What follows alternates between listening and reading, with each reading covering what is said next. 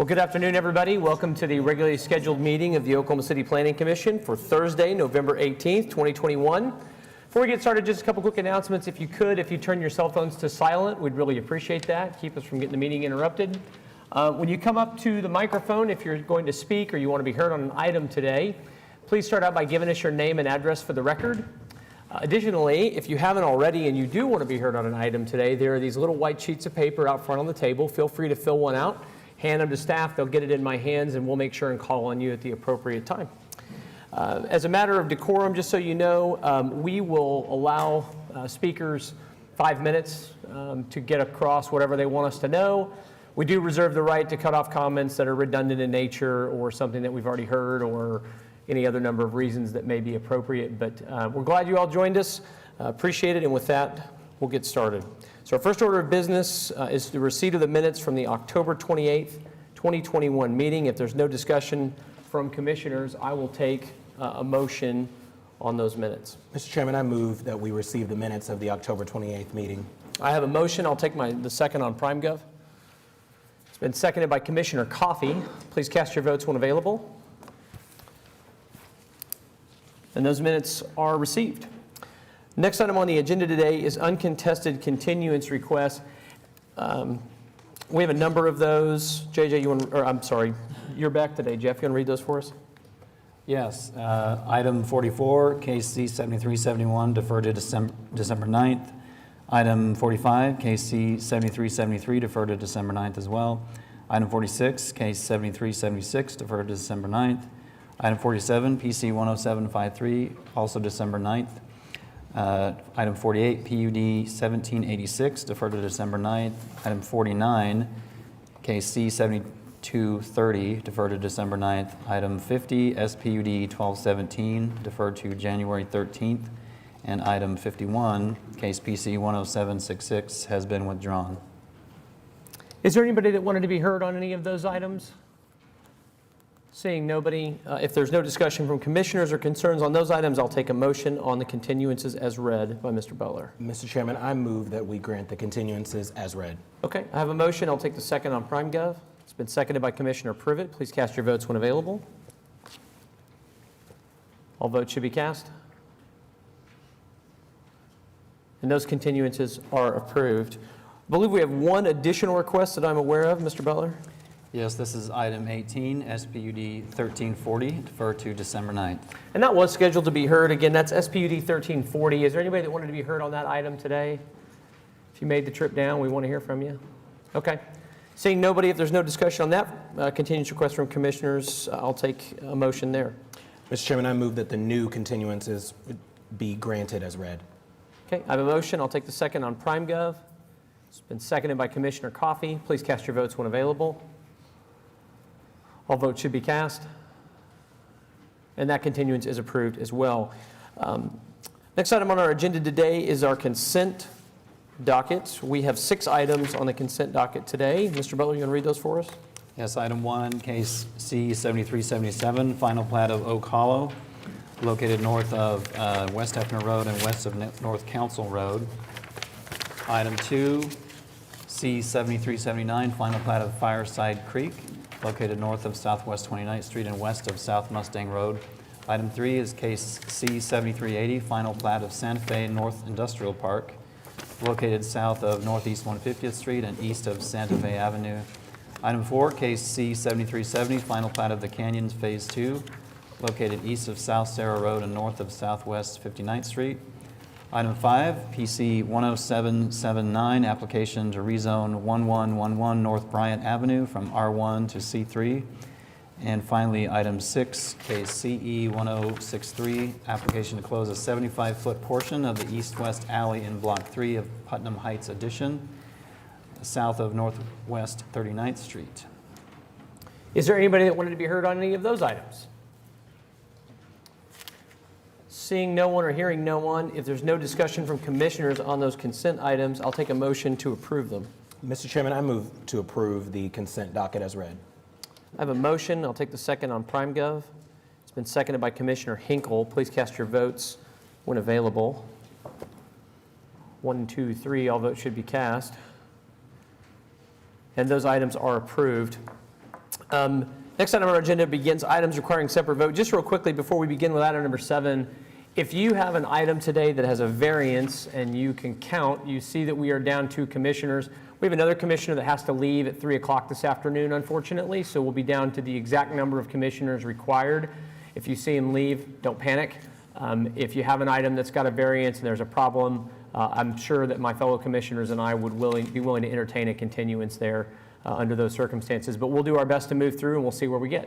So with that, we'll start with item number 7. Mr. Butler? Item 7 is a resolution adopting the Innovation District Land Use Plan as an amendment to the Comprehensive Plan. And Lisa Chronister, Assistant Planning Director, is here to discuss that with us. Yes, good afternoon.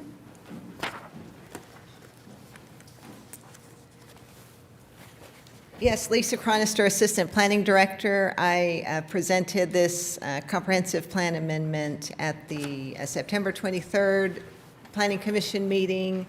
Several residents were in attendance at that meeting and raised some issues, and we agreed to a continuance so we could meet with them and get some resolution, which I believe we have. So I will recap what the plan is about, and then I will describe more specifically how we've addressed the residents' concerns.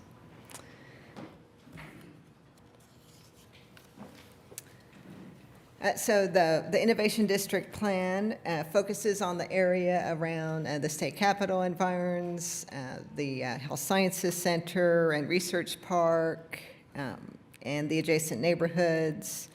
Adopting the land use plan will add the plan's goals and objectives to the policies that guide development in the plan area. The plan was funded jointly by the City of Oklahoma City, the Alliance for Economic Development, the Chamber of Commerce, the Innovation District, and University of Oklahoma, and the Presbyterian Health Foundation. Perkins and Will was the consultant hired to develop the plan, and their task was to create a plan that showed how all of the entities in the area could come together to develop a dense, active, safe, well-connected mixed-use environment. So the original plan from the consultant consisted of 3 parts: the land use plan, and then strategic development plans for certain parts of the area, and the comp plan amendment is focused on the land use plan portion of that. So the plan will be used to provide specific recommendations to guide new development. It will guide zoning code updates. As many of you are aware, we are in the middle of a zoning code update right now. It'll guide TIF incentives, and it'll help prioritize bicycle and road infrastructure. So the plan identifies 6 different categories of development typologies, ranging from intensity to high-intensity mixed use to neighborhoods, and then each category has different guidelines for future development. But while the area of the land use plan is shown here, it's worth noting only a portion of it, of the plan area, is actually zoned in Oklahoma City zoning. The portion shown in gray on your screen, that falls under the purview of the Capital Medical Zoning Commission. So land use and zoning decisions in that area are made by the CMZ Commission, not by Oklahoma City Planning Commission. And then one big thing to know about this plan is that it won't change anyone's existing zoning. So whatever heights, setbacks, uses are allowed now will continue to be allowed. That this comp plan amendment will only be used when someone comes in to rezone, and then the rezoning proposal will be evaluated against the Innovation District Plan. So again, it won't change anyone's zoning. It won't require property owners to make any changes to their existing property. It will be used to evaluate future rezoning proposals when they occur. And those rezoning proposals will still have to go through the city's public hearing process, which includes public notices mailed to adjacent nearby property owners, planning commission hearings, and city council hearings. In the development of the plan in 2018, there was a lot of community outreach in the form of community and stakeholder meetings. Earlier this summer, Planning Department was asked to do some additional outreach because it had been some time since the original outreach. So we attended several community festivals. We held several neighborhood meetings via Zoom to explain what the plan was and what it wasn't. The most recent meeting we had was at the Northeast Town Hall on October 26th. So what we heard in the outreach we did this summer were, what does the plan do for neighborhoods? Hey, we think some of the area is shown too densely. People had questions about affordable housing, about how the plan supports businesses. They were worried that the plan would somehow cut off neighborhoods, would bisect neighborhoods. And they were worried that the plan wouldn't allow for area residents to have a voice in development.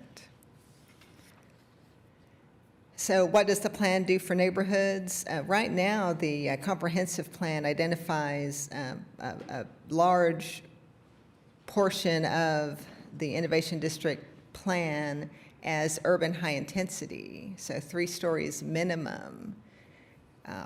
But the Innovation District land use plan shows most of the portion south of Northeast 8th as being less intense. So general urban, generally 2 to 4 stories, still a mix of uses, but less development intensity than the comprehensive plan shows it now. We heard several residents were concerned of the impact of intense development in the Harrison Walnut neighborhood south of Northeast 4th Street. On the left is the plan draft as it existed from its inception to the summer of 2021, where Harrison Walnut was shown suggested to develop as high-intensity mixed use. But after hearing residents' concerns, we worked with other stakeholders to now propose it as general urban, so less dense. What does the plan do to keep housing affordable? It's not a, quote, affordable housing plan. It's not a housing plan, but it does promote density and a variety of housing types, which will help keep prices affordable. And not only that, but provide a variety of options for residents through different stages of life. The plan supports Black-owned businesses, again, by increasing density. Local businesses depend heavily on foot traffic typically. The plan identifies areas of where retail can cluster. The increased density, it provides a customer base, it provides an employee base also. The plan includes building design guidelines such as facade transparency and streetscape guidelines, again, to help activate the street and make businesses successful. The area of the land use plan, it was defined during the process, and it did appear on some, it does not encapsulate all of the neighborhoods that surround it, because it was not a neighborhood plan. It wasn't intended to to propose any future direction or development for any specific neighborhood, but the boundary had to end somewhere. And generally, it ended on major streets where it could capture enough area to buffer development from the high-intensity uses to the neighborhoods, but nothing about the neighborhood boundaries is proposed to change. Nothing about the way the neighborhood associations operate will change in this document. All of that will remain intact. Nothing about the plan will change the process for public hearings and property owner notification. Notices will still be mailed to property owners in the area. There will still be public hearings. There will still be notifications published in the newspaper and online and city council hearings. So there's still lots of opportunity for people to stay engaged and to be involved. So again, real quick on the rest of the plan, 6 different development types, and in general, the plan is organized to buffer the quieter neighborhoods from the more intense development around the hospitals and the research park by identifying this area of general urban typology to buffer between them. So each development typology has different guidelines for density, basically to scale in height and in intensity to ensure compatibility. Each development category has different guidelines, including descriptions, photos, and design considerations for each development type. For example, these are some examples for what's shown for general urban. General urban recommends a mix of residential and commercial in the 2 to 4 story range.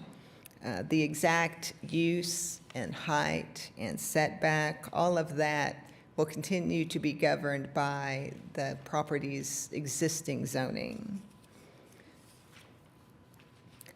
The plan also includes guidelines for livable streets. Livable streets provide safe, convenient, comfortable travel for all users, whether you walk, bike, drive, or use mass transit.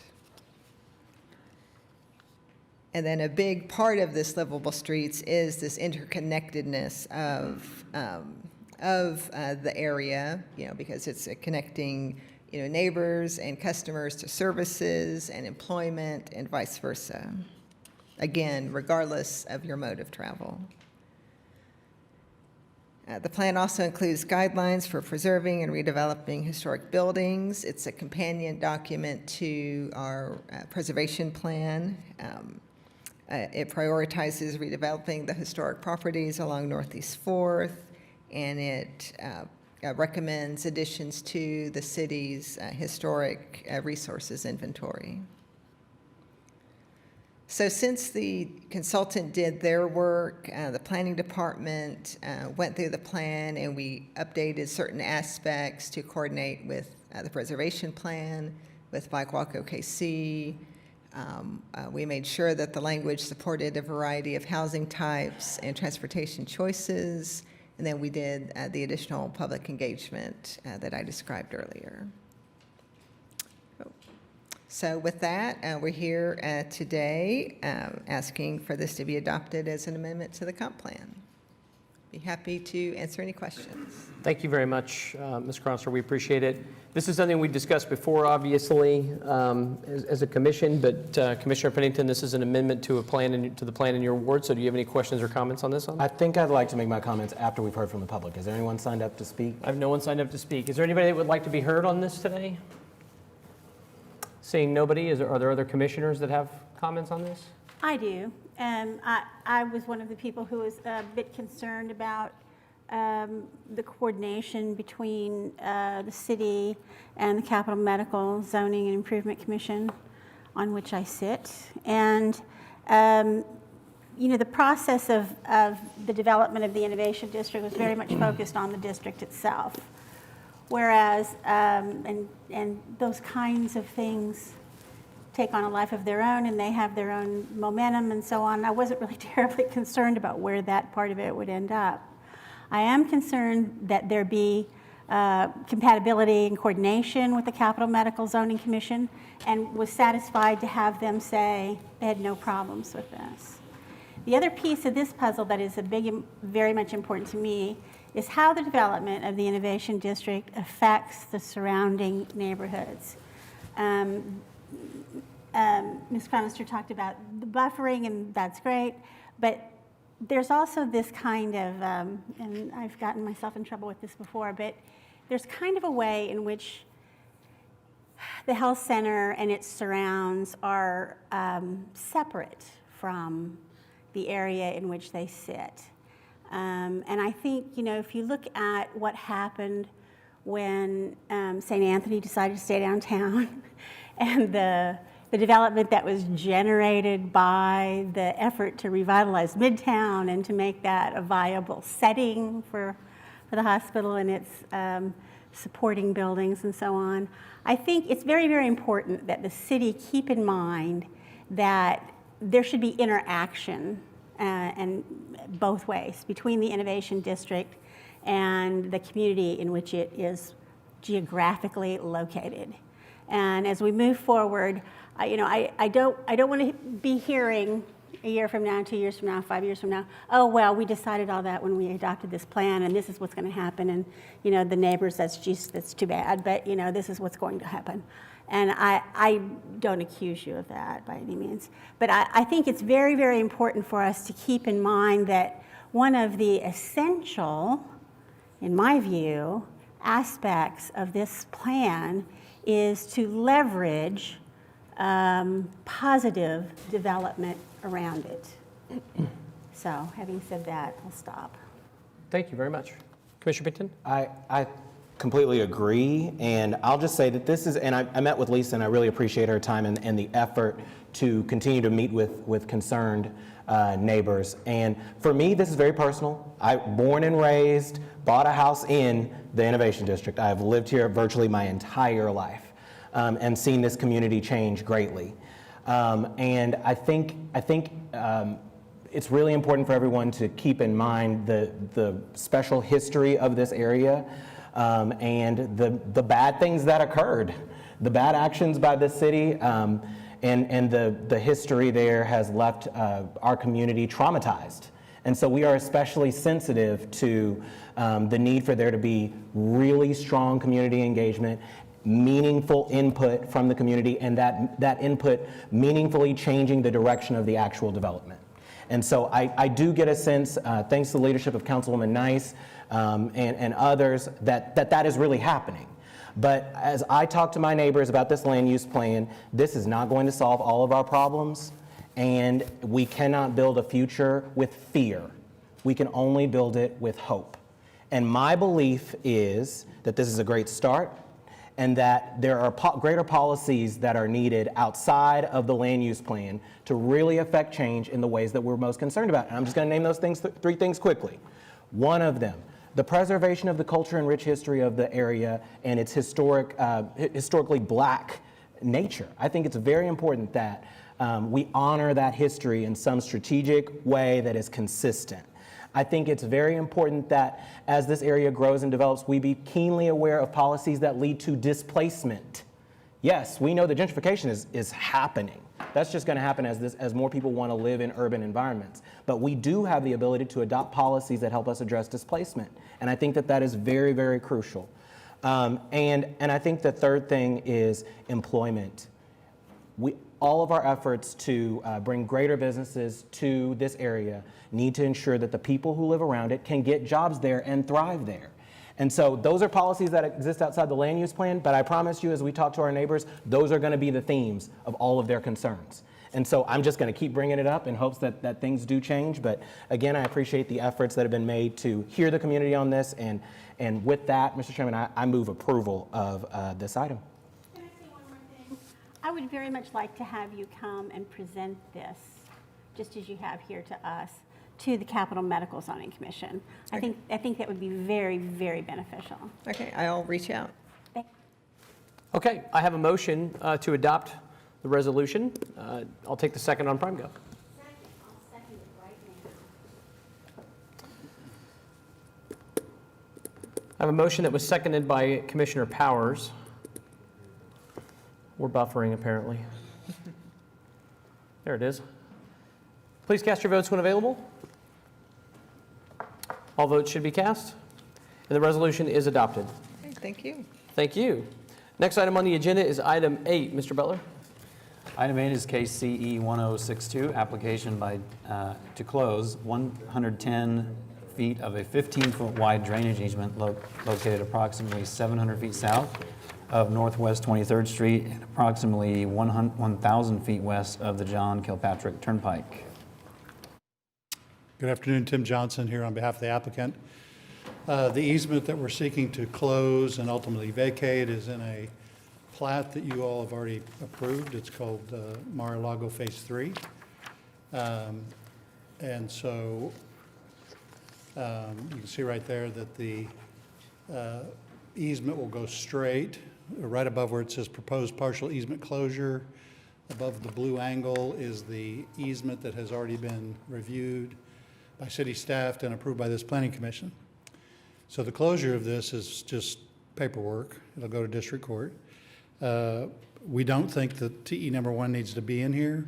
We don't believe it applies in this case, and we certainly don't want to have this tract be burdened by that requirement in case the timing of district court gets delayed, or we're going to build a new storm sewer in the new easement. So we'd request that TE1 be stricken and ask for your approval. Okay. Mr. Lodge, I see you're back there. You want to come tell us about this easement so we can take that into consideration? We would like to see the TE remain. Really don't have any objection to the closure. It's more going to be on the timing because there is an existing storm sewer in this easement that will need to be rerouted and new easement dedicated, which I'm sure will be part of the proposed plat that will be coming. But because of that timing issue, we would like to leave that language in there, that easement be reserved up until the time that the new storm sewer is constructed and rerouted and the new easement dedicated. I assume that that's a part of the project. Yes, it's part of the project that's being reviewed or has been reviewed by city staff. And it's the chicken or the egg. We have to build a new storm sewer before this can go to district court. I'll just say this and I'll see what Cal commissioners feel, but I wish that we would begin to tailor these comments instead of throwing this hand grenade in every application where it's not applicable and we keep having this argument and it keeps stalling us up with a bunch of people out here who have cases that need to be heard.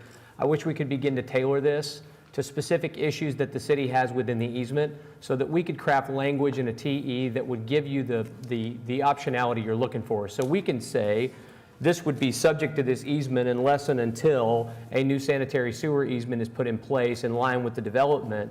Because this language is exactly the same thing that appears in all of them. There's no way it's ever going to survive. So whoever is putting this in, it's not going to survive in this form. It needs to be tailored to whatever issue is really facing the city with a particular site. If all that's here is sanitary sewer, that should have been the TE in my opinion, because it would have saved us some time here. So I don't want to be overly, callous about it, but this is the third time now we've had to stop and address this. I would propose, and I would ask for your feedback on a TE that would do just that, that would keep a sanitary sewer easement in place until such time that a new easement for this project is approved by the city. Do you have any objection to that language? I do not have any objection to that. I think that would cover what we're trying to accomplish with this. Okay. Do you have any objection? We would agree to that, except for it needs to say storm sewer. Storm sewer. Thank you. Yep. From the non-engineer, whatever. Okay. Any objection to that from commissioners? Okay. I did get and from Commissioner Clare in his absence, I did get feedback. If there's somebody here from his ward, I just want to know. He did let me know he doesn't have any objection to this, and I just thought I would pass that along for your benefit if you are a resident of his ward, that he did pass that along for me to share with the commission. So if there's no other discussion on this, I would take a motion with that technical evaluation being amended to just say an easement for storm sewer shall remain until a new easement for storm sewer can be agreed upon by the city and the developer for this development. Any objection to that? Yeah? Okay. So I'll take a motion if somebody wants to make it.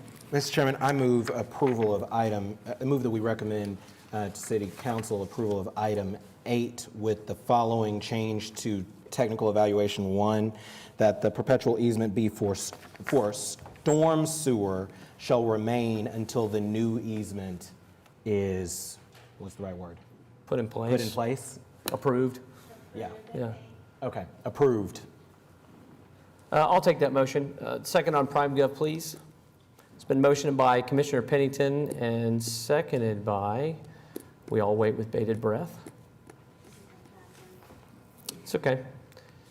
Commissioner Powers, please cast your votes when available. All votes should be cast. And that item is recommended for approval. Next item on our agenda today is item number 9. This is case SP 555, application to operate a moderate impact institutional use in the AA district located at 12613 Southwestern Avenue. Good afternoon, David Box, 522 Colcord Drive, on behalf of the applicant. The application before you is a special permit to extend the Westmore High School athletic complex to the north. The land is owned by the school. Cindy, could you put on the site plan?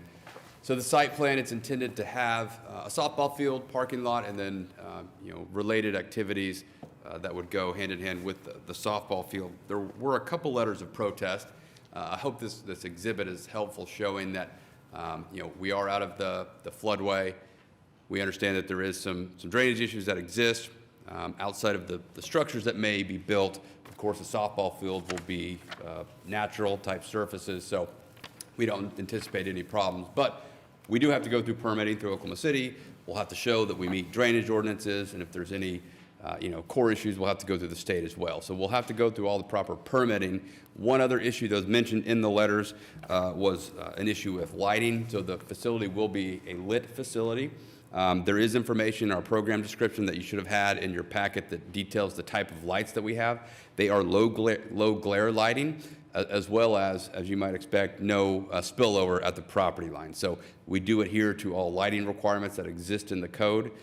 So we believe this to be minimally impactful, if any. It is, again, an extension of some sports fields that already exist to the south. It's just expanding those facilities into this area. So staff does recommend approval, and I'd be happy to answer any questions you have. Thank you, Mr. Box. He noted this, but we did receive a couple letters of protest which were included in our packets. One of those folks appears to be with us today and wants to be heard, but Mr. Hinkle, before I call him up, this is your ward, sir. Do you have questions for the applicant? Let's hear what the public has to say. Okay. Please forgive me if I mispronounce your name. It's certainly not intentional. Michael Kloiber? Did I get close? Close. I think I'm here to. Right here. Just start by giving us your name and address for the record, please. It's Michael Klober, and it's my address 1400 Southwest 119th Street. I had not seen this before because it wasn't part of the information that came out. I really can't still tell how far north that goes into the property as far as the overall. Mr. Box, could you go to the other podium real quick? It looks to me as though the back edge of the baseball field goes almost to the property line. Is that what I'm looking at? Yes, to my engineer here. No, great. Not all the way to the property line. Storm sewer. So I don't anticipate any storm sewer within the softball field, but yes, the north line that you see is the legal description submitted for the application. So it's slightly set back off of that. You can tell the parking lot is set back much further from that line, but the softball field will be closer to there's a scale on it. I don't have a scale with me. With a room full of engineers, presumably somebody does and can get me that, but it is set back slightly off the property line. You say how far? That much. You don't know exactly what the distance don't. is. It appears to be reasonably close, Mr. Clover, to the line. I mean, 25 feet, 50 feet, it's hard to say with To the with north, exhibit. to the north border? Or Correct. from the south border of the property? Be from the north border of the property. So basically, it would abut, Mr. Box, if I say this incorrectly, please interject. It would abut the residential properties that are to the north that front along Southwest 119th. Yeah. Let's have the aerial put up and let's.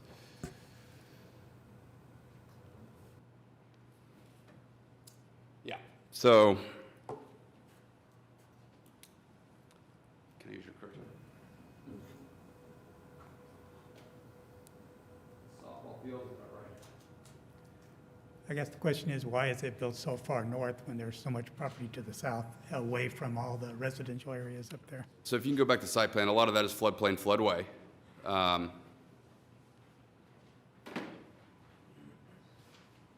There you go. So a lot of the stuff where the softball field is to the south and to the west is floodplain, floodway. That's where the creek and its areas run through. So that's why. The creek is essentially the floodway area is the jagged line kind of meandering through the property just to the west of where the softball field is constructed. Yeah, Is and that if you correct? go back to the aerial, you'll see there's a lot of low area that exists through there.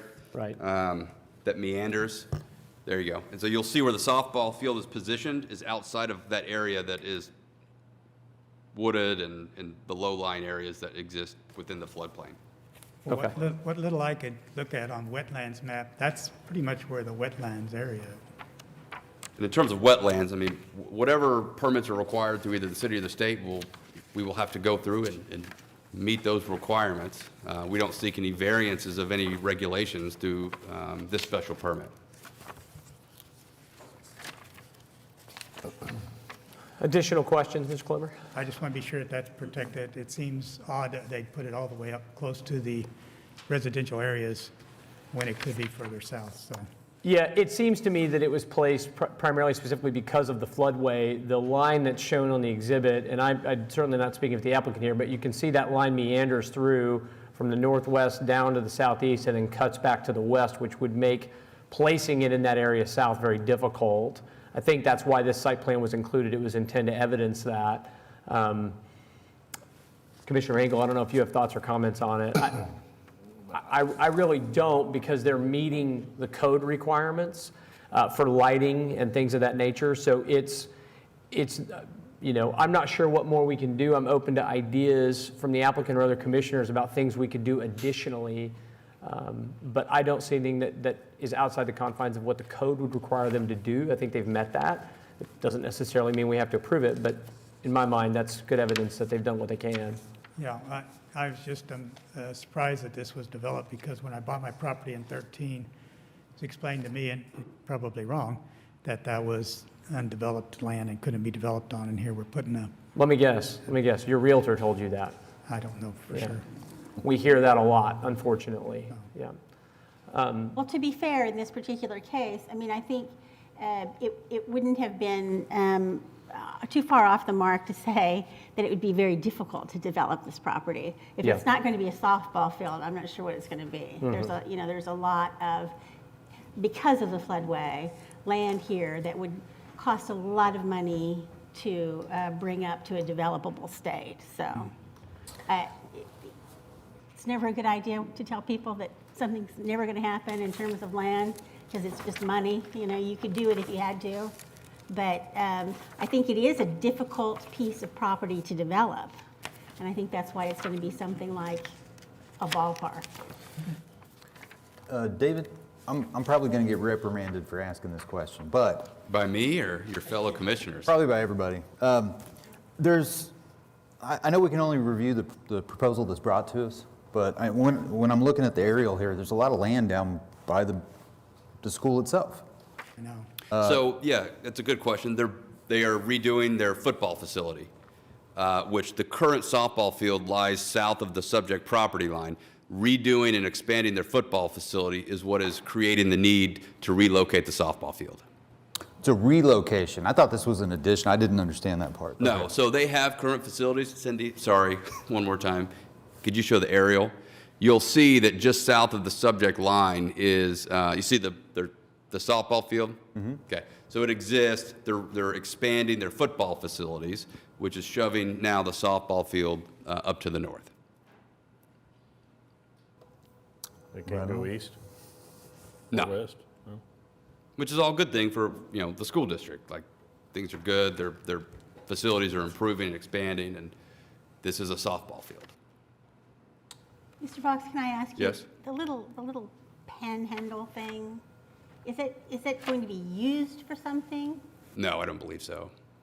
Okay, so it's basically just open space behind all that residential? Yeah, it's what they acquired, and so that's the legal description we submitted for the special permit. Is there some way that we can incorporate that into the special permit, that it will be in fact open space? Well, Or you're not prepared to do that? can I look at it between now and council? I mean, if I can, I can. I don't want to misspeak, and Sure. I don't want to improperly identify the area in which Sure. we're, yeah. If you have no Sure. particular need of it, I think that might be a good idea. Fair enough. Could I see the aerial, the actual placement one more time? Where the ball field's going to be? Talking about the site plan that shows where the new facility will be constructed, Cindy.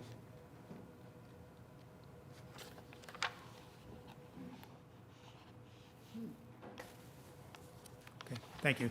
You bet. Mr. Clipper, one thing I would tell you too, just for your information and for your assistance is, while that exhibit's been submitted to us, that site plan is representative of what could be done. It is not necessarily what will be done specifically, and I think that it's important to remember that. But I think if you look at this too, I just want to make sure you see this, they even had to meander that road to the east to get it around that line to gain access to the balance of their property, which I think shows me too that they really didn't have anywhere else to go with it on the site. So I just kind of wanted to make those 2 points to you. I'd also just note for the record, in case the other person who wrote us a letter but did not appear today, David and Joni Malone sent us a letter regarding the flooding that will occur. Would you mind addressing that, Mr. Box, just to the extent of what review goes into that for the development? So, yeah, Oh. Well, Ms. Malone, if you're going to speak, I'm so sorry, ma'am, to interrupt you. You'll have to come forward if you want to be heard. Thank you, Mr. Clover. I appreciate it. Last question was, who informed me of that was the previous owner of the property. Oh, got it. Okay. Sorry, this is like the Price is Right. You got to come on down, and you're the next contestant. Our property is already flooding from the dirt road they put on the south side of the pond, and which is either where the softball field is or where the parking lot, probably the parking lot, because they couldn't put the softball field. And that, where they are putting the softball field is one of the two high areas. The other high area is where the road goes straight, and then they could have turned right and put it there. But anyway, our property is already flooding, so, our concern is, how do we address that? Yep. Most of the time, people, honestly, people have, I'm not going to say the misconception, but they believe that development will make it worse when in fact development is required to make it better because they have to meet certain codes for drainage and things like that when they construct. So that's why I wanted to try to get it addressed in case you were here or in case you were listening, but. Yeah, like I said, and we are already, we are one of the properties that will probably back up to, besides the judges and the people next to us. The road that it meanders is there, it's kind of already always been there, because the apartments are over on the other side. But like I said, our biggest concern, besides, what I taught at Westmore, what teenagers normally do after dark, and when it's, the partying and stuff that'll probably still go on, and the racing, we can already hear from their current parking lots, and, the drag racing, and all of that stuff that goes in the parking lots. But like I said, our biggest concern is our property concaves like this to the south. Well, it's to the north anyway. And because that pond is there, what are they going to do with the pond? Because, I know when Target was looking at that property, they just said we couldn't build, in that area before those apartments were there because of all the water in the ecosystem. Got it. Okay. At least that's what the report was. But like I said, our main problem is, our property loses a significant amount of value if we have 2.5 acres and all of a sudden now we have an acre because a acre and a half is underwater. Understood. Occasionally, even if it's just occasionally, we also have a barn on that property. We have a structure in the back part. Yeah. Could I get your name and address for the record, Sure, please? it's Joni Malone, 1104 Southwest 119th Street. Thank you, ma'am. Appreciate it. Can you try to address that? I know that you're not an engineer, but you don't have one, so.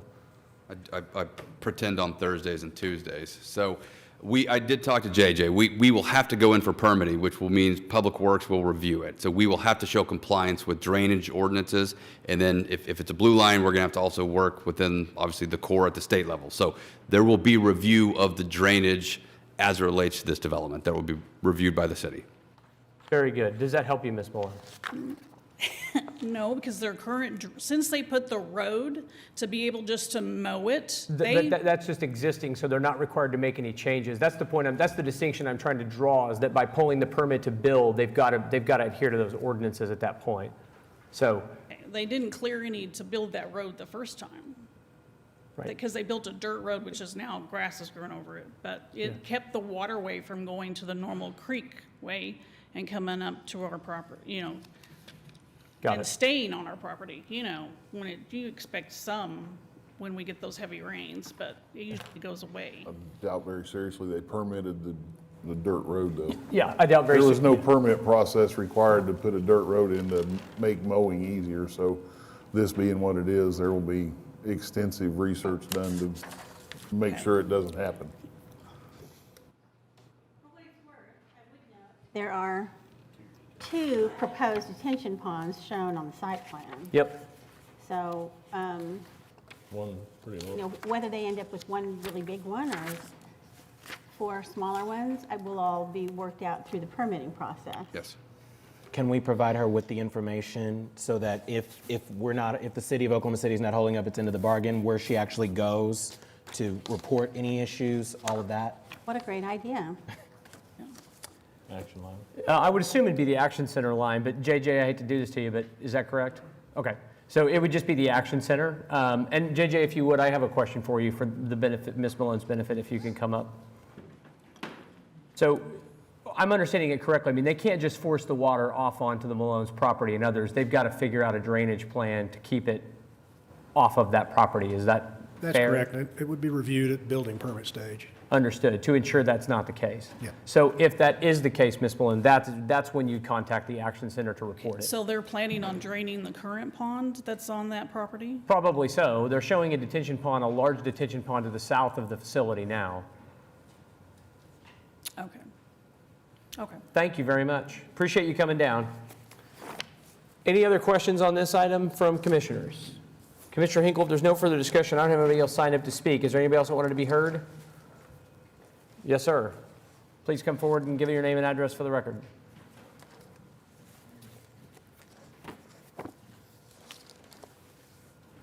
My name's Gary Jones, and I own several properties in that vicinity.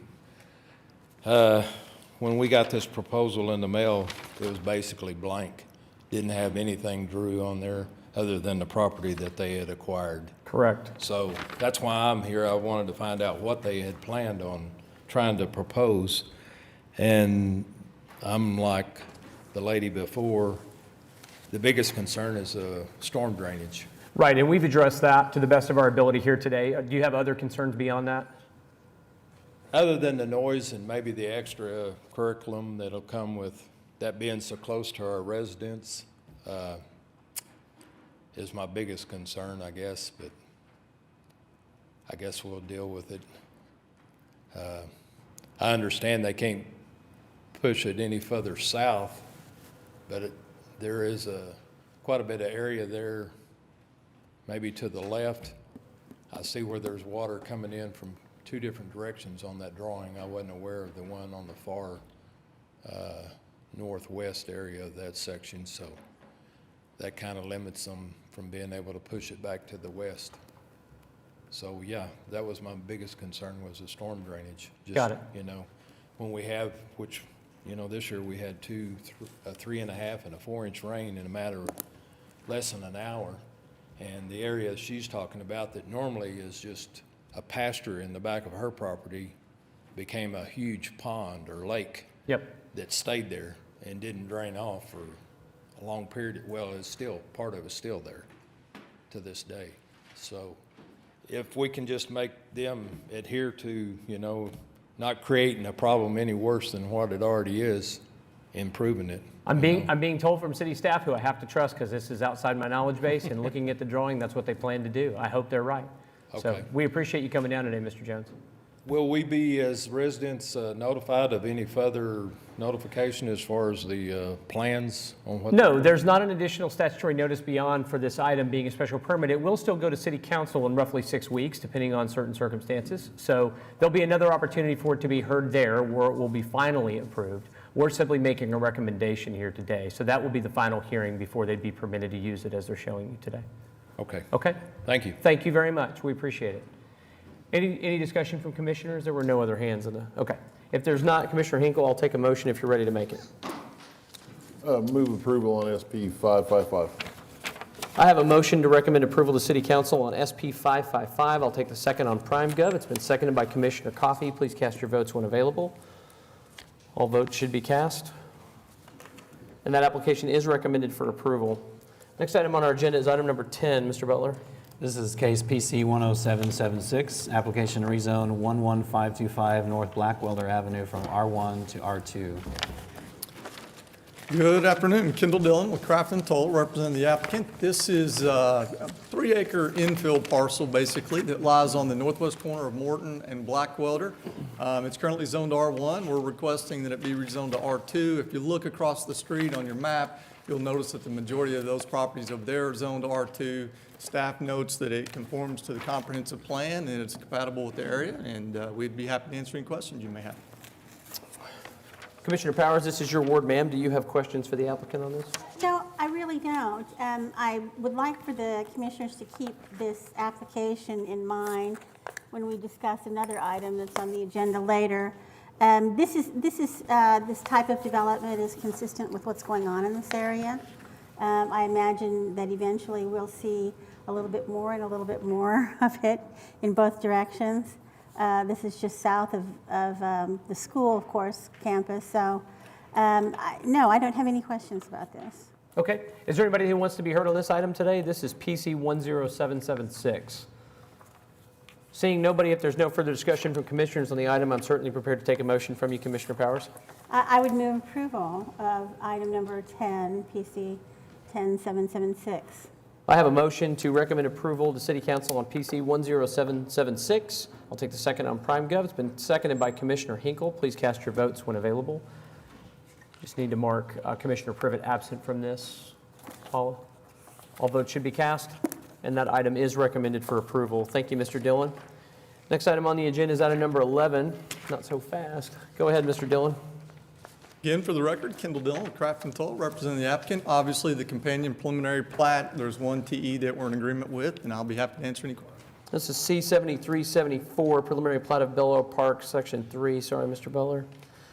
Is there anybody here that wants to be heard on this item? This is the companion zoning, or the companion plat item for the zoning we just approved or recommended. Okay. Seeing nobody, Commissioner Powers, you have questions on this one? Not at all. This is perfectly consistent with the development that already exists in this area. Okay. I'll take a motion from you if you want to make it. I move approval of item number 11, preliminary plat of Bel Air Park, Section 3. Okay. I have a motion to approve the preliminary plat for C7374. Take the second on PrimeGov. With the technical evaluation. Thank you, Paula. It's been seconded by Commissioner Hinkle. Please cast your votes. All votes should be cast. Commissioner Privet still absent, and that item is approved as well, subject to technical evaluation. Thank you, Mr. Dillon. Thank you. Next item is item number 12. Mr. Butler, I won't skip you this time. All right. This is case PC 10777, application to rezone 5124 South Sarah Road from AA to R1. Good afternoon, Kendall Dillon, Craft and Toll, representing the applicant. This is a request to rezone 73 acres there on the east side of Sarah Road, just south of 44th, from agricultural to R1. If you look at the surrounding properties, obviously we're abutted on the south by a residential PUD that allows lots a little bit less than 6,000 square feet. To the west, you all will see an R1 zoning application before you in a few weeks on that property. And if you were to look just a little bit further north of 44th than what the map shows, it's obviously a lot of residential, duplex, and single family on each side of Sarah. So as staff notes, it conforms to the comprehensive plan. It's consistent with the development pattern in the area and be happy to answer any questions you may have. Thank you, Mr. Dillon. Commissioner Coffey, this is your ward, ma'am. Do you have any questions for the applicant on this item? No, I do not. This is just simply a continuation of the expansion that's going along the South John Kilpatrick Turnpike. There are some technical evaluations listed, and I'm assuming that Mr. Toll is in agreement with those TEs? This is the zoning. Yeah, the TEs are listed in So the TEs are on 13. the Sorry. companion plot. Yes. Yeah. Staff is recommending approval of the application. Okay, is there anybody here that wants to be heard on PC 10777? Seeing nobody, if there's no discussion from commissioners, Commissioner Coffey, I'll take a motion on the item. I move approval of the application. I have a motion to recommend approval to City Council on PC 10777. It's been seconded by Commissioner Hinkle. Please cast your votes when available. All votes should be cast. And that item, how was Commissioner Privett's vote recorded? That was not an abstain, was it? I did. Oh, you did abstain? Yeah. Okay, fair enough. That item is recommended for approval. Next item on the agenda is item 13. Mr. Beller. This is case C-7378, preliminary plat of Canyon Ridge Estates, located south of Southwest 44th Street and east of South Sarah Road. Again, for the record, Kendall Dillon, Crafton Toll, representing the applicant. Obviously, the companion preliminary plat, there are 5 standard TEs that we're in agreement with, and I'll be happy to answer any questions. I have one. So are you planning on providing a stub to the east, the northeast? To the east, yes. If you notice in basically the northeast corner, you'll see a street stub. Northeast. So we connect to the south into that subdivision. If you look on the Oh, I far see northeast, it. I'm you'll see a sorry. stub to the east. I'm sorry. I missed that. That's okay. Yep, I see it now. Okay, that's great. Commissioner Coffey, questions on this? No, this, of course, is in conjunction with the just approved rezoning application. And this does have 5 technical evaluations. Are you in agreement with those? We're in agreement with those, yes. Okay. Okay. Is there anybody who wants to be heard on this? This is the companion plat to PC 10777. This is C7378. Seeing and hearing nobody, if there's no further discussion from commissioners, Commissioner Coffey, I'll take a motion from you. I recommend approval of C-7378, the preliminary plat for Canyon Ridge Estates. I have a motion to approve the preliminary plat for C7378. I'll take the second on PrimeGov. It's been seconded by Commissioner Privet. Please cast your votes when available.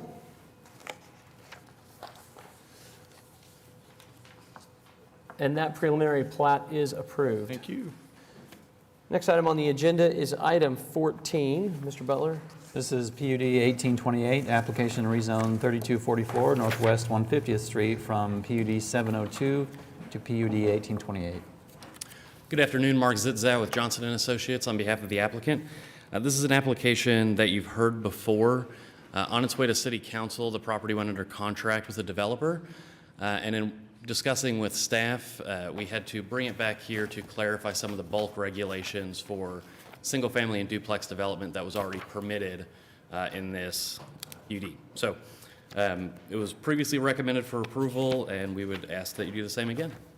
Thank you, Mr. Zitzow. This is in my ward, and I apologize that I was not able to speak to you in advance of the hearing. I did receive your email on the item, and I reviewed it. It's my understanding from that that the only change here is really about the 30-foot width on the lots. Is that correct? That's correct. All other items are remaining the same. Is that correct? That's correct. Okay. Is there anybody that wants to be heard on PUD 1828 today? Hearing and seeing nobody. If there's no other questions on this item for commissioners, as the ward representative, I would like to entertain a motion to recommend approval to City Council on PUD 1828. Mr. Chairman, I move that we recommend approval of PUD 1828 to City Council. I have a motion. I'll take the second on PrimeGov. It's been seconded by Commissioner Coffey. Please cast your votes when available. And that item is recommended for approval. Thank you. Thank you. Just as a matter of record for you, for the folks that are here that may be new, there was a lot that just sort of went on there in unison. Just when we take action on zoning cases, so the rezoning applications, we're making recommendations to City Council. We're not taking final action on the item. When we take actions on plats, we are the deciding body on those items. That's why we say we're making a recommendation or we're making approval. I know Planning Commission commentary is about as exciting as a chess match commentator, but it might be useful to know that information. So with that, Mr. Butler, we'll hear about item 15. Yes, this is case PUD 1847, application to rezone 12500 South Pennsylvania Avenue from O2 to PUD 1847. David Box, 522 Colcord Drive. So this is an application that you saw recently. You recommended approval of a PUD that allowed for a mix of uses. As we were going forward to City Council, my client decided they would like to add the ability to have personal storage as a use unit. So in order to do that, we needed to come back before the Planning Commission to get that recommendation. So that's why we're here. Nothing else about it has changed. I would like to note, it was pointed out to me that in your staff report on the list of uses permitted within the PUD, it doesn't actually show personal storage, but the revised master design statement of October 19th, 2021 does have it. So out of an abundance of caution, I would ask that we add a technical evaluation to add in the personal storage use unit. So with that, everything else is the same. The only addition from what you recently recommended approval on is the addition of the personal storage use unit. Which is 8300.60, just for clarification, in case it's needed to be added to the TE. Commissioner Hinkle, this is your ward. Do you have questions on this for the applicant? No issues at all. Okay. Is there anybody that wants to be heard today on PUD 1847? Seeing and hearing nobody, if there's no discussion from commissioners, I'll take the motion. We do need to add the technical evaluation. Again, that's 8300.60 personal storage. Moved as read. I have a motion to recommend approval to City Council, subject to adding TE1 to include the use unit 8300.60 personal storage. It's been seconded by Commissioner Coffey. Please cast your votes when available. All votes should be cast. Commissioner Powers is absent. And that item is recommended for approval. Next item is item 16. This is PUD 1857, application to rezone 12800 Northwest 10th Street from AA to PUD 1857. Once again, David Box, 522 Colcord Drive. This, again, is an application that is near a recent application that came through. PUD 1806 was recently heard by Planning Commission, ultimately approved by City Council. My client has acquired the tract behind it, so this is really in furtherance of PUD 1806. We've really mirrored the language and the regulations contained within that master design statement. There are no technical evaluations, and we'd ask for your approval. Okay. Commissioner Coffey, this is your ward, ma'am. Do you have questions for the applicant on this? No, I do not. All right. Is there anybody here that wants to be heard on PUD 1857? I do not believe I have anything on this one. If there's no further comments from commissioners, I'll take a motion from you, Commissioner Coffey. I recommend to City Council approval of PUD 1857. I have a motion to recommend approval to City Council on PUD 1857. It's been seconded by Commissioner Privet. Please cast your votes when available. All votes should be cast. Call them out, Paula. Don't let them get away with that now. Call them by name. That item is recommended for approval. Next item on the agenda is item 17. Mr. Butler. PUD 1859, application to rezone 8500 West Wilshire Boulevard from R1 to PUD 1859. Good afternoon, Mark Zitzow with Johnson & Associates, 1 East Sheridan Avenue. This is a rezoning that mimics PUD 1769 to our northwest. Cindy, if you could show the site plan. We are connecting through the easement that exists and maintain the stub street to the south. There are no TEs, and we would ask for your approval. Okay, this is Commissioner Clare's ward, and Mr. Zitzow, he did have a question on this in regards to the single loaded lots in the center of the PUD. Says there's 3 streets there, thinks 2 should suffice. I think he's just looking at the site plan. My understanding from a conversation we had briefly about this via email was that this is because this was a part of a preliminary plat that was already approved in this format. Is that correct? That's correct. There's one additional piece to that. So the balance of the tract is under an approved preliminary plat. That particular street is already constructed. Okay. So if you were to look at the aerial, that street is actually in. Understood. Will there be were there pedestrian connections that were a part of the cul-de-sacs that are on what would be basically the west side of the PUD boundary. Were there pedestrian connections to the common area that were provided? Do you recall? The two cul-de-sacs that are kind of touching there's not a proposed pedestrian connection there. Okay. And that was a part of the preliminary plat as approved? Well, no, the preliminary plat underneath this tract was slightly different. Okay. So this rezoning application will come in with a new preliminary plat for that portion of it. For that, okay, so we'll see that piece again. Yes. Okay, those are the only two concerns for Commissioner Clare. Are there other commissioners who have concerns on this before I ask for? Okay, hearing none, is there anybody that wants to be heard today on PUD 1859? Yes, ma'am. Please come forward and give us your name and address for the record, please.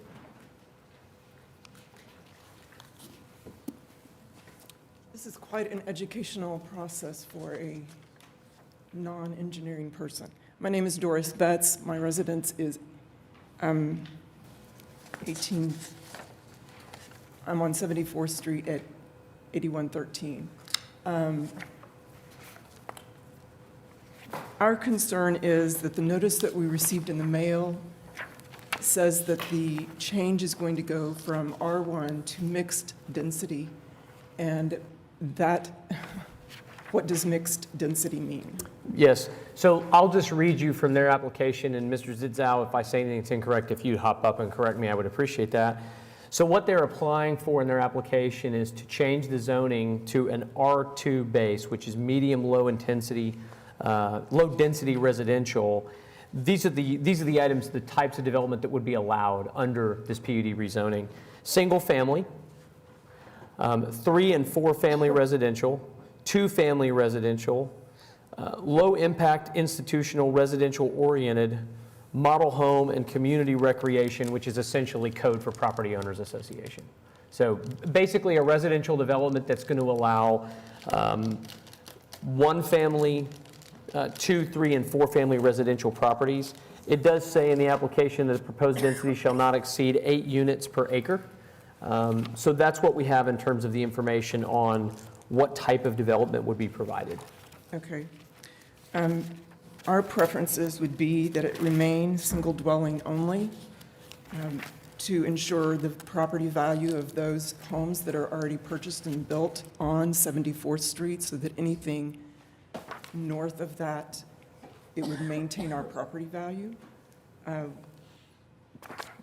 My husband and I have had occasion to live in an apartment complex type setting, and the noise level, I understand, the noise level, the lighting, and the traffic at all hours of the day and night. And I realize you're saying that it can be 2, 4, up to 8. I still think that that would have an impact on the homeowners who are already in existing homes on 74th. Yeah. And would ask that you consider, I beg that you would consider not changing it to a mixed density. One thing that's probably worth pointing out, and again, Mr. Zidzow, if I don't articulate this correctly, you're going to need to, you please correct me, but this was zoned under PUD 1769, so it was rezoned, and that rezoning was done in 2020. That rezoning allowed the same thing that's being allowed here. Is that correct, or are there things that are being modified, and if so, what is that? So, that was done in, it doesn't say when in 2020, but it didn't matter, last year. yes, that was approved. This particular tract was R1, but when we filed this application, it's an identical document to the approved portion to the north. Could you provide a little bit more color about what the unit mix is actually going to look like in this development? Absolutely. So the original intent and the reasoning behind that language and those uses was to allow for single-story attached for-sale homes. So we need the 3 and 4 family use unit had there been 4 units attached to each other. This particular phase will be developed as duplex. So if there is concern over the 3 and 4 family, we would be willing to strike that. Okay. The applicant is agreeable to striking everything which would reduce the development density to single family or to duplex development. So it would be 1 and 2 family homes. I would like for my neighbor to speak in on this. Is that Mr. Levi? Yes. If I'm saying that correctly? Again, if Yes. I mispronounce it, it's not intentional. I think nothing greater than duplex we could live with. Okay? We love this area. We don't want to move. And we can't afford to rebuild what we've built. Understood. So, Well, thank you for coming down and sharing your concern today. Appears you've made some headway. thank you. Thank you. Mr. Levi, you want to come forward and give us your name and address for the record, sir, and tell us what we need to hear, and if you're in agreement with the applicant's amendment to the application. Okay, Tim Levi, 8917 Northwest 74th is my address. It alleviates, I guess, to a slight degree, definitely not apartments, which with the definition or lack of definition within the. Just to be clear for you both, to build apartments is a separate use unit that is not included in this application. Okay. And it was not defined, at least in that letter, so we left Understood. it wide open for us. Even the duplexes, I think it does reduce the property value when they're located right to the back of ours. You know, if there's a little deeper into the north end of that, I don't have an issue because you're actually moving away from it. But selling a house, realtors coming in, they're going to look at what's immediately around your dwelling. And the ones that bump up to the rear, if there's duplexes there, I do think it would deteriorate from the value of our residences. Another concern, and I listening to these other arguments that went before, the development to the north, they've just recently started the development within the last year, done quite a bit of work, as he said, but it did shift water. Matter of fact, it flooded my yard just through the heavy rains because there wasn't adequate, I guess, diversion for the water to go off in the proper direction, so it come right through. Actually, several of our yards actually leaked in through my garage.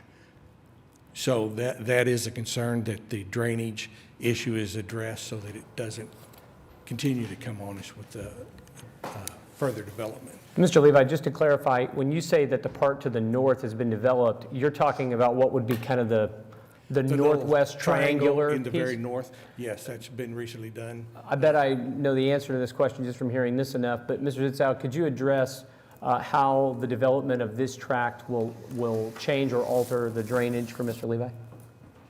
As not an engineer, I might refer that to Okay. our engineer, Tim Johnson. Fine with me. Somebody, anybody. Tim Johnson on behalf of the applicant. So the existing phase that is under construction, it's that triangular shape north of the high lines that run at an angle. This piece connects to that street, as you can see in that cul-de-sac that looks funny, and then ties into the existing stub street to the south. So we, as part of the preliminary plat and final plat for this new section that will be zoned, we'll be turning in the drainage analysis like we have everything else.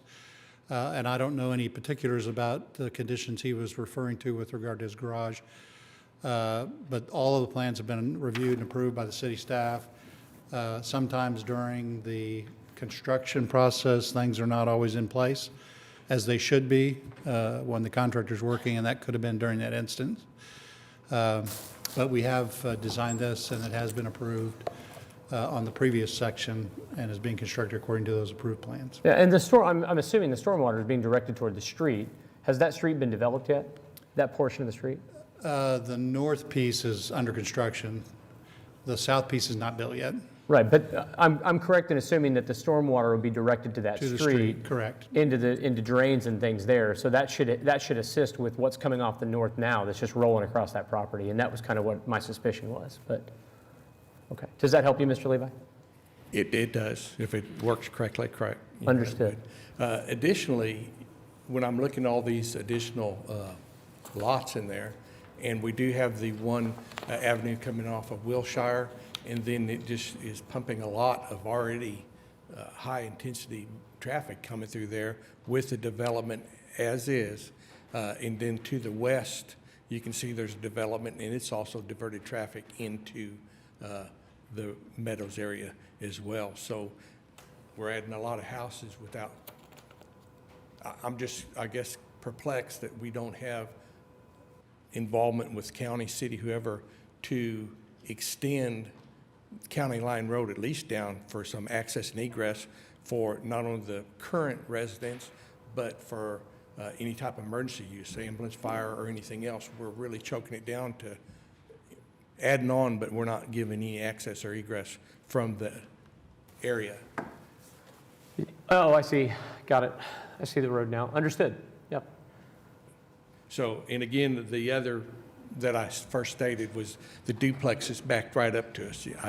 Single resident dwellings immediately to the rear of our would seem more appropriate, and maybe duplexes a little bit further out. But when you have the value of our properties now, I do think that would detract from it. Thank you, Mr. Levi. We appreciate you taking the time to come down and visit with us today. Questions for the applicants or comments from commissioners on this one, concerns? I think the drainage issue will be addressed as a part of the completion of the development. The traffic issue is something that, man, if we had a nickel for every time, right? And we get it, it's a problem, but I don't know what additional improvements or enhancements or plans or what may have been funded by bond money or other things. It's hard to say for sure when relief may be coming in that regard. As far as the duplex and the property value thing, Mr. Levi, with all due respect, we hear that all the time. There's just not evidence that really supports that. We've seen it, and if it makes you feel any better, it probably doesn't. But I've voted for a duplex development adjacent to my neighborhood all the same. I think that what we encourage as a matter of policy is a diversity of housing types. We want to see that. We have people seem to not be aware of this, which surprises me, but we have a massive housing shortage in our community. Anything we can do to provide additional housing for incoming residents at this point is very important. So I'm supportive of the application in the sense that it increases the amount of housing in a responsible way and in a way that is compatible as the way we define it. May not be the way that you would define it, but in terms of zoning, the way we define it with the surrounding properties. Anybody feel differently? Agreed on all that. I do have one request. I was wondering if it's possible at all to connect cul-de-sacs. Cindy, could you go to the site plan? Thank you. Our northernmost cul-de-sac? Yeah. We can agree to that. That's easy then. So the northernmost cul-de-sac, meaning, I want to be clear, can you put the cursor where, is it that one? Nope. No, the northernmost in this application. Yeah, so go down, Cindy, right there. You're going to connect that one to, move it up to the northeast, Cindy. That one. Yes, sir. Okay, so we need to make that, we need to make that a TE. So Commissioner Clare is not here, so someone's going to need to make that, include that in the motion. Oh. So. Anything else? If not, I'll take the motion. I don't have anybody else signed up to speak. Actually, I'll double check. Anybody else want to be heard on PUD 1859? Okay. Is Now that I'll take the motion. Is that our only TE after all that? Yes. Is that 1-9? Okay. I think there will be 3 TEs. Oh, you're right.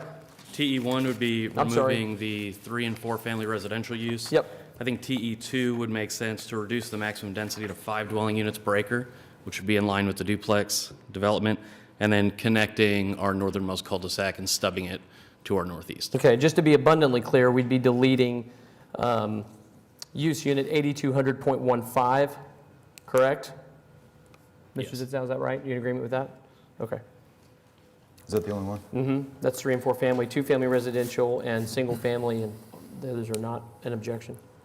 All right, well, then I would like to make a recommendation of approval to City Council on this item, including technical evaluation 1, which would be striking use unit 8200.15. Technical evaluation 2, which would be reducing the overall dwelling units per acre to 5. And technical evaluation 3, which would connect the northeastmost cul-de-sac with the existing development. Does that work? Yeah, I think we understand the point. I have a motion. I'll take a second. Motion has been seconded by Commissioner Coffey to recommend approval of City Council on PUD 1859, subject to the 3 technical evaluations as read into the record by Commissioner Highsmith. Please cast your votes. All votes should be cast. Still got to vote, man. He's voted. And that item is recommended for approval. Thank you. Thank you. Item 18 was continued to December the 9th. So item 19, Mr. Butler. This is SPUD 1350, application to rezone 800 North Douglas Avenue from R3 to SPUD 1350. Good afternoon, Joe Selby with Building Planners on behalf of the applicant. This was an empty lot purchased by our client, and they're basically wanting to do a SPUD to allow for the plans they've made for the house to fit on the lot. So it's basically for setbacks. Okay. Commissioner Eisman, this is your ward. Do you have questions for the applicant? Yeah, and first of all, I apologize for not being able to reach out prior to the meeting. It was something I intended to do, because I do have a couple comments today. So first, to me, I realize this is on a corner lot, and it's always tough when you got two frontages. But, and I know this is an area that's developing. I mean, matter of fact, I own a lot here where I plan to build my future home. So I have a keen interest in the area and making sure that we do good for it. One of the things I'm always looking at is our curb cut size. I'm wondering if there's any layout for this project which can reduce our driveway width at the point of the curb cut. Typically, in a lot of our old school neighborhoods, right, we've got requirements for like maximum 12-foot drive, that type of thing.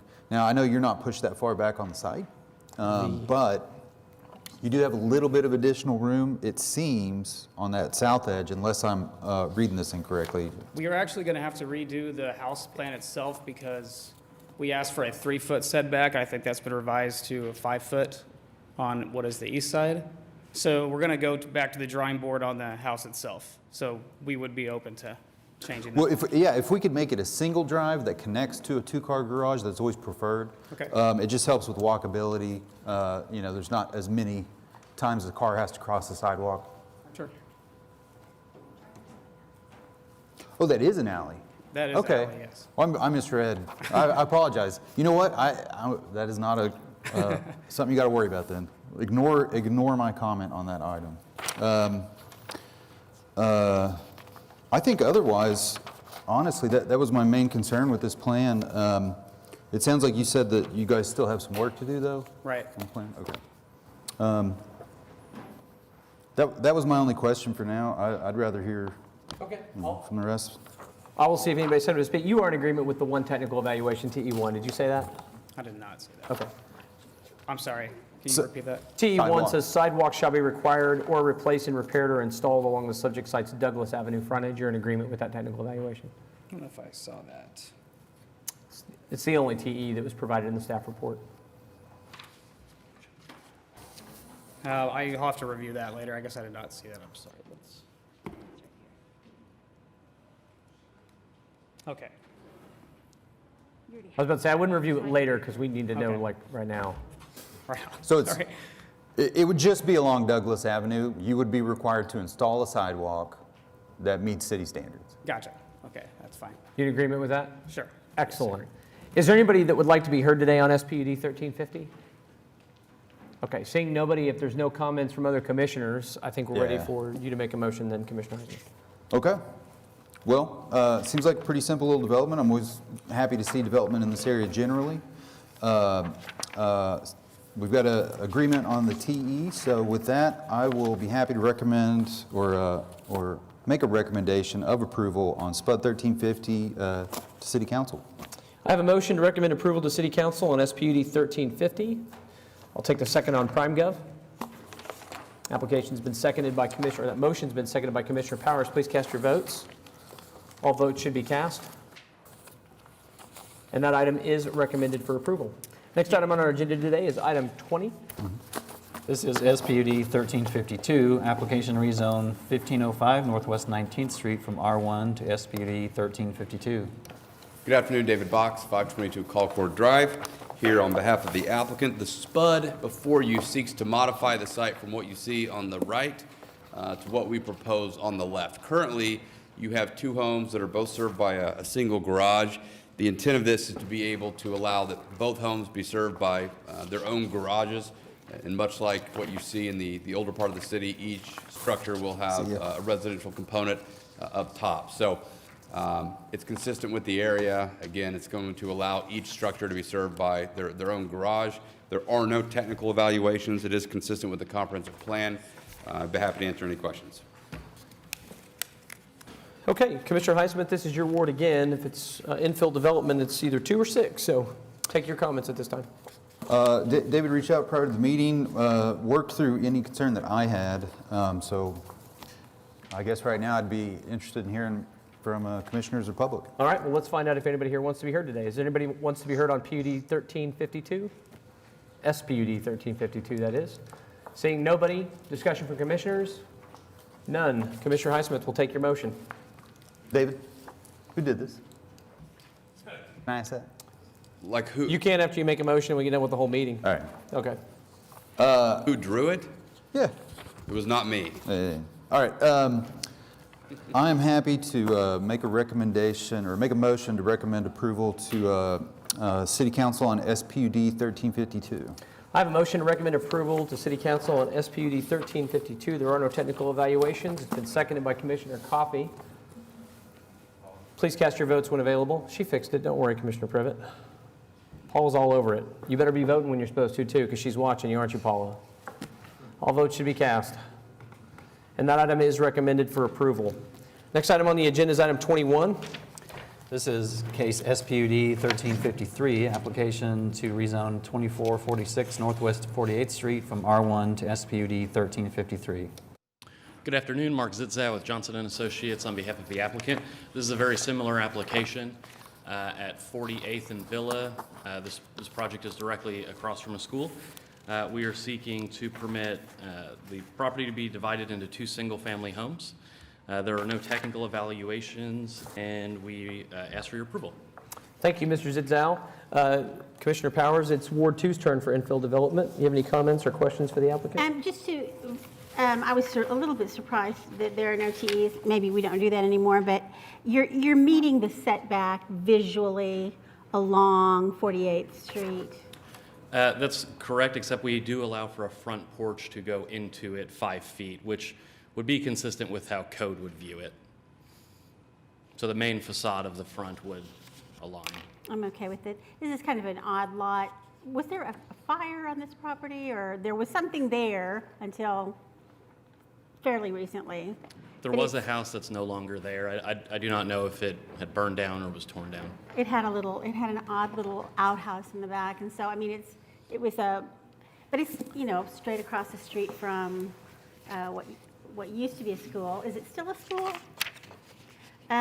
So it's you know, kind of an odd lot. I'm all in favor of this kind of infill development. It's kind of my preference to do the multiple single-family units on a lot or 2 rather than, you know, do multifamily development, just preference-wise. So is there anybody that signed up to be heard on this item? Actually, you know what? I do have someone who signed up to be heard on this item. I have one person who signed up.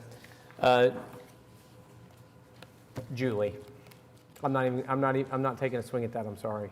I just embarrassed myself. Good afternoon. I'm Julie LaSala. I live at 2442 Northwest 48th, property just to the east of this.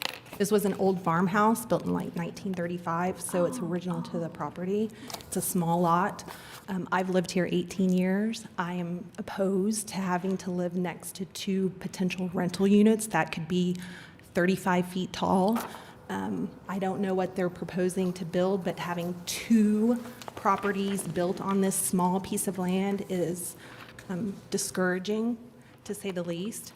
Not only that, but it appears that they are going to build a fence line that extends all the way to the end of the street, and it would impede the visual of not only the stop sign there on 48th and Villa, but also our property to back out of our residence.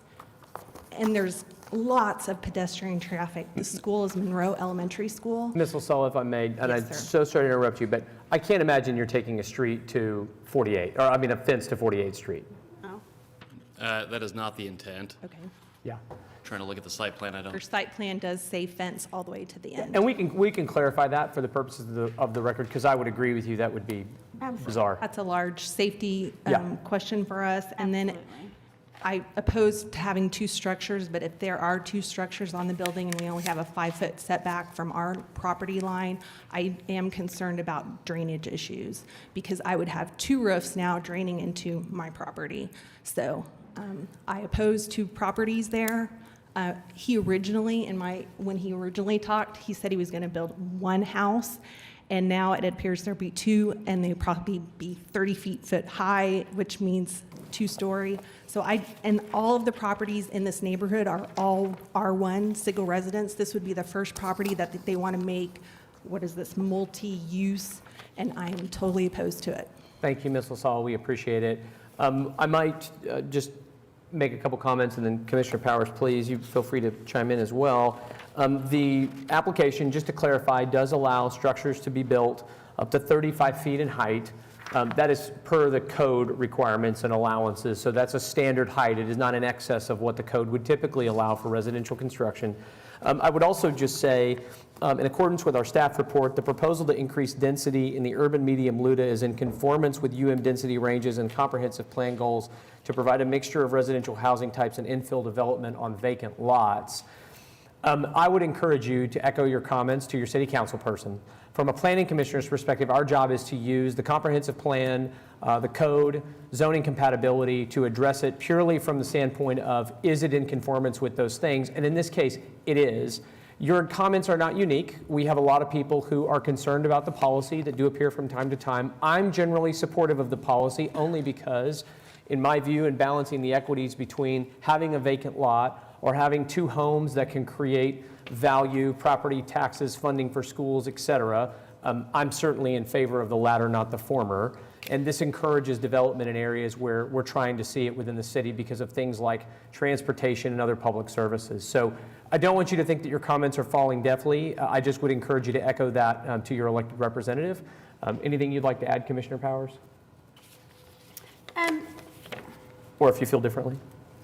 No, I don't feel differently. I guess I would ask, do we have any idea about the design of the structure? Do we know whether they'll be 2-story or a half-story or? They will be 2 stories or are elevations. They weren't included in the packet, but I'd be happy to share those with staff and with the concerned neighbor. I would ask that you certainly make those available to Ms. LaSala. And Ms. LaSala, again, we're making a recommendation here today, ma'am, that will go on to City Council. So there's still another hearing that will be heard. And so you'll have 6 weeks. And Mr. Zitz, I'd ask that you send those to Ms. LaSala today or tomorrow. If you don't receive those, please let city staff know, and we'll make sure that you get them. Also, with respect to the comment that this property will be draining onto yours, the requirements for permitting will not allow them to divert water onto your property from this lot to any greater extent than already exists. So if I thought that it was the case that they would be dumping water onto your property, I would not be in favor of the application. Anyone else? No, ma'am, I don't have anybody else signed up to speak. Is there anybody else that would like to be heard on SPUD 1353? Seeing nobody, if there's no comments from commissioners, I think we'd be ready for a motion, Commissioner Powers. I'm going to move approval of item number 21, SPUD 1353. And if we could we just, to clarify for Ms. LaSala's benefit, TE1, that fencing shall be extended no further than the north property wall, building wall? Absolutely, yes. Okay. I have a motion. I'll take the second on PrimeGov. I have a motion and a second from Commissioner Highsmith to recommend approval to City Council on SPUD 1353, subject to the technical evaluation as read into the record. Please cast your votes when available. All votes should be cast. And that item is recommended for approval. Next item on our agenda is item 22. Mr. Butler. This is SPUD 1355, application to rezone 1301 Northeast 10th Street from R2 to SPUD 1355. Good afternoon, Mark Zitzow with Johnson & Associates. This is a similar application to the one we just heard and the one prior to that. This is a lot that is actually along the Innovation District boundary that was approved earlier today. This is a single lot that will be divided into 3 homes. This developer is purchasing this from the Alliance for Economic Development of Oklahoma City. Part of their process getting to this point was extensive neighborhood outreach. So beyond the 300-foot notification, our clients went approximately 600 feet to our east, knocking doors and surveying all of the residents. There were no objections to this project and mostly positive comments about the lot finally developing and adding more single-family ownership to the neighborhood. So with that, we would ask for your approval. Thank you, Mr. Zitzow. This is in Commissioner Pennington's ward, and unfortunately, he had to depart. Are there commissioners who have questions on this item for the applicant or concerns? I would just comment about this application that I do think it's a very positive use of the land directly to the east of the electrical substation. I myself was surprised to see it developing residentially, pleasantly surprised. Is there anybody here that wants to be heard on SPUD 1355? Okay, seeing nobody, if there's no other discussion from commissioners, I need a motion. There are no technical evaluations provided by staff, and if there's no further comments, I'll just take the motion as it stands. I'll move approval of item number 22, SPUD 1355. Okay, I have a motion to recommend approval to City Council on SPUD 1355. That motion has been seconded by, drum roll please, there we go, Mary Coffey. Please cast your votes. All votes should be cast. And that item is recommended for approval. Thank you. Thank you. Next item on the agenda is item number 23. This is SPUD 1356, application to rezone 2008 Northwest 27th Street from R1 to SPUD 1356. Good afternoon. Good afternoon. Jordan Evans, 1317 Northwest 11th Street. I'm requesting to change the zoning on this lot from R1 to allow for 2 duplexes for a total of 4 units. It's about a block or 2 from Oklahoma City University, close to the commercial area along 23rd and Penn. Yeah, here's the preliminary rendering of it. I'd be happy to take any questions or concerns. Okay. Thank you very much, Mr. Evans. Commissioner Powers, this is your ward, ma'am. Do you have questions? No, I do not have questions. Having just commented that I really prefer multiple single-family buildings on infill lots, I do think that this is an appropriate use of this space. It's very close to the school. The multifamily aspect of it is, kept to a manageable level, I think, and I believe that it's, it's an empty lot. This is a positive thing for this area, I think. Okay. Is there anybody signed up to speak? No, ma'am, I do not have anybody signed up to speak, but I will ask the question, of course, if anybody would like to be heard on SPUD 1356, this is your chance. Seeing nobody. Do other commissioners have comments or questions? I certainly don't. It's a clean application. There's no technical evaluation, and it's more money for schools. In that Good case, infill day. in that case, I will move approval. Item number 23, SPUD 1356. I have a motion to recommend approval to City Council on SPUD 1356. Motion has been seconded by Commissioner Highsmith. Please cast your votes when available. All votes should be cast. And that item is recommended for approval. Next item on the agenda today is item 24. This is SPUD 1358, application rezone 839 Northwest 47th Street from R1 to SPUD 1358. Good afternoon. My name's Casey Kaiser. I am here to request approval to turn this parcel of land into 2 different lots that would each host 1. Happy to answer any questions you guys might have. Okay. Commissioner Powers, you're on a streak here. So this is, the complication to this application is that there is an existing home on this property. When I visited with Ms. Kaiser, she indicated that while their first thought was to expand the existing residential structure, there are issues with the foundation that makes that cost prohibitive. So I think that this is an occasion when I'm willing to be flexible about the removal of the existing structure. I'm adamantly opposed to the removal of viable residential structures in order to create density. But in this case, I think I'm satisfied. I have had calls about it, though, and I'm curious to know if there's anybody else here who wants to be heard on this item.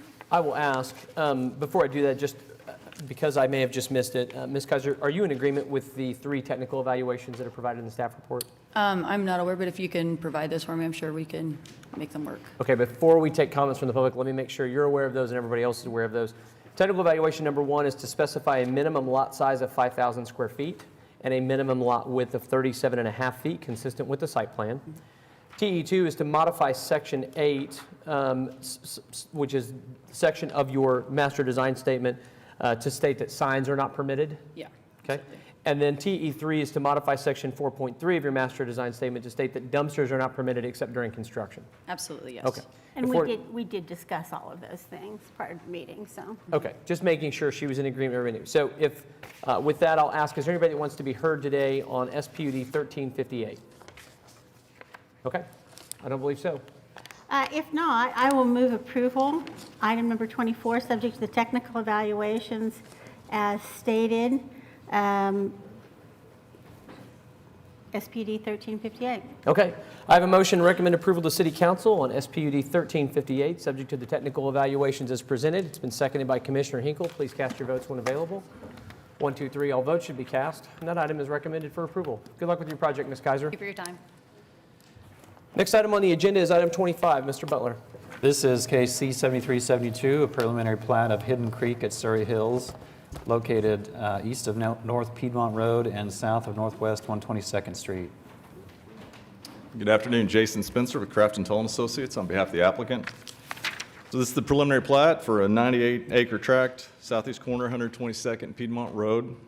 It's 342 single-family lots. It does meet the requirements of the current R1 zoning for the property. We'll note that we are in agreement with the TEs. T number 2 does require that either a street stub be extended to the south or we obtain a variance for it. We will agree to extend the street stub to the south, so we don't need the variance. Excellent. With that, this conforms to the subdivision regs. Staff's recommended approval, and I'd be happy to answer any of your questions. Thank you, Mr. Spencer. I'll just note for the purpose of the record again, Commissioner Clare, who did not just take a vacation day from Planning Commission, but had a work event, did relay to me that he reviewed this and had no objection to it as presented. Is there anybody here from Ward 1 that would like to be heard, or otherwise, on C-7372? Okay, other comments from commissioners on this? Applicant's in agreement with all the technical evaluations, so no deletions or variances required. So if there's no further discussion, I'll take a motion on the item. Somebody, anybody? Mr. Chairman, I make a recommendation. This is the plat. Sorry. I make the motion to approve Plat C-7372. I have a motion to approve the preliminary plat for C-7372, Hidden Creek at Surrey Hills. It's been seconded by Commissioner Coffey. Please cast your votes. All votes should be cast. And that preliminary plat is approved. Next item on the agenda is item 26. This is case C-7375, preliminary plat of Cypress Plains, located south of Northwest 164th Street and east of North Council Road, and a variance to section 5.3.1.D.5 of the subdivision regulations.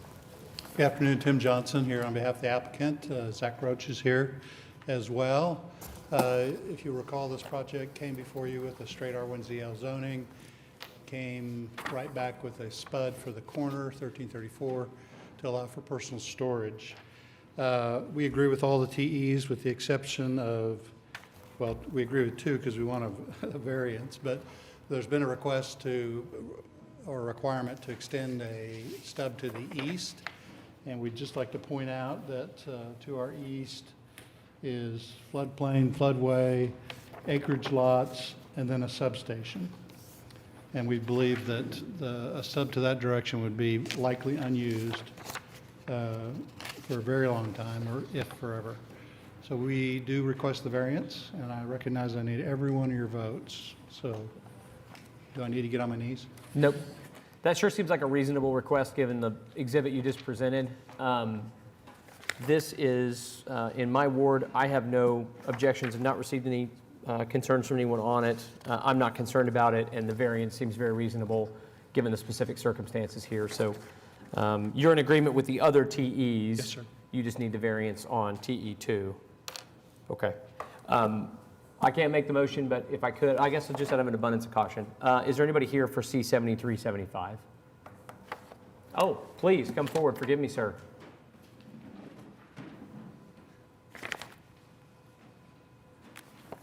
Start out by giving us your name and address for the record, okay?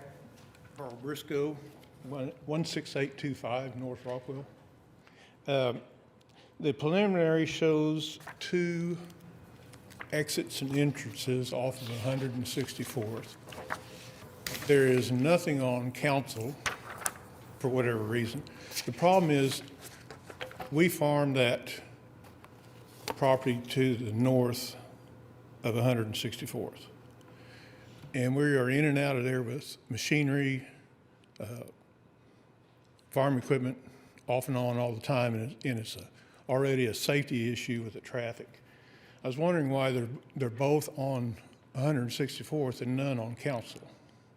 I'm happy to take the applicant's comments on that, but for whatever it's worth, again, this is one of those deals where between you and me, we just may not see it the same way, but certainly no disrespect intended there. I would prefer to see the entrances and exits of the neighborhood not on the north-south arterial that's bringing traffic in and out of the city. I would much prefer to see it on the east-west street. That's my opinion. Does somebody want to comment on why there's not an exit or entrance on Council Road? Would be happy to. Zach Roach, Ideal Homes, 1320 North Border. As to why we did it initially in the first place, we were having a substantial set of amenities that will be going on the north side there, and so part of it is for view. There'll be pools and clubhouses up that direction, actually 2 of them. On the west side, and addressing the issue about why it wasn't added on to council, for the 55-plus gated active adult community, which this is absolutely going to be a part of, the single point of entry in that market is something that's highly desirable. Having too many points of entry can lead to issues and feelings of safety. And so we went ahead and put those on the north side, kept them there along with where we anticipate the amenities being. My other concern is, of course, runoff. As it is, when we get a heavy rain, all that water goes to the north onto us. And you're going to put all these... You're on the other side of the street? Is that? We're on the north side of 164th. Got it, okay. All that through there, from Council all the way to Rockwell. Mr. Johnson? Happy to answer that. Mr. Briscoe, I don't know if you remember me. We worked together to run the sewer line that serves this area for Paycom many years ago. Don't stab me. I remember. Well, he won't, but he might hit you with his tractor, so. But anyway, the Briscoe family was very good to work with, and certainly we'd like to reciprocate here. So even though detention in this area may not be required, the developer has put in this common area. We do plan on installing a detention pond that will regulate the flow to hold it to historic as it goes under the street to the north. Where would that detention pond be located? It's in the private common area right there in the middle. Okay, and I'm assuming, and this is really for your benefit, sir, that city staff's going to review, this is Absolutely. rhetorical, city staff's going to review it at final plat to ensure that it comports with our drainage regulations and would hold the water essentially that you're going to create from the development, is that correct? That's right. Does that help you, sir? Okay. You know where to find him with your tractor if it doesn't? Right. Okay. Okay. Thank you very much for coming down. We appreciate it. Anybody else that wants to be heard on C7375? Okay, hearing nobody, I can't make the motion, but if I would make a motion to approve the plat, subject to the technical evaluations, which does require a variance, so I need a motion on the variance that's outlined in the staff report first. Be happy to make that motion. And this is our final approval. Correct. So make a motion to approve first a variance to section 5.3.1.d.5 of the subdivision regs relating to connections with adjacent parcels. Okay, I have a motion to approve the variance. Take the second on Prime Gov. The variance request has been seconded by, or the motion to approve the variance has been seconded by Commissioner Powers. Please cast your votes when available.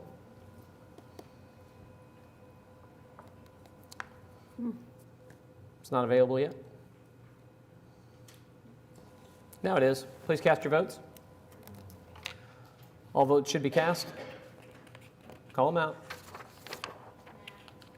I vote yes, it's not available. Commissioner Hinkle has voted aye. I voted yay. Got it on my screen right here. All votes should be cast now. And the variance did receive 6 votes, so it is approved. We need a motion on the item, Commissioner Highsmith. Happy to make a motion to approve item C 7375, subject to the technical evaluations. I have a motion to approve the preliminary plat of C 7375, subject to technical evaluations. Please cast, or need a second? I'll take it on PrimeGov. It's been seconded by Commissioner Coffey. Please cast your votes when available. All votes should be cast. Thank you. And the preliminary plat is approved. Thank you very much. Next item on the agenda today is item 27. This is PUD 1843, application rezone 17412 North May Avenue from PUD 1245 to PUD 1843. Good afternoon, Mark Zitzow with Johnson & Associates. This is another application that you previously heard and recommended approval on. In between Planning Commission and City Council, our client was able to acquire an additional piece of land to our north, so we've extended that stub further to the north to pick up 12 additional lots. There are 3 TEs. These were previously addressed at the Planning Commission and are reflected in our updated document. And so I'll just note TE1 was 3,500 square feet, which is in section 9.12. Specify the mitigation measures. Ultimately, none were required outside of the typical residential fencing on the rear property line. And then TE3, we maintain the 4 acres of open space in the development. So with that, we would ask for your approval. I'm comfortable deleting the technical evaluations because you're basically stipulating that these are included in the application and of record. Is that correct? That is correct. Okay. So again, just for the benefit of my commissioners and people in the ward of the public, I did communicate with Mr. Zitzow on this item via email, and he told me that the only change was the addition of 12 lots. I do not have anybody that I'm aware of that has concerns on this. So I don't have any concerns. I'm in agreement to address the TEs, but apparently I have someone who'd like to be heard from the city. Dustin Seagraves, the Utilities Department. I just want you to be aware of this, as we have been seeing a lot of these dead-end cul-de-sacs, and for the water lines to be dead-ended there. What this does is it creates a burden on staff because we are required to be able to flush those dead-end hydrants every 90 days. We have over 7,000 now, probably over 7,500. So what I would like to propose on solutions like this is, I understand the lead development, but is there a way to be able to loop the water line through there so we do not create more dead ends and more burden to city staff to be able to flush this? I think that's a very reasonable, well-stated request. Thank you. Thank you. As the non-engineer, and I don't play one on Tuesdays and Thursdays, I'll let Tim Johnson answer. Good for you. That seems professionally responsible, Mr. Zitzow. So Mr. Johnson. Tim Johnson again. We are aware of the requirement by the DQ to flush hydrants on dead-end mains. Unfortunately, this case is, and our client is trying to acquire the rest of the land to the north, to 178th Street, so this may be an interim solution. But we are looping from May, we're looping to the dead-end street to our south, and with the exception of the group of lots on the dead-end street to the north, that is the only piece that in fact is a dead end. The rest of it is looped. To require us to loop that back, there's no real place to take it. There's no water in the addition to the east. We would have to buy an easement to get to 178th Street to loop it. Ideas? This is a problem that we're having throughout the whole city. I just want you to be aware of it, and hopefully we can create an opportunity for the developers, because DEQ requirements tells us to be able to eliminate dead-end mains where possible. Yeah. So this is, I think, in a situation where the dead ends are, you got 1, 2, 3, 4, 5, 6, 7, 8, 9, 10, 11 dead ends right there that we would have to flush every 90 days. So that's manpower, that's water wasted, that's money from the revenue that we're leaving. So if there's a way to be able to just a loop, what I'm talking about is just kind of connect the cul-de-sacs and the dead ends with the water main going, because you got to have a water main on the 2 on the left, on the H, you're going to have a water main running north and south I see the for those confusion. houses. So I would just like to see those connected east and west. Yeah, that's what I thought you were asking Yes. for. So I apologize, I see the confusion now. So what you see up there that run down those little common area driveways, those are serving 6 lots each. Those are sewer services. The water line is in the main street. Those little drives are common area, they serve multiple lots.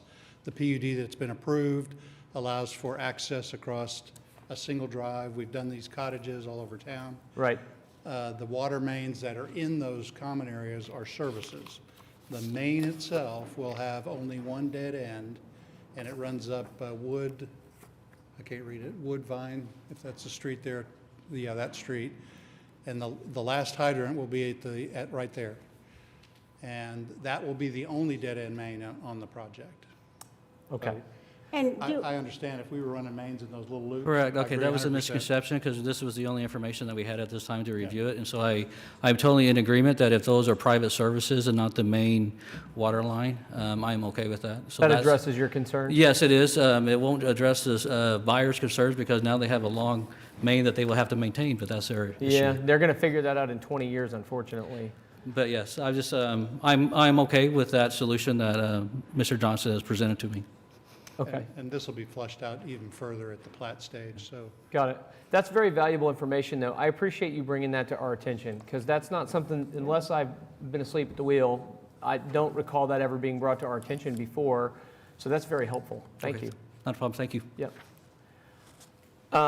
Anybody else want to be heard on 1843? If not, again, being in my ward, I can't make the motion as chair, but if I could, I would make a motion to recommend approval to City Council. If there's no further discussion, I would entertain such a motion that deletes the 3 TEs for the reasons stipulated on the record. Be happy to make that motion. I move to recommend approval for PUD 1843, striking the TEs under the understanding that they have been incorporated in the language of the application. I'll take that. Thank you. Take a second on PrimeGov. It's been seconded by Commissioner Hinkle. Please cast your votes when available. All votes should be cast. And that item is recommended for approval. Thank you very much. Next item on the agenda is item 28. Mr. Butler. This is PUD 1848, application to rezone 4831 South County Line Road.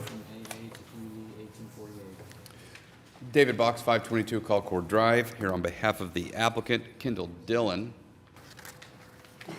Please continue. Kendall Dillon is the civil engineer for the project. Cindy, if you could display the zoning, that one. So this is a PUD that would break this parcel into 2 tracts, Tract 1 and Tract 2. Tract 2 is able to be served by public water, public sewer, so it will have both. Tract 1 is not able to be served by public sewer. It does have public water, so what we seek are half-acre lots within Tract 1. When you look to the development to the east, which is PUD 1621, that PUD is likewise broken up into different tracts. The western tract of 1621 allows for half-acre lots for the same reason we seek half-acre lots. Public sewer is not available to that portion of it. It is worth noting in your staff report on page 9 under utilities, under additional comments, it does say, due to the topography of the site, a sanitary sewer extension will not be required. So we do agree with TEs 2 and 3, and we would ask for TE 1 to be struck, please. Okay. Commissioner Coffey, this is your ward, ma'am. Do you have questions or comment for the applicant? You may have met your match, because this guy got back up again. He made a really good point a minute ago. Let's see it. So I'm just telling you. Ready. No, I do not have questions. I have visited previously with Mr. Box on this, so my questions have been answered. Thank you, ma'am. Dustin Sears, Utilities Department. On the record, I just want to state that we looked at this. This was deferred from the last meeting. I spoke with the engineer. I myself looked at it. There is a possibility that we could do half of the subdivision on gravity sewer, but that would require an extensive easement to the north property. Mr. Box is correct that to the east of this, they are on septic. This is not a big enough development to be able to put a lift station in to be able to maintain for the residences. So I just want to concur with that it is unservable by sewer. That is the luckiest break I've ever seen. Not expected. Wow, okay. Agreed. First time for everything. Commissioner Coffey, if you don't have any other questions, I'll just ask if there's anybody here that wants to be heard on PUD 1848. Okay. If you were here, we're certainly not making light of application discussion, but if we don't have fun while we're here, it's going to be a long day. So if there's no further discussion from commissioners on this, I think we're ready for a motion if you'd like to make it. I recommend approval of PUD 1841 with technical evaluations 2 and 3, eliminating technical evaluation 1. Technical evaluations 2 and 3, TE1 we're striking on PUD 1848. So I have a motion to recommend approval to City Council on PUD 1848. It's been seconded by Commissioner Highsmith. Please cast your votes when available. All votes should be cast. And that item is recommended for approval. Next item on the agenda is item 29. This is case C-7363, preliminary plat of Mustang Lake, located south of Southwest 44th Street and west of South County Line Road. Also a variance to section 5.10.B of the subdivision regulations. Once again, David Box, 522 Colcord Drive. So this is the plat that accompanies the PUD you just heard. We do agree with all of the TEs. TE2 is the variance associated with not extending the city's sewer system, so we will need a variance to that, but we do agree with all the other technical evaluations. Okay. Is there anybody here that wants to be heard on the preliminary plat, C-7363? If not, Commissioner Coffey, ma'am, do you have questions for the applicant or concerns on this? We have discussed this also, so I have no further questions. Okay. We just need a motion first on the variance, which is outlined in TE2, and then another motion for the item after that. I make a motion to approve the variance on technical evaluation number 2 for section 5.10.5.B. Okay. Thank you, ma'am. I have a motion to approve the variance. Take the second on. It's been seconded by Commissioner Highsmith. Please cast your votes. And the variance is approved after receiving 6 votes. I'll take a motion on the item, Commissioner Coffey. I move approval of item C-7363 with technical evaluations 1, 3, 4, and 5. Okay, I have a motion to approve, or I'm sorry, yes, I have a motion to approve the preliminary plat for C-7363 subject to the technical evaluations. It's been seconded by Commissioner Hinkle. Please cast your votes. All votes should be cast. And that item is approved. I'm going to take a quick break. You're not recusing? No, just. Okay, Commissioner Highsmith is not recusing himself. Fair enough. Next item is item 30. Mr. Butler. This is PUD 1858, application to rezone 5601 South Frisco Road from AA to PUD 1858. Once again, David Box, 522 Colcord Drive. On behalf of the applicant, Kendall Dillon, the civil engineer for the project, this is a PUD that would rezone this tract from AA to a PUD that would allow a minimum of 1-acre lots. We believe it to be consistent with the area. It does not have the problems that we have heard time and time again with the half-acre lots. Again, the PUD establishes in the regs a minimum of 1 acre in size. So there are 3 TEs. TEs 2 and 3 we can agree to. TE1 seeks to limit the density to 0.5 dwelling units per acre.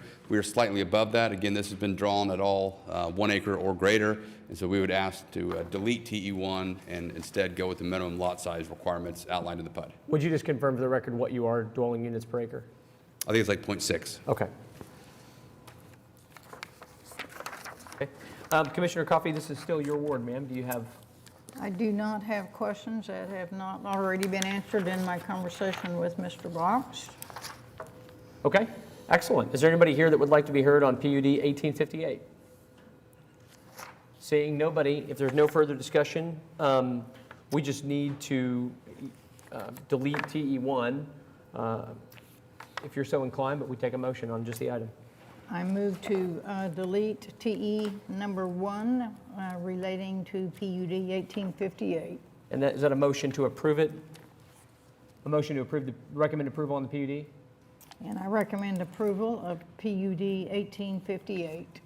Okay. I have a motion to recommend approval to City Council on PUD 1858, deleting TE1. Motion's been seconded by Commissioner Hinkle. Please cast your votes.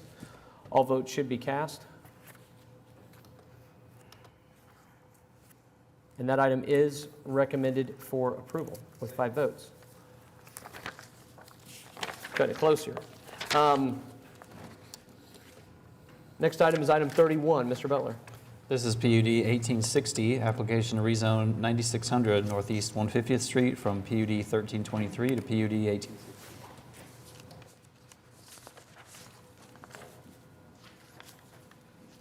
Charles Allen, Allen Engineering, 1601 Southwest 89th Street. This is a 91.67 acres that we are proposing to divide up into 92 3/4 acre tracts. It'd be a private development, gated community, concrete streets. We agree, well, let's see, TE1, we'd like the density to be the 92 lots that we've shown on the master development plan. So we'll just amend TE1 to read 92 lots? Yes. Okay. TE2, this development is very similar to, or practically the same as the falls to the east of this. So we'd like, if we're going to amend the base zoning to RA, that we'd be allowed to have the same setbacks that they have and same coverage, which I believe their coverage is 50%. Their front yard setback is 25 feet. The side yards are 5 and 15 for corner lots. And then the rear yard is 15 for the main structure, and then they had an administrative amendment to allow in-ground pools to be within 5 feet of the rear yard. So. Okay, that is pretty specific. So let me make sure that I got it just to reiterate that. We're going to, you're requesting that we amend TE2 to use the RA base zoning district. Correct. With 50% lot coverage. Correct. 25-foot front yard setback. Yes. Did you say 5 or 15? 5 in the middle of the block, 5-yard side, and then on the corner lots, 15 foot. Got it. So five foot setback for the infill lots and 15-foot setback on the in lots. Correct. Okay, and then 15 feet on the rear setback? Right, and then. But an allowance for pools within 5 foot of the rear setback? Correct. Okay. I hope we got it. Yeah, I mean, that's exactly what the falls to the east have. Understood. And then you're in agreement with TE3? Yes. Okay. This is Commissioner Pennington's ward. He's not with us. Any questions from commissioners on this item? Is there anybody here that wants to be heard on PUD 1860?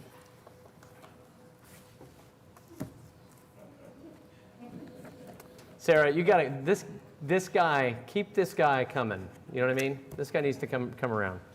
Barry, I'm telling you, it's. This is a special area in Oklahoma City where we actually have a water service out there, just the water from Edmond, and to the development. The development to the east of this proposed site, there's actually a booster station that serves those two developments by themselves.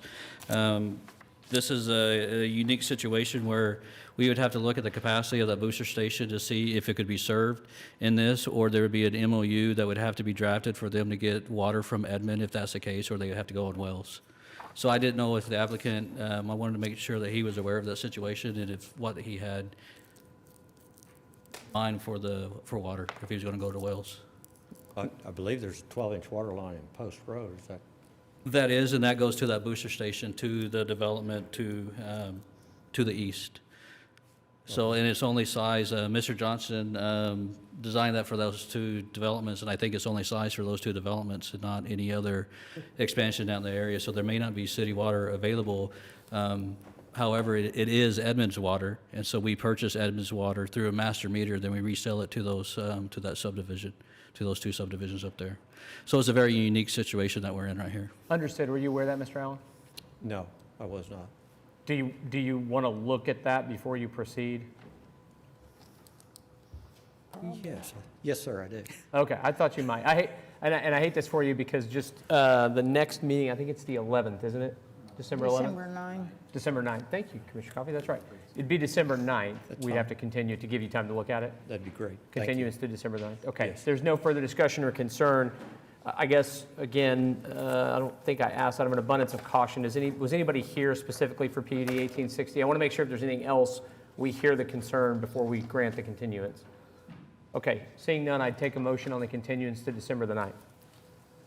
So moved. I have a motion to continue PUD 1860 to December the 9th by Commissioner Powers, seconded by Commissioner Highsmith. Please cast your votes. All votes should be cast. And that item is continued. We'll see you back here December the 9th, Mr. Allen. Thanks.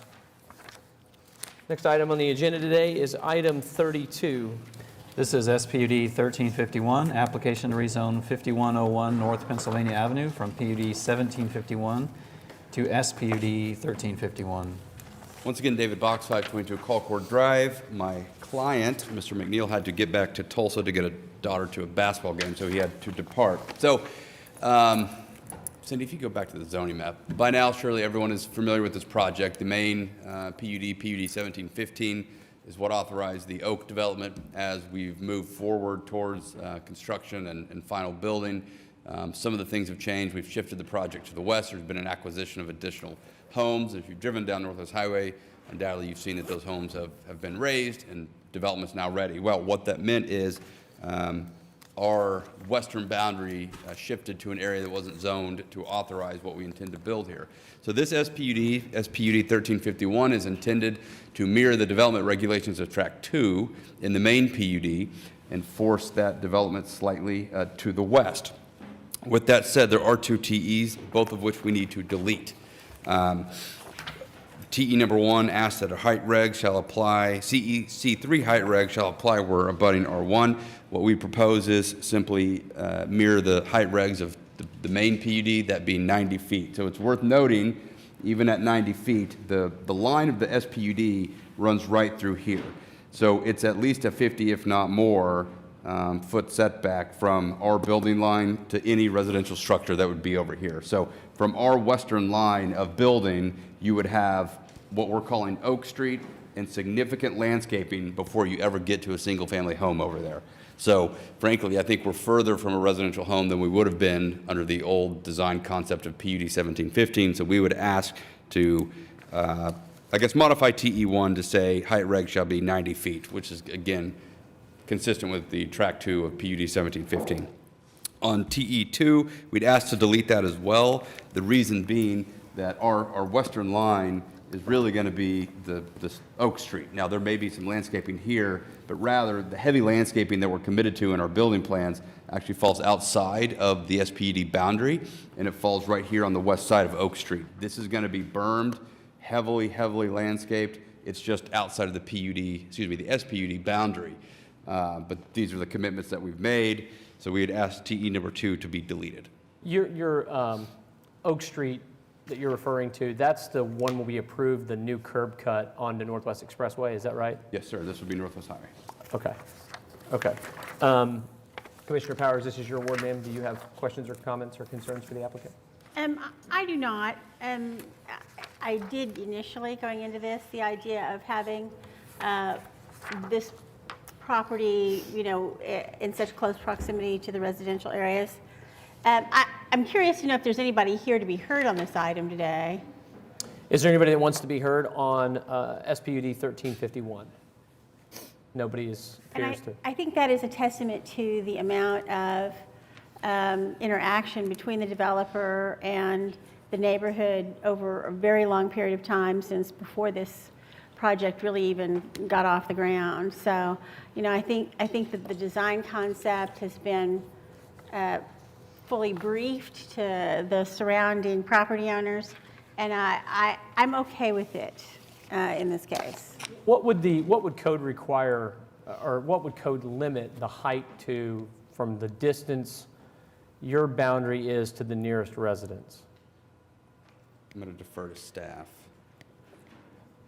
While he's doing that, to Ms. Powers' point, one of the unique things about this tract is it had covenants across all of it that didn't allow any commercial development. So not only have we been engaged with talks showing the neighbors our plans, they actually had to legally sign off on it for us to be able to proceed to the courthouse to vacate the covenant to allow commercial. So they're way more aware of exactly what is being built than a traditional rezoning case that comes before you. I understand, but they may not specifically be aware that a 90-foot structure, if your site plan were to change, could ultimately be within 50 feet of them, and I'm just curious what the code would allow. This is like planning commission jeopardy now. What? Frantically for trying to find a zoning code app on the phone. Good luck with that. 20 feet within, no, 35 within 20, and then what? But again, 20 within 35 feet. it's the same height. Then, Go ahead, I'm sorry. It's the same height that was approved in PUD 1715, all the way to the western edge. We're not changing that. Frankly, it's getting less impactful because now you have the Oak Street and this landscape berm that otherwise didn't exist in the original PUD. Oh, you're saying before that street and the berm was there, the residences were on the eastern side of Oak Street? We've extended it Okay. west. Okay, and that was what was understood when we did have a lot of folks here for the original PUD that was discussed. Okay, I think, okay, all right. And this particular area where this spud is was in a separate plat. So we actually had to go back just for this SPUD to modify the covenants yet again and have been consistently communicating with the neighbors. No, I understand. That does help me because I do recall specifically we discussed the parking garage was the big discussion. So you've convinced me there. And so this building is actually a multifamily residential building with, you know, shared parking around. So this building is a multifamily building. Okay. Any other discussion on this? If not, Commissioner Powers, I think we're ready for a motion if you'd like to make it, ma'am. I'm going to move approval of item number 32, SPUD 1351,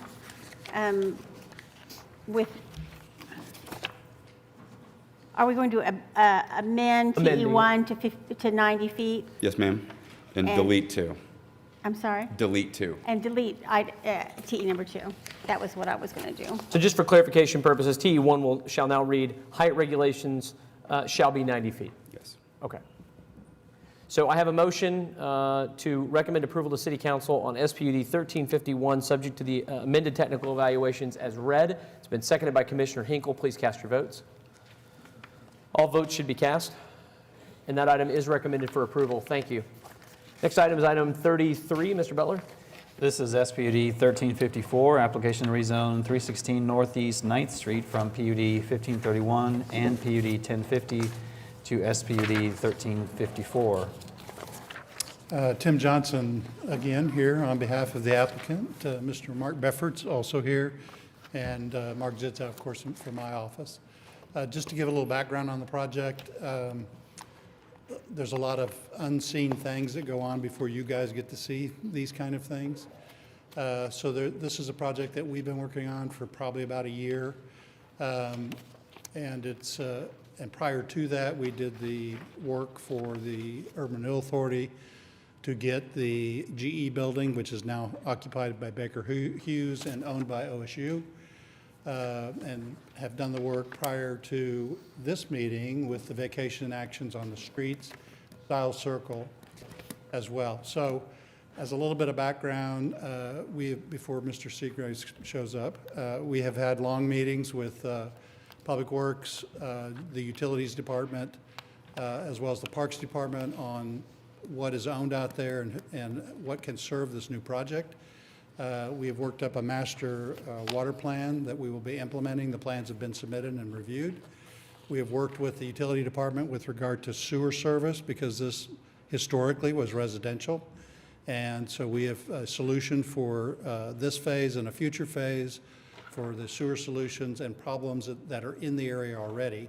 The utility department's going to take care of. We've worked with Traffic Commission in the closure of Stiles and done a traffic impact study on the impact of the parking structure that will be part of this project that will show you as it exits the project to the north to 10th Street.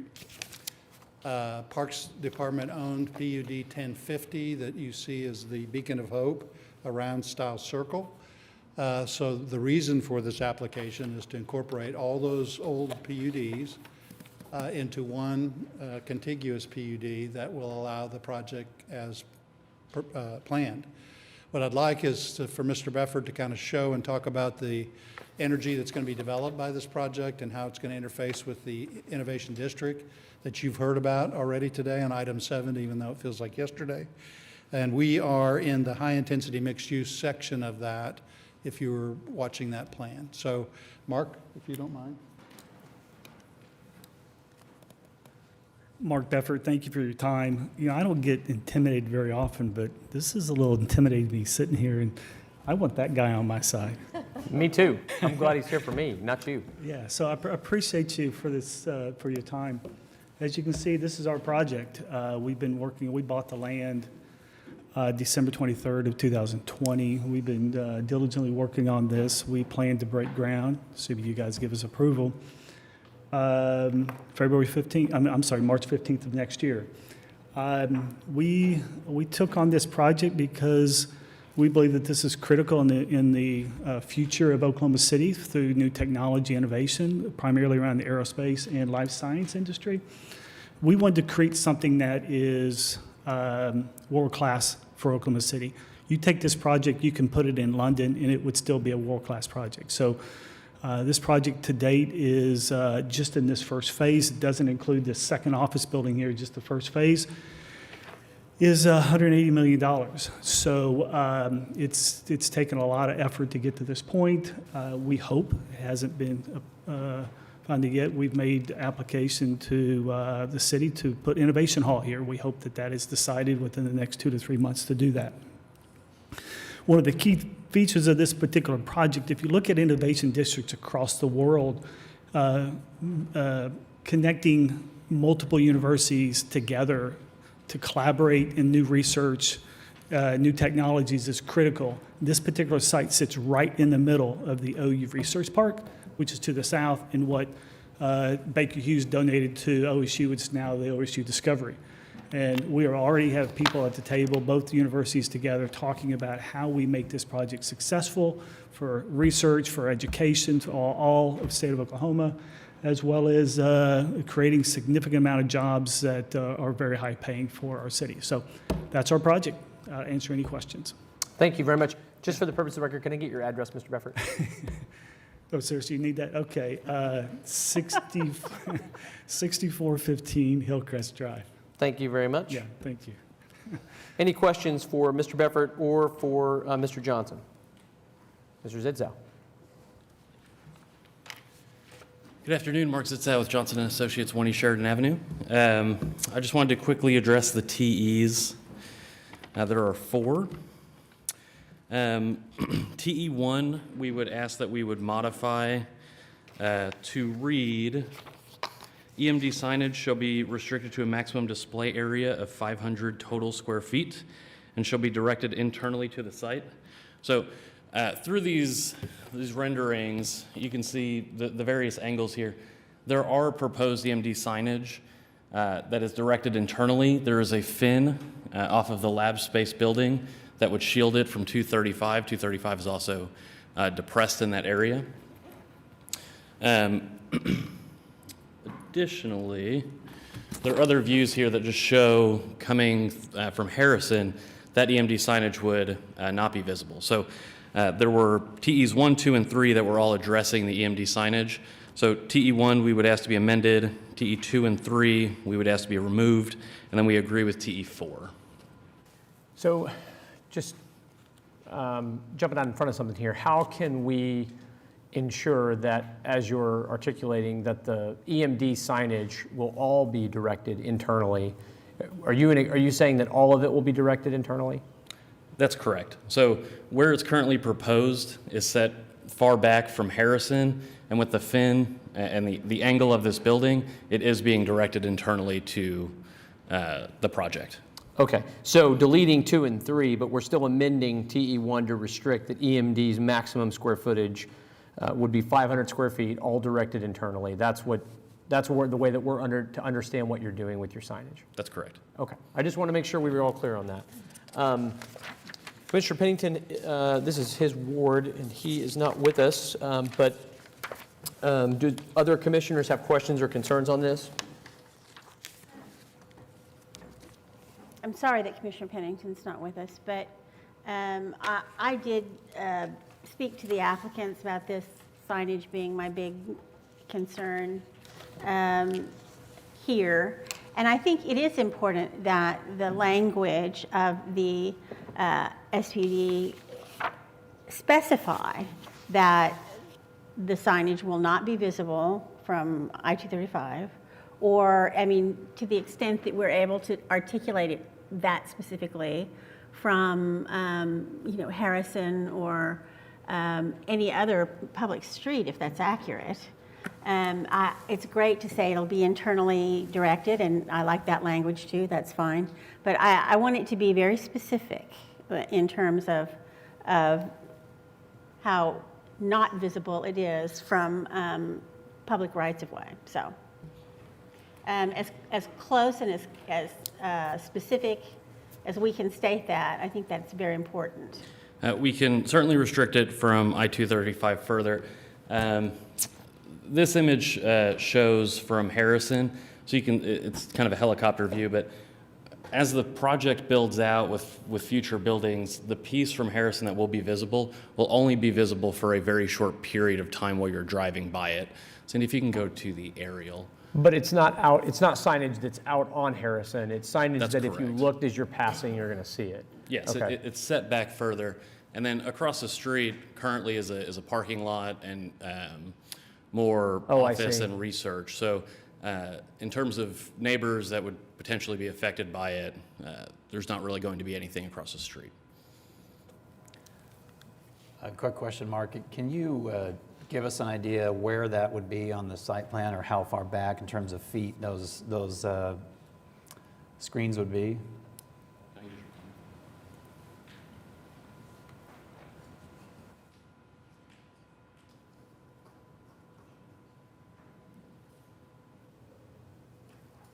Any idea what that distance is? It's going to be over 200 feet back. Okay.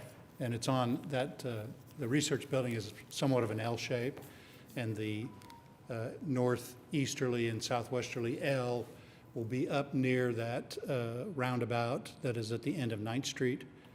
And so we'll be just a little bit south of that. And as we've talked, those that I've been able to talk to about this, that corridor is very pedestrian activated.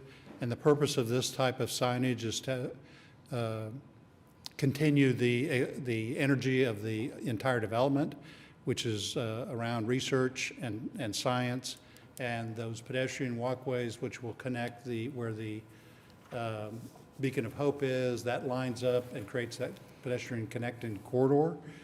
And the idea there is there'll be kiosks, there'll be activation through people on multiple levels as you go through that corridor. So signage is, we call it signage, it's actually information.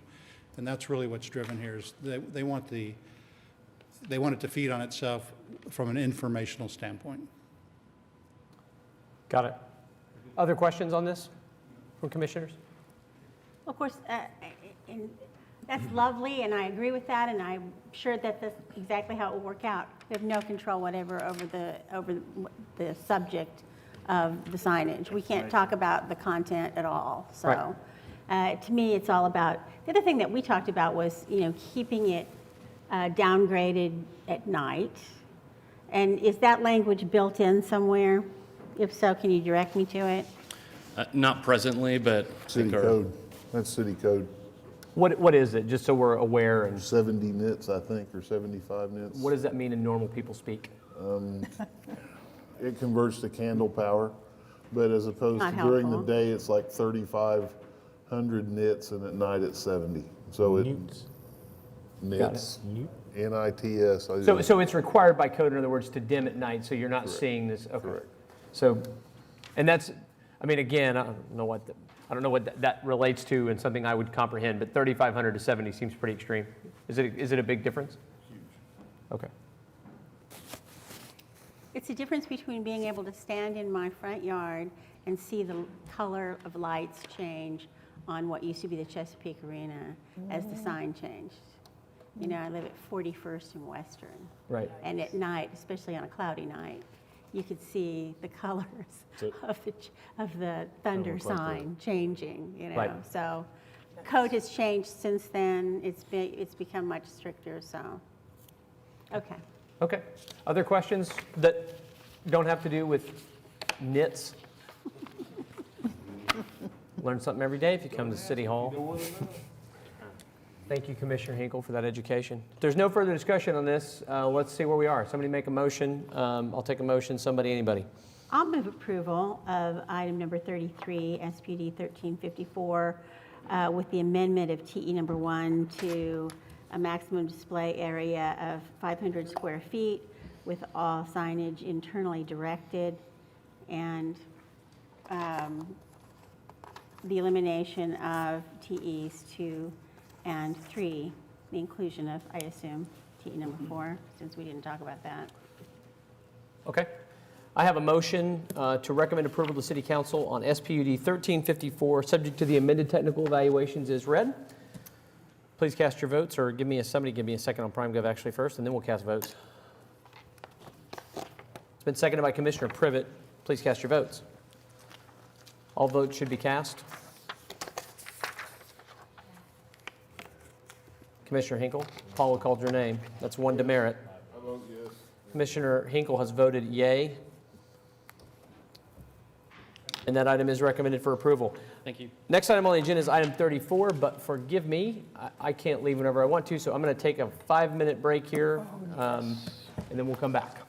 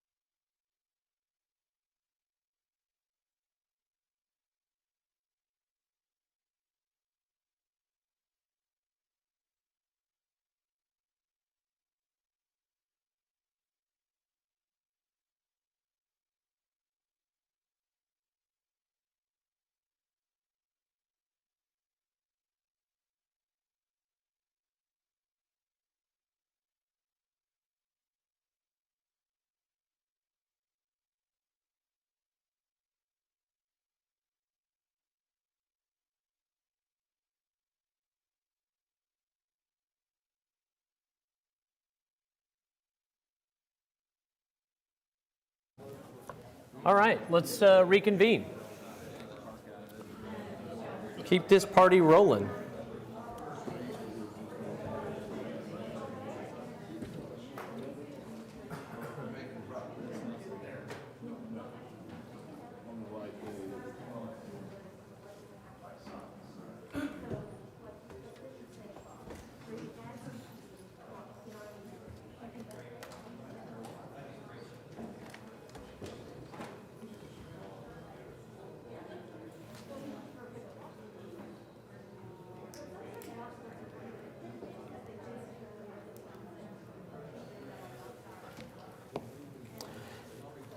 I believe we left off with item 33, so the next item on our agenda today is item 34. Mr. Butler? Item 34 is SPUD 1357, application to rezone 1534 Northwest 3rd Street from R3 to SPUD 1357.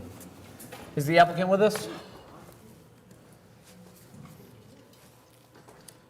Okay. Well, I tell you what we'll do. We'll move this one to the end of today's agenda. You want to check the hall one time? Yeah, we just kind of jumped back into it. That's a great idea. I'll pause just a moment. Thank you, Paula. I'll share that I talked with the applicant and asked for some changes, which I don't see reflected, so they might have expected that they were potentially. Well, let's we didn't specifically talk about that, but I'm just mentioning because that might be the case. I said 5 minutes. We took 6. Still let Paula check, and we'll just pause a moment here just to be safe. I hate to move somebody to an end of an agenda. Nothing? Okay. Well, just out of abundance of caution, we'll move to the agenda before we do a continuance on it. So we'll go ahead and move to item 35. Mr. Butler. This is CE 1061, application to close a 10-foot strip across Brenton Hills Avenue, located between Brenton Hills Section 4 and Whistle Creek Phase 5. Applicant present? Please come forward and give us your name and address for the record first, okay?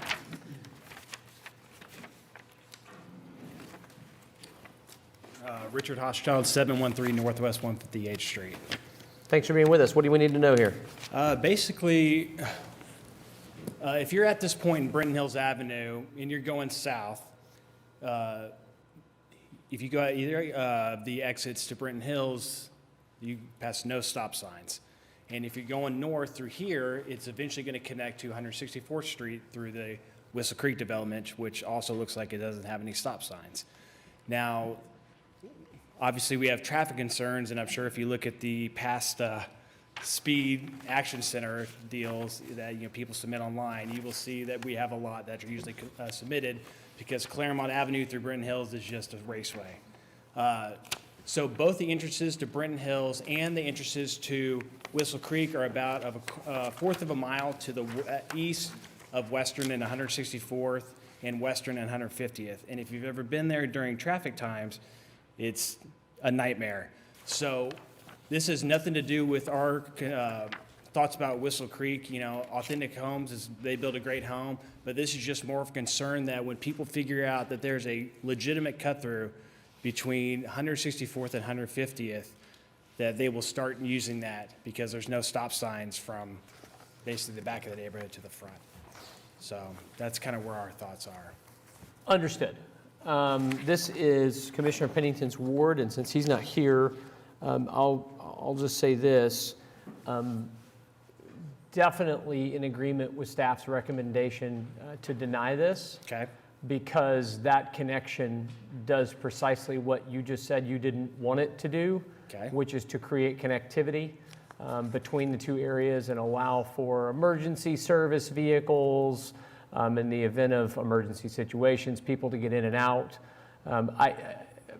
I was not originally a proponent of connectivity, but I was convinced the error of my ways, and now understand it's important. So I can't support the break of connection there. I don't know how other commissioners feel about it, but this would be the time to voice your opinion if you'd like one. If you have one that's different than mine. I'm sure you've read it. For the record, we just want to install a fire gate that can be easily open and closed in an event of emergency, not something that's right. But we have an active connection now, right? So we're still losing that connectivity, short of somebody plowing through it in a fire truck. Yeah. Okay. But the other concern we have is Whistle Creek is supposed to have a connection, obviously, to 164th. They've already poured the roads for phase 2, which show those 30-something lots right there. we as a neighborhood are concerned that, you know, they are going to access our neighborhood to build these houses. And these people in this neighborhood are going to access our neighborhood to come through. And so we were just curious why they were not made to make phase one, which is the connection to 164th anyways. I can't speak to that, unfortunately. Are the streets in your neighborhood private or are they public? They're public. Well, a public street's a public street, right? I mean, anybody has access to a public street. I can drive on any public street in the city. I can walk on it if I want to. Yep. I would say to you that it would be my opinion in this case that their taxes pay for the streets as much as yours do. I understand that they might be interior to what you define as your neighborhood, but a citizen of Oklahoma City is a citizen. And just like anyone else, you know, if they're paying for the infrastructure, it would be my opinion that we would allow them to use it. So at least that would be my view in this case, and that's why I would support the denial still myself. I don't make light of the reason that you're requesting it. I mean, I understand the premise by which you're requesting it. We're certainly not making light of that. Again, you've probably heard me say this because unfortunately you've been sitting here for 3 hours, but I mean, we just have to balance equities here between what is the lesser of the two evils, and in the case of lack of connectivity or some, you know, interim construction traffic, one is permanent and one is not. So certainly I balance it in favor of maintaining the connectivity for the benefit of the city, is what Commissioner Highsmith articulated. I mean, we do allow this sometimes, but We again, typically the case is that it is private streets in a private neighborhood. Yeah. And in that case, right, it's different. So in this case, yeah, it's probably a no-go for me. Anybody else, does any other commissioner feel differently about this? No, I'd just like to state to the applicant that you would might want to contact and get a petition together to the traffic commission and have some stop signs, or at least one or two installed. That's plan B. That's a great idea. Yeah. It's plan B, because it's just bad right now, so. Yeah, Sure. You're going to get a lot of support for stop signs, I'm sure, especially within a 300-foot area. Yeah, no lack of empathy from us, right? You understand that? Okay. I appreciate your consideration. Okay. Thank you. Thank you very much. Any other comments from commissioner residents? Or I think it sounds like we're all in the same boat, so I'd take a motion. Yeah, sure. I'm happy to make a motion, I guess, on this one to recommend. Is this final? No, this would be a recommendation to City Council. Make a motion to recommend denial on CE 1061. Okay, I have a motion to recommend denial to City Council on CE 1061. I'll take the second on PrimeGov. It's been seconded by Commissioner Powers. Please cast your votes. A vote yea is a vote to deny. Please cast your votes. All votes should be cast.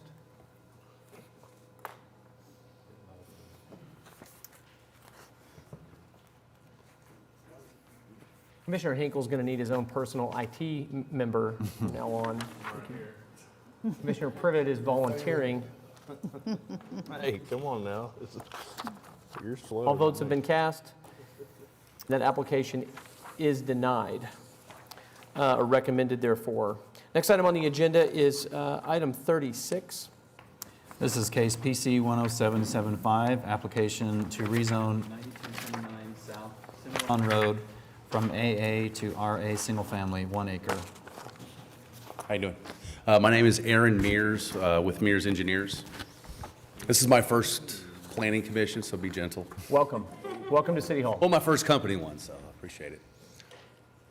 Basically, what the client would like to do is to partition this piece of property into 3 separate lots and zone it RA2. I know it says RA on there, or whatever, or a PUD, whatever you guys would prefer. The access, there is an oil derrick just to the south.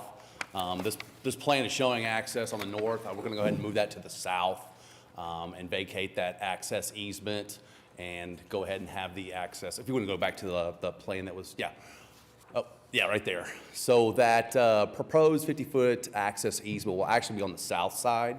And so what we'll do is on the far east, we'll vacate that existing drive to the basically the old derricks down here, and we'll just have a utility. We'll just give them access to their site to the south.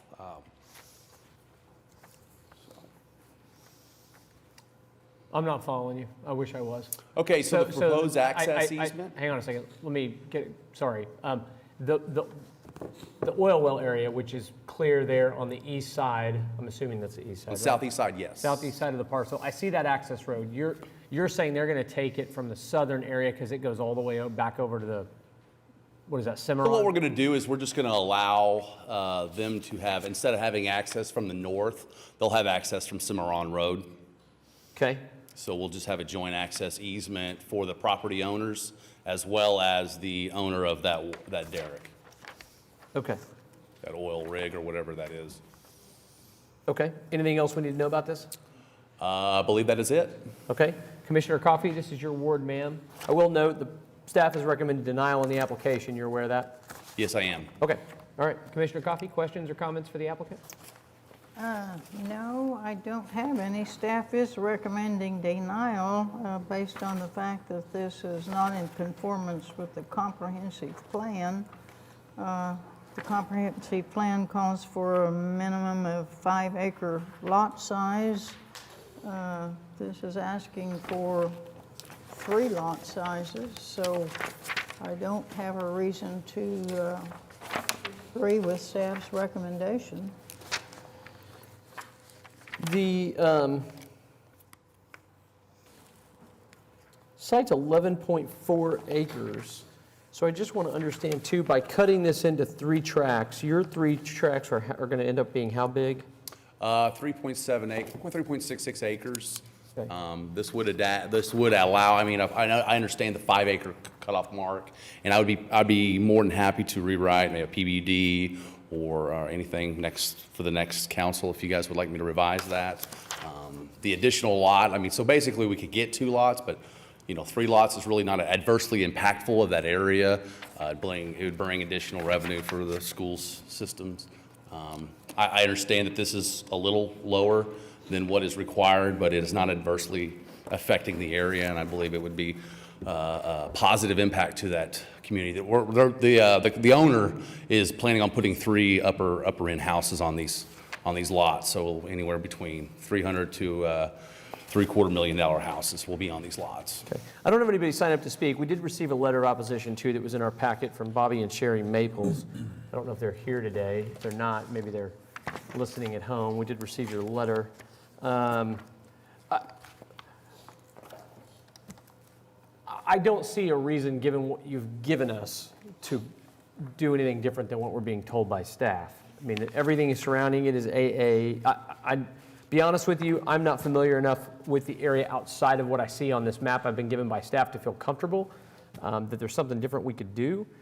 I think if you want to take some time to think about it. Well, I was just under the impression those lots at the south were less than 5 acres, but. Well, how big are those lots to the I south? believe they 'Cause are that's- 5 acres, and just looking at them again. You believe they are 5 acres? Well, I looked at an aerial before, and it was really hard to make them out, but now that I'm seeing that picture there, those look like 5-acre lots. That's what I assumed. And they're zoned AA, so that would make sense. Yeah. Do you know Sarah Welch? They're 5 acres. Okay. 5 acres. So recommendation, denial, and maybe come back with 2 acres, 2 lots instead of 3 lots? Is that what we're talking about? Well, isn't it? I more wouldn't of a take the zoning- denial then. Isn't it more of a zoning But it's issue zoned than for a? 5-acre lots. No, wait. We are zoning. Right, for straight zoning. If it was a PUD, it'd be 3 separate tracks. I guess I would like to defer it 3.6. and come back with a PUD. I think you need to. Yeah. Yeah. I'm trying to keep you from getting denied, Okay. to be candid with you, so I'm sort of dragging my feet here until we all figure it out. But I hate for that to happen because I think, given what you've told me, it could be worked out. Sarah Welch, you want to comment? You hear me? There we go. Microphones are cutting in and Hi, out. Sarah Welch, Planning Department. Hi, yes. I did call the applicant because initially, when the request came in, it was for 9 lots, and he's lowered it down to 3. I just want to clarify. He has 11 acres, and he has enough frontage that he could split it right now into 2 lots without coming through us at all. I for understand. anything. And so for 3, I just want to make sure you're aware that you won't have the frontage that's required. If you accept the RA district, you're going to have to put an actual road in. And so I just want to make sure that decision is. It sounds to me like this application needs to take some time to work through it as opposed to us trying to ferret it out here. Okay. So again, I apologize that we only have 1 meeting in November, 1 meeting in December. And so I'm going to have to continue you until December the 9th. But unless anybody feels differently, I think that's the right call right now, is to continue to December the 9th. talk with staff. If you wind up having to amend to a PUD, you'd have to renotice. It would probably be the first meeting in January, wouldn't it? Most likely, the PUD would allow you to address the access. But I think the most important question here for us today is whether the commission is supportive of 3 lots before he moves forward. I'll be honest with you. Under normal circumstances, I would not be adverse to 3 lots. I'm just speaking for myself. I'm not speaking for anybody else. But I wouldn't be opposed to it. But I'm not given a reason as to why I should, and I don't see how exactly it would work. It's not a complete application in my view. That's its problem. Okay. So if you went to a PUD and you took the time to renotice, it would be the first meeting in January before you could come back. That's what I would suggest. I'm open to other suggestions if there's a difference of opinion, but that's fine. That would be January the 13th. Yeah. January 13th? No objection? No. Okay. I'm sorry?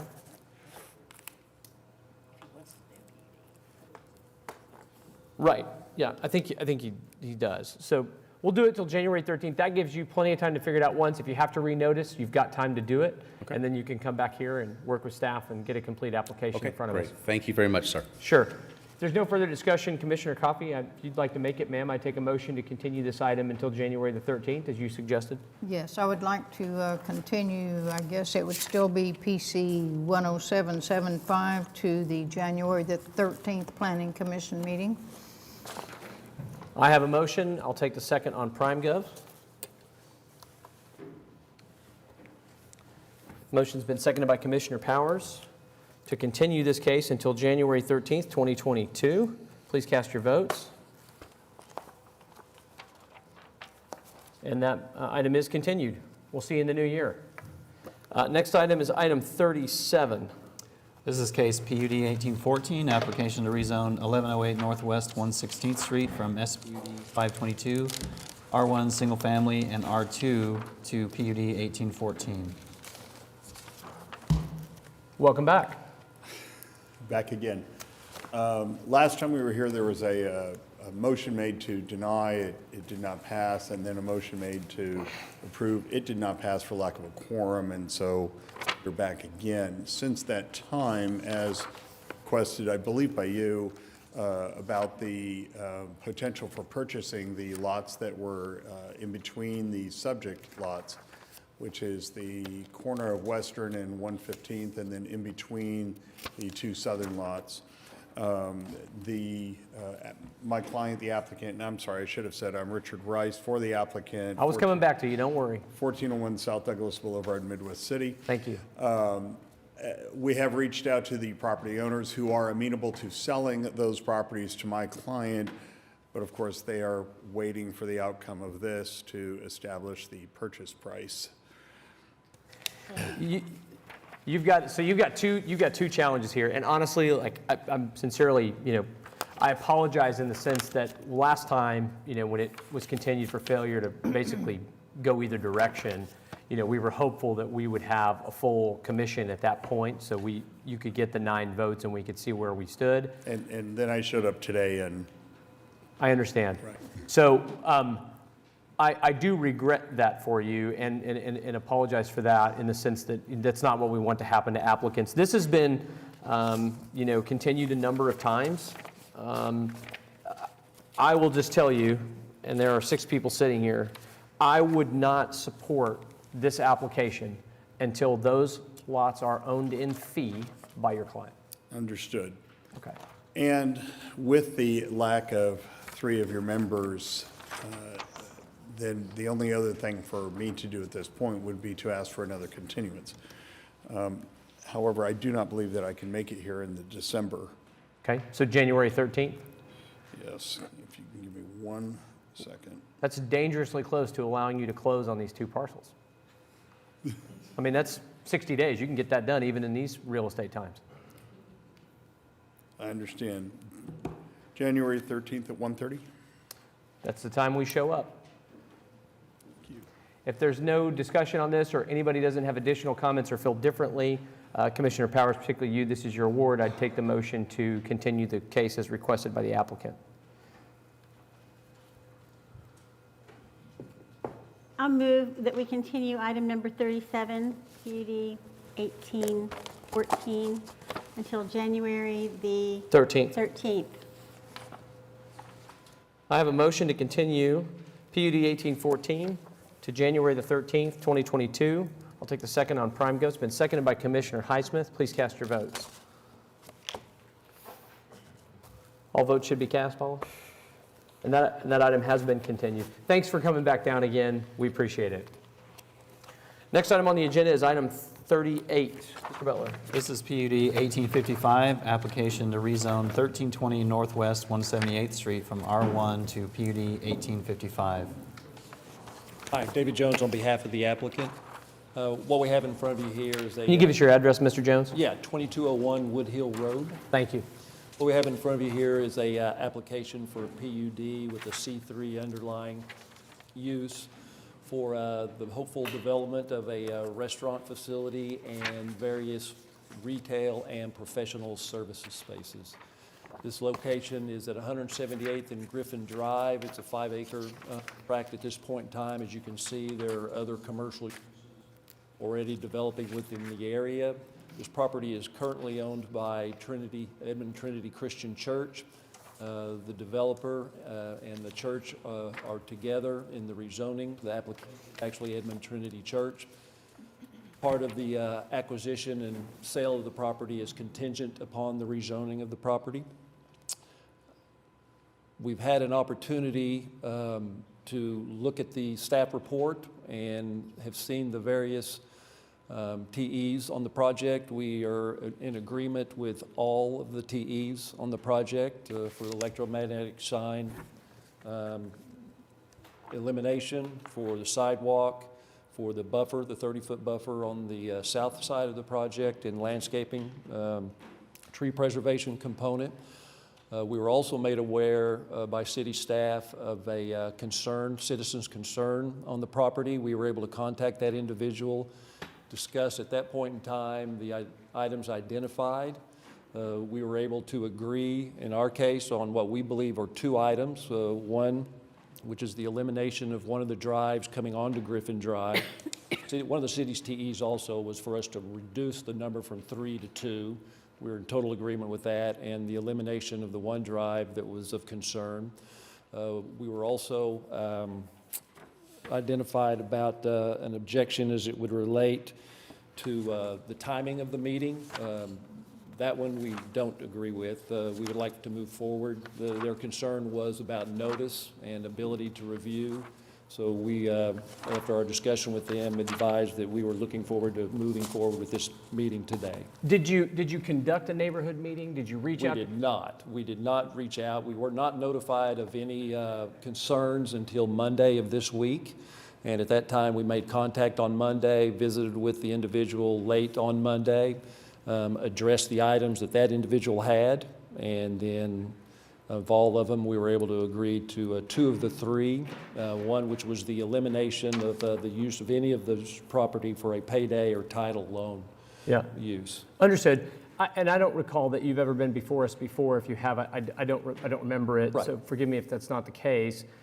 We have a policy that we always encourage applicants to meet with neighbors and discuss the application, go over it in person, answer questions, show them what these TEs, changes that you're agreeing to make, that staff has recommended, how it's going to impact the site, et cetera, be done before you come in and try to be heard. The reason for that policy is that it encourages what you've seen in so many other cases here today, which is that there's no one in opposition, and that if there are people in opposition, that the discussion has been had fruitfully between both sides. And I don't know that that's taken place here. It has not, but I understand the timing of that, and the option was offered in the conversation on Monday to sit down and meet to go over these items, and it was denied. The request was denied to have that meeting with that particular individual, not with the neighborhood in general, but with that particular individual. And that was the only individual we've been notified from the notification date till now that had any concerns. So we had no reason to believe that. I did receive one additional outreach today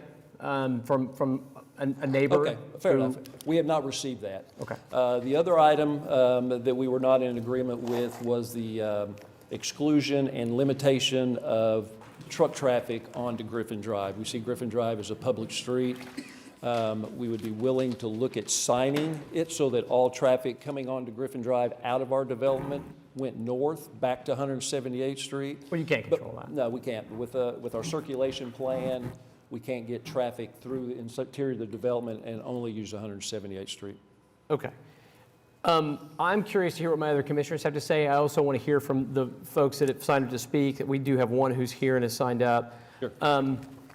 Let me just give you a couple of other concerns that I had on the application that I want to go over with you, and then I'll ask my fellow commissioners if they have concerns that I have missed or not addressed. Absolutely. Number one, I don't like it when applicants do, these uses are prohibited and these uses are permitted. I feel like I'm missing something. Okay. So that entire section where it says all these are prohibited should just be deleted. It should just be, these are the uses that are permitted, so we're crystal clear about what's allowed, and so is everybody else who looks at the PUD 10 years from now. Understand. Okay? So we could address that in a TE situation. The other thing, which I appreciate the incorporation of, and I'll just point out to my fellow commissioners, use unit 8300.34, eating establishments, drive-ins, and 8300.36, drive-through order window, have been restricted by the applicant to 150 feet of a residential area, which is typically what we request applicants do when C3 is going to abut an R1 area, so that's fine.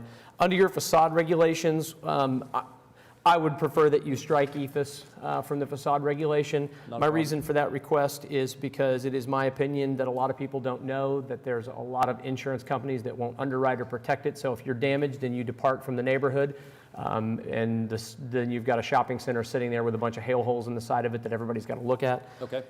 So I'd like that to be struck. The other thing I didn't understand on your landscaping regulation when I reviewed the application, and by the way, I apologize to the protester I spoke to, and I'll apologize to you for not being able to speak, but we did correspond via email. We did. So you know my feelings on the truck traffic on Griffin Drive deal. Okay. But as it relates to these other things, I apologize for not being able to meet with you beforehand. Travel schedule didn't allow that. But the landscaping says, basically 5-foot landscape buffer with either a minimum of 9 landscaping points installed for every 25 linear feet of abutment to a residential district, or 3-inch caliber trees spaced on a minimum of 25 feet on center shall be installed. I understand that you're in agreement now that a 30-foot buffer shall be provided and trees preserved within the setback. I'd like to go with the second option in terms of my feedback to you would be 3-inch caliber trees spaced a maximum of 25 feet on center installed along the south boundary instead of the South either boundary? or. Yes. Yeah. Yes. Yeah, that's what's outlined in your. Yeah, typical for C3 is, against R1 is 15-foot setback with a 5-foot. City's asking for 30. We're agreeable to go with that route, and we're agreeable to the trees conditions. Okay. The other thing that I wrote down, the TE, which I think you said no, you didn't say that. Are you in agreement with TE6, which is to delete the conflicting signage statement? Yes. And so then you're also in agreement with TE1, which is going to limit your signage to one sign, 8 feet in height, and 100 square feet? Correct. Okay, that makes me feel better. Yep. And then the deletion of the second paragraph in 9.18, you're in agreement with that? Yes. Okay.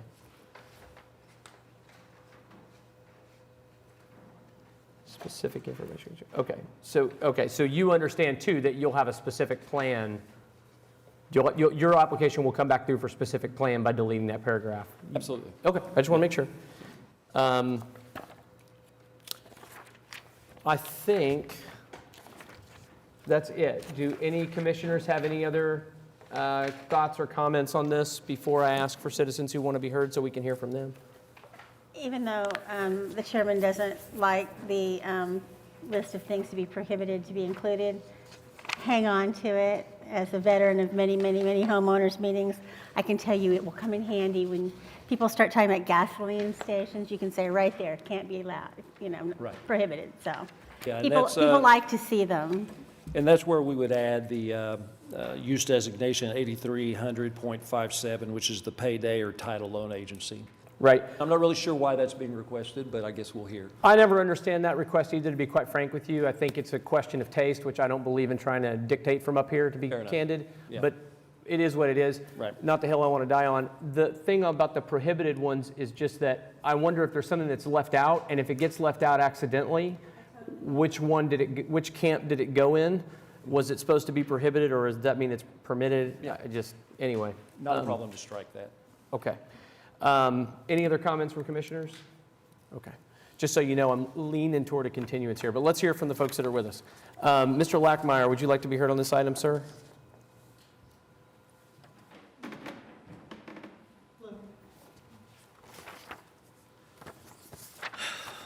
Steve Lackmeyer, 17413 Cranbrook.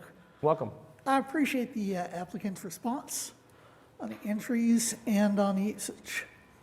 The usage is related to other things that they've agreed to leave out, like marijuana shops, etc.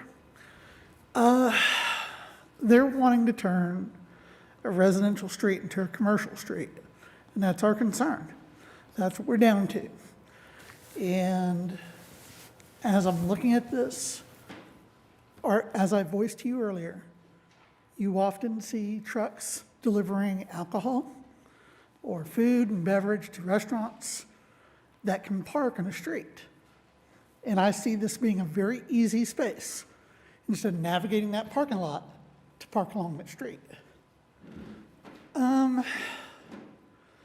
That's what I'd like to see dealt with.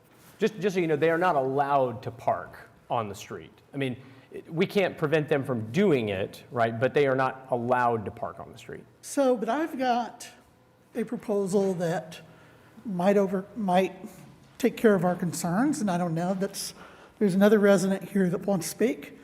And we had another one who was here but had to leave. So there's a few of us, but we've not had time to respond to this.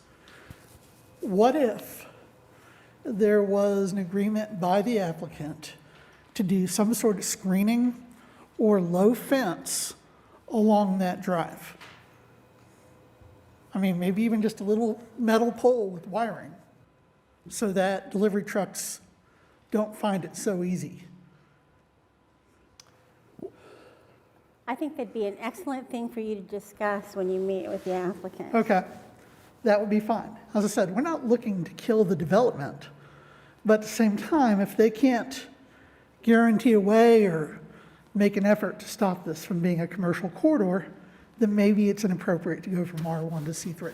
You know, there's also a thing, I know just because there happens to be one on my street. There are signs that say trucks in excess of 2 axles are not permitted or whatever. That would probably require a trip to the Traffic Commission. I don't know what the criteria are for that at all. But I certainly have had applicants, you know, agree to use their best efforts to obtain those kinds of additionally helpful things as part of an SPUD process.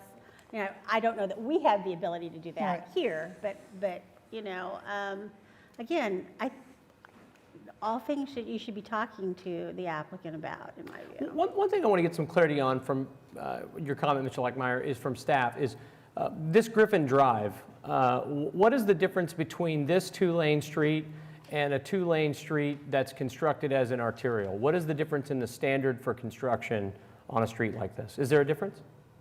You talking to me? No, I'm asking staff. I'm asking somebody from staff to tell me what the difference is. The difference on, Yeah, so Griffin Drive, as a street that's going to take, you know, commercial traffic potentially as a result of commercial development going in, is there a difference in what the city requires for the construction of a public street like Griffin that is not technically like a 2-lane arterial?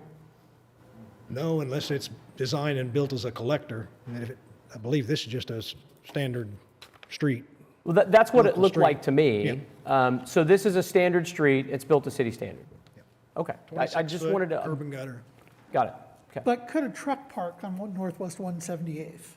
No, and a truck shouldn't be allowed to park on Griffin Drive either. But we know that they're more likely to if this goes through as planned. Also, I need to correct something.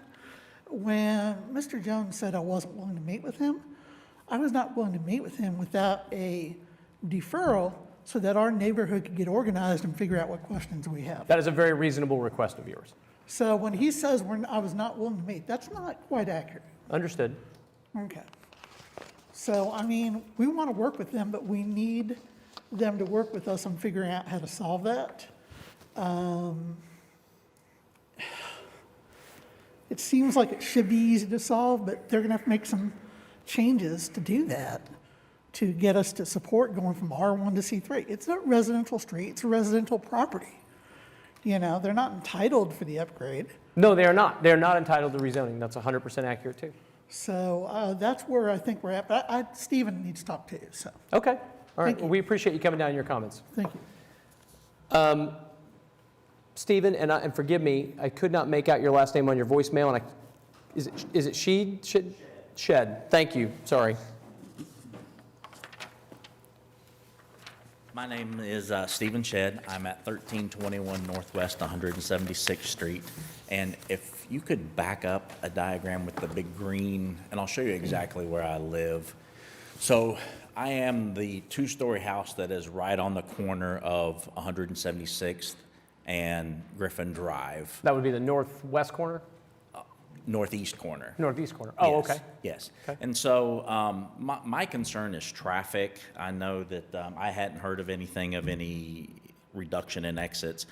The information that I had seen was 3 exits, entrance and exits on Griffin Drive. There's already 2 there for the extra storage space. So that would be 5 just there. If there's anything on that vacant lot, I'm understanding is maybe a credit union, and then you're going to have more access on that Griffin. So that feeder street helps with the 2 neighborhoods, Durbin Hills and Griffin Park, also access 178th. And there's a storage unit there, there's semi-trucks that park, there's moving trucks that park.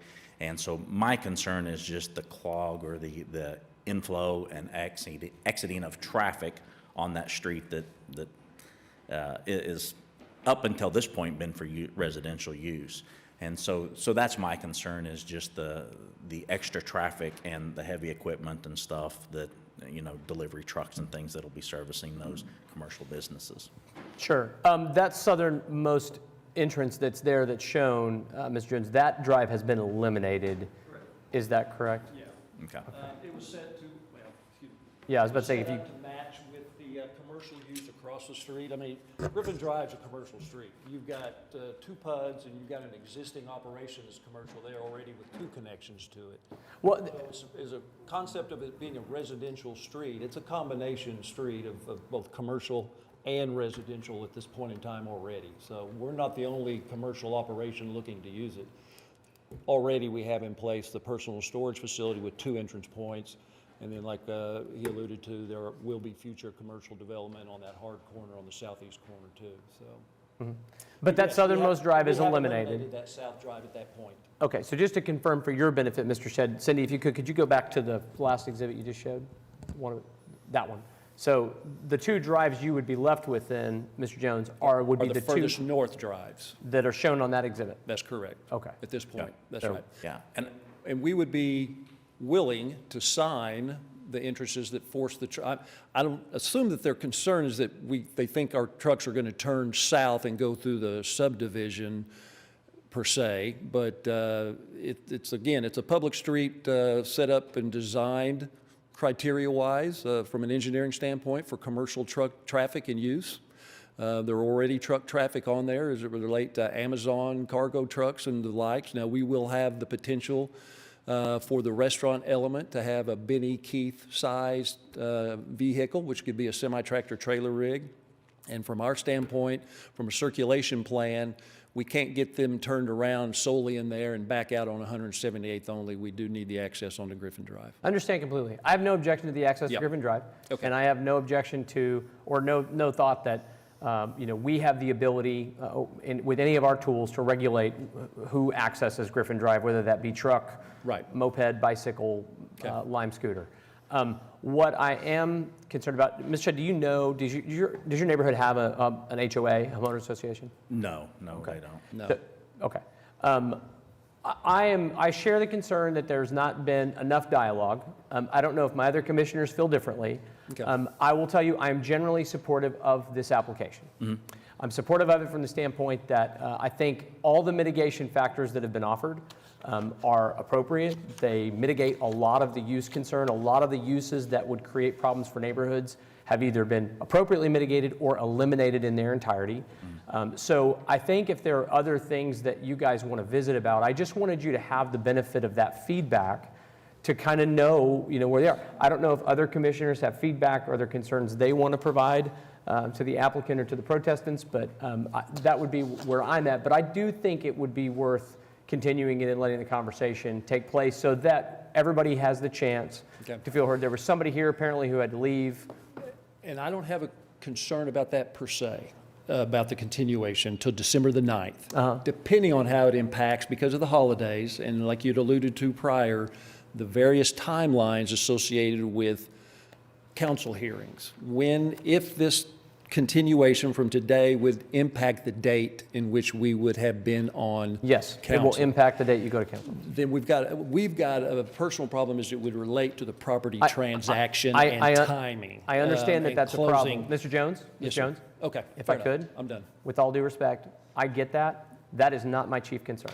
Right. So well, I respect it because I've been in your shoes, but that's not our concern. Our concern is that everybody has an appropriate time and amount of time to be heard on an item that impacts our neighborhood. We may not ultimately agree with them. I frankly don't agree with the fencing idea, quite candidly, but I am not going to be able to support anything other than a continuance today because I feel like there are a number of people who want to be heard. And as Mr. Lackmeyer said and Mr. Shedd said, there are a number of people that just found out about it Monday. It was an amount of time, so I think it's appropriate to call for the continuance. If that impacts you, I hate that. Well, I'm trying to understand then the notification that the city provided to all folks did go out on time. And why I'm being this told that it time did. frame that we're getting to about the notification. The notifications were done in a regular fashion. Notifications are statutory in nature. Yes, That's sir. one of the things, so you guys understand, that's one of our frustrations as a commission is that we don't control what goes in those notices. That's dictated by the state. And so those notices go out and everybody, you heard, if you guys were paying, I don't know if you're here, Mr. Shedd, or not, I know you were, Mr. Lackmeyer, that somebody said, I don't even know what mixed development means, right? Because that's what was listed on the notice, so they came to find out. We run into this a lot. Yeah. And I think, unfortunately, you've kind of fallen victim to not knowing our policy and protocol, which is to give people the opportunity to be heard. And a lot of times that means continuing a case. But is that not what the notification does, is give them the No, opportunity in advance absolutely. to contact the applicant to make that? It is a No HOA to contact and discuss it with. is How do you it get is hold of the incumbent neighbors upon you. without the notification from We the are city? not arguing. I understand. It is incumbent upon you to get with city staff and find out if there are people in opposition to your case. And if there are, it is incumbent upon you then to reach out to them and make sure that you've addressed their concerns to the best of your ability. And once you've done that, you can come in here, we'll listen to Mr. Shedd, Mr. Lackmeyer, and you, and we will make a decision about who we think is right as it relates to zoning policy and our comprehensive plan. Make sense? Yes, sir. But both of those items were done. City contact did notify us, and as soon as they did, within 4 hours, we were in contact with those people. So that's my point. You and I If were we weren't able to notified that there email was a reason. successfully. I had to forward your comments to the protestants that you sent to me so they could be aware of where the matter stood. They didn't even know that you had agreed to remove payday lending, for example. That's totally inaccurate, sir, if that's what you were led to believe. With my conversation with Mr. Lackmeyer, we were very clear on the fact that those two items, the removal of the drive and the exclusion of the payday, were off the table. Those We were would not take his those only out two of the concerns. deal. He had other concerns, right? So did Mr. Shedd. Well, the other I concern didn't know that the other drive had been removed. I hadn't spoken with anyone. This is what I'm saying. This is not an easy process. I understand, but we were only notified about Mr. Lackmeyer. I understand. That's all, I mean, we contacted him. We did everything that the policy requires us to do and offered to have that meeting. I'm going to request that we take a continuance to December the 9th so that you guys can talk about it. You are welcome to do that. If you choose not to do it and you come back, I'm going to tell you the same thing for January the 13th. It is entirely up to you. I would also like to chime in, I guess. I have often told applicants on cases in my ward that if they have to go door to door with flyers, they should do it. I think that the notification requirement of 300 feet is a bare minimum. It will be more difficult for you because there's not an HOA in your neighborhood. How is that even a thing in a neighborhood this Well, there is, of this there is date? for Griffin Park. I see. Yes. Well, so I do whatever you need to do. There's an entity called the Neighborhood Alliance.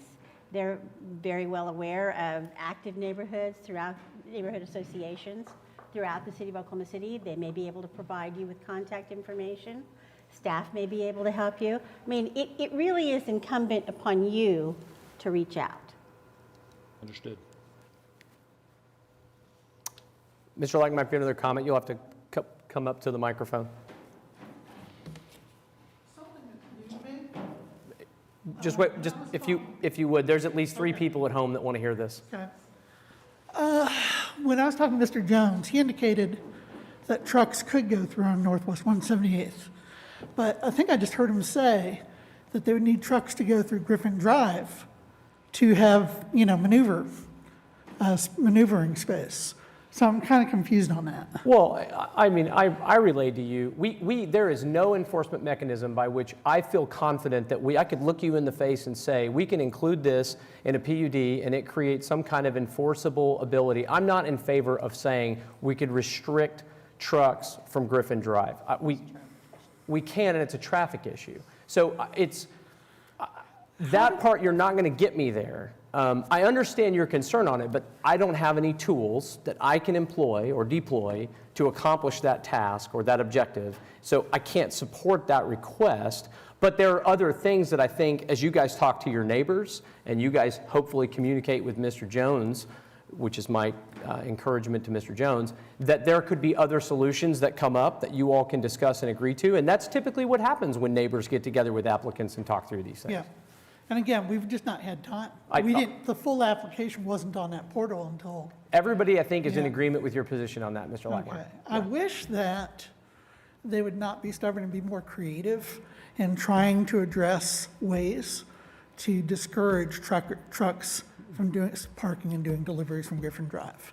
I really wish they could be creative and not just say, no way. Yeah. But that's where we're at. There's just a lot of things that are, there's a lot of things that are out of the building owner's control too, right? Because a tenant can smile at you, you can put it in a lease, you can do anything you want to do. Design can make it easy or make it hard. That's true. And water will flow where it's easiest, right? Yeah. Well, the same thing. Yep. If you make it difficult to do deliveries off of Griffin Drive, well, there you go. Understood. So. I think where we are is at a continuance. Is there any commissioner who doesn't support a continuance at this juncture? Seeing none, I would take a motion to continue this case to December the 9th in the hopes that we give time to meet. And So move. I have a motion. I'll take the second on PrimeGov. Motion is second to continue PUD 1855 to December the 9th. Please cast your votes. All votes should be cast. Call them out. There it is. And that item is continued. Mr. Jones, I would encourage you and your client to visit with Mr. Shedd and Mr. Lackmeyer outside, maybe find a time you all can meet. I'd also encourage you to get the contact information for the HOA president, who probably has a much better ability to get outreach to other neighbors in the area and make them aware of the case. Next item is item 39. Mr. Butler. This is PUD 1856, application to rezone 3401 East Britton Road from AA and R1 to PUD 1856. Good afternoon, David Box, 522 Colcord Drive. Here on behalf of the applicant, also with me is Jason Spencer. Mr. Jones, if you all could move your conversation out into the lobby. Mr. Jones? What? Mr. Jones, if you all could move out into the lobby to What'd I say? continue your discussion. I was over there. Go ahead. Yes. I think you got my name and address. You did. Okay. So this is a PUD at I-35 in Britain that would allow for 2 tracks. One track would be modified C3 with limited uses, and tract 1 on the west, a modified I-2 tract with very limited uses. There are 4 technical evaluations, all of which we do agree to, and we'd be happy to answer any questions. This is Commissioner Pennington's ward. He's not here. Are there commissioners who have questions of the applicant on this? You did just say you're in agreement with all the TEs. We agree with the TEs. I did speak with Commissioner Pennington. He did not express any concerns. He said he was going to email that to you. I'm not sure if he got around to it or not, but we did reach out to Commissioner Pennington and visit with him to see if he had any concerns. He didn't relay any to me. Okay, other commissioners have concerns or questions for the applicant on this? Is there anybody here that wants to be heard on PUD 1856? I'm looking at most faces that I know with a couple of exceptions. So, okay, if there's no discussion, I'll take a motion from somebody on PUD 1856. I move approval of item number 39, PUD 1856, the inclusion of the technical evaluations. I have a motion to recommend approval to City Council on PUD 1856, subject to the technical evaluations as recorded in the record. Seconded by Commissioner Highsmith. Please cast your votes. All votes should be cast.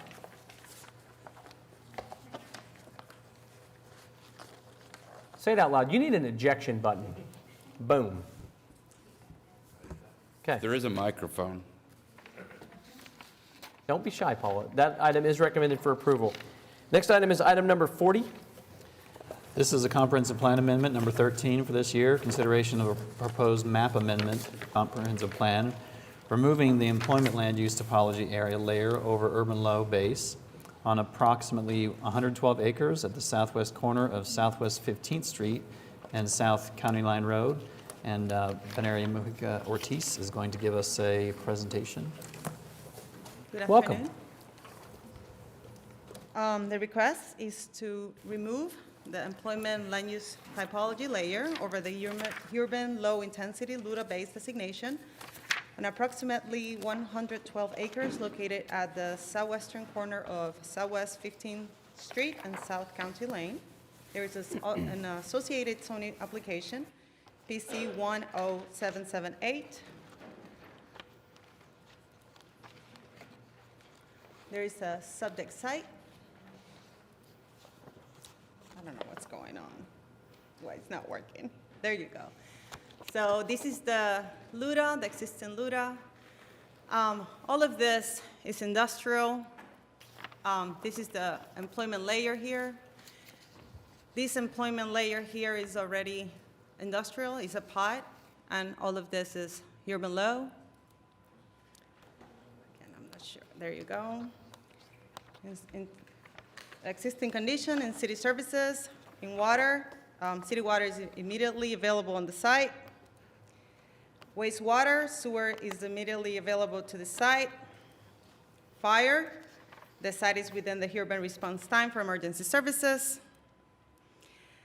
In terms of land use, right now it's undeveloped with some residential to the south. In zoning, like we mentioned before, there is a PUD to the east, 1757. That PUD is for industrial. There is another PUD to the west, it's 1512, it's for industrial with some commercial.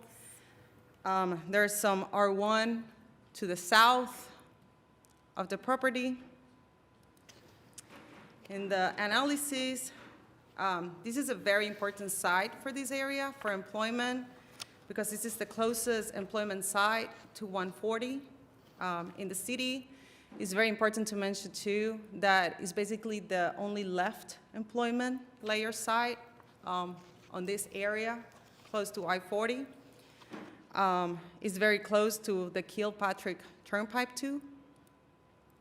The site is served by city water, by wastewater, and is in a good emergency response services time. Single-family residential is now supported use within the EM LUDA. Multifamily uses are considered appropriate within the EM LUDA when integrated with the supportive employment uses. We do believe this is a very good site for like a mixed use between some multifamily uses and some businesses that can go with the comprehensive plan for this area. Preserving employment land suitable to facilitate the creation of jobs remains critical to Oklahoma City's overall economic stability and future growth.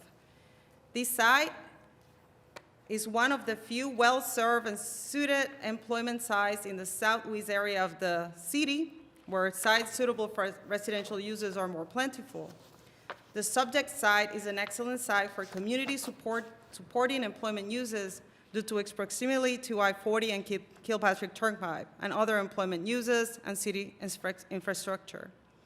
The recommendation from the staff is the denial of the request to remove the employment layer on the subject side. I don't know if there's any further questions. I do have one quick question, if I could. If you could go back, Cindy, to within the application, the exhibit or the page that showed the zoning layout. I want to make one thing. I can go back here. You have to do it there. No, it's the zoning one. Keep now going. You have to go forward. Let me Whoa. the other way. Keep going. There you go. Stop.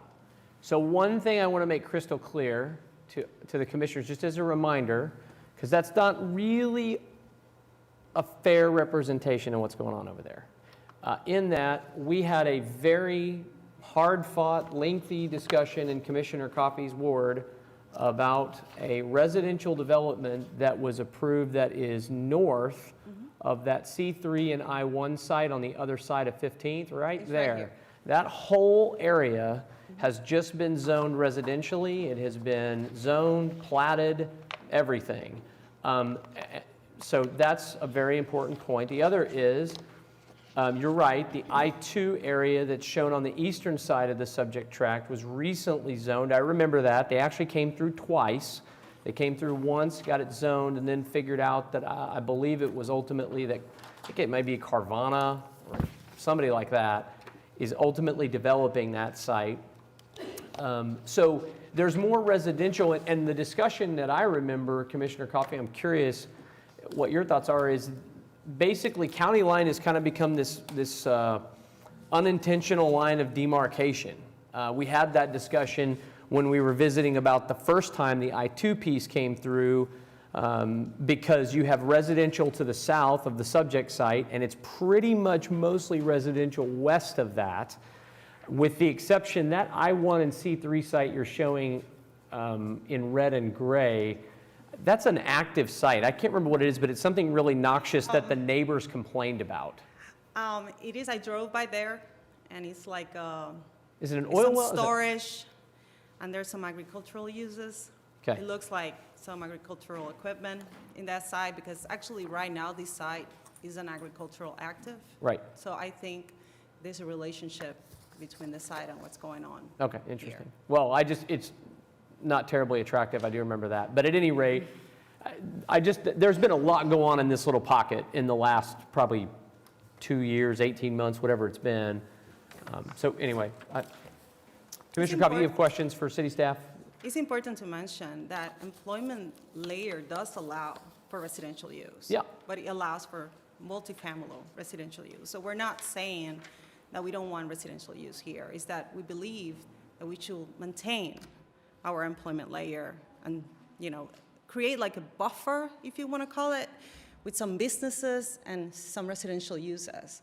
And then we can create that buffer from that industrial towards the residential that is going on to the south part of here. Got it. Understand in principle what you're describing it is intended to accomplish. Yes. Commissioner Coffey, any questions? Well, I have some mixed thoughts on this. I see that the staff is recommending denial of this. It's just kind of a mixed area, and it's becoming more so. The area to the south is both residential, and then to the east of county line is pretty industrial, but is also becoming residential to the south and to the east. Are there any other comments from staff about this in terms of the recommendation for denial? So it's mainly, it is completely, well, not completely, on the strength of the fact that that is a critical site for employment. As Benary mentioned, it's really the only site, this conglomeration of sites here is the only place in the city that has employment land with that direct access to I-240. So it's just a really good site. When we did the comprehensive plan, there was no, we didn't do any kind of demarcation as to, where residential should be and kind of where that dividing line is, because the comprehensive plan wants to integrate uses. So we want to integrate uses and not keep them kind of in their own separate parts of the city for a lot of reasons, including just efficiency of people being able to get to where they want to work. But those are kind of the main reasons that it's designated the way it is. It's a fairly rare site, and I've said this before, but the same reason it's attractive for residential, that's what makes it attractive for employment land. There are lots of other pieces of land in the staff report that could accommodate residential very well. They're not going to be as close to the freeway. That's not as important for residential land as it is for employment land. So those are the reasons, again, just emphasizing the need to integrate land uses. And that's what's important in Plan OKC. The goal is to be able to accommodate some employment land here with, as Benary was saying, with the intent that you would have some kind of uses or design that would allow you to buffer and maintain compatibility with the surrounding residential. Mr. Zidzow, do you want a chance to comment on the CPA? I would love the opportunity to. Okay. Mark Zitzow, Johnson & Associates, 1 East Sheridan Avenue. I think obviously we disagree with the staff's recommendation here, and I'd like to run through a few points that were presented in our analysis. The first, Plan OKC does outline several policies when it comes to these employment areas. One, purchasing of key properties with the intent of holding for employment uses. The second one, creating development-ready sites through public-private partnerships. Our client has not been approached by the city to purchase this property. That is not the case for other landowners throughout the city where the city has approached to reserve these sites for industrial uses. They did, however, approach our client to purchase, if I can move over here real quick, the tract of land immediately north of Southwest 15th Street. Our client actually owns to the north portion of the employment reserve. North of Southwest 15th Street is going to be a brand new regional park, which was not mentioned in any of the analysis by staff. Most of that is floodplain and floodway with a small piece remaining. So with the park coming online. Wait, on the north side of Southwest 15th? Yes. That's a funded park project? Land was donated by the Swisher family. The city accepted it. It is currently being designed right now. And as part of that design, they approached our client to purchase that property from them, and there's a tentative agreement in place. So the north portion of 15th, that employment will go away because of a park project. So the city is okay with removing employment land for the process of a park, for the purposes of a park. So when that was announced and accepted at City Council, that's when we believe this tract of land changed from likely industrial or commercial uses to single family.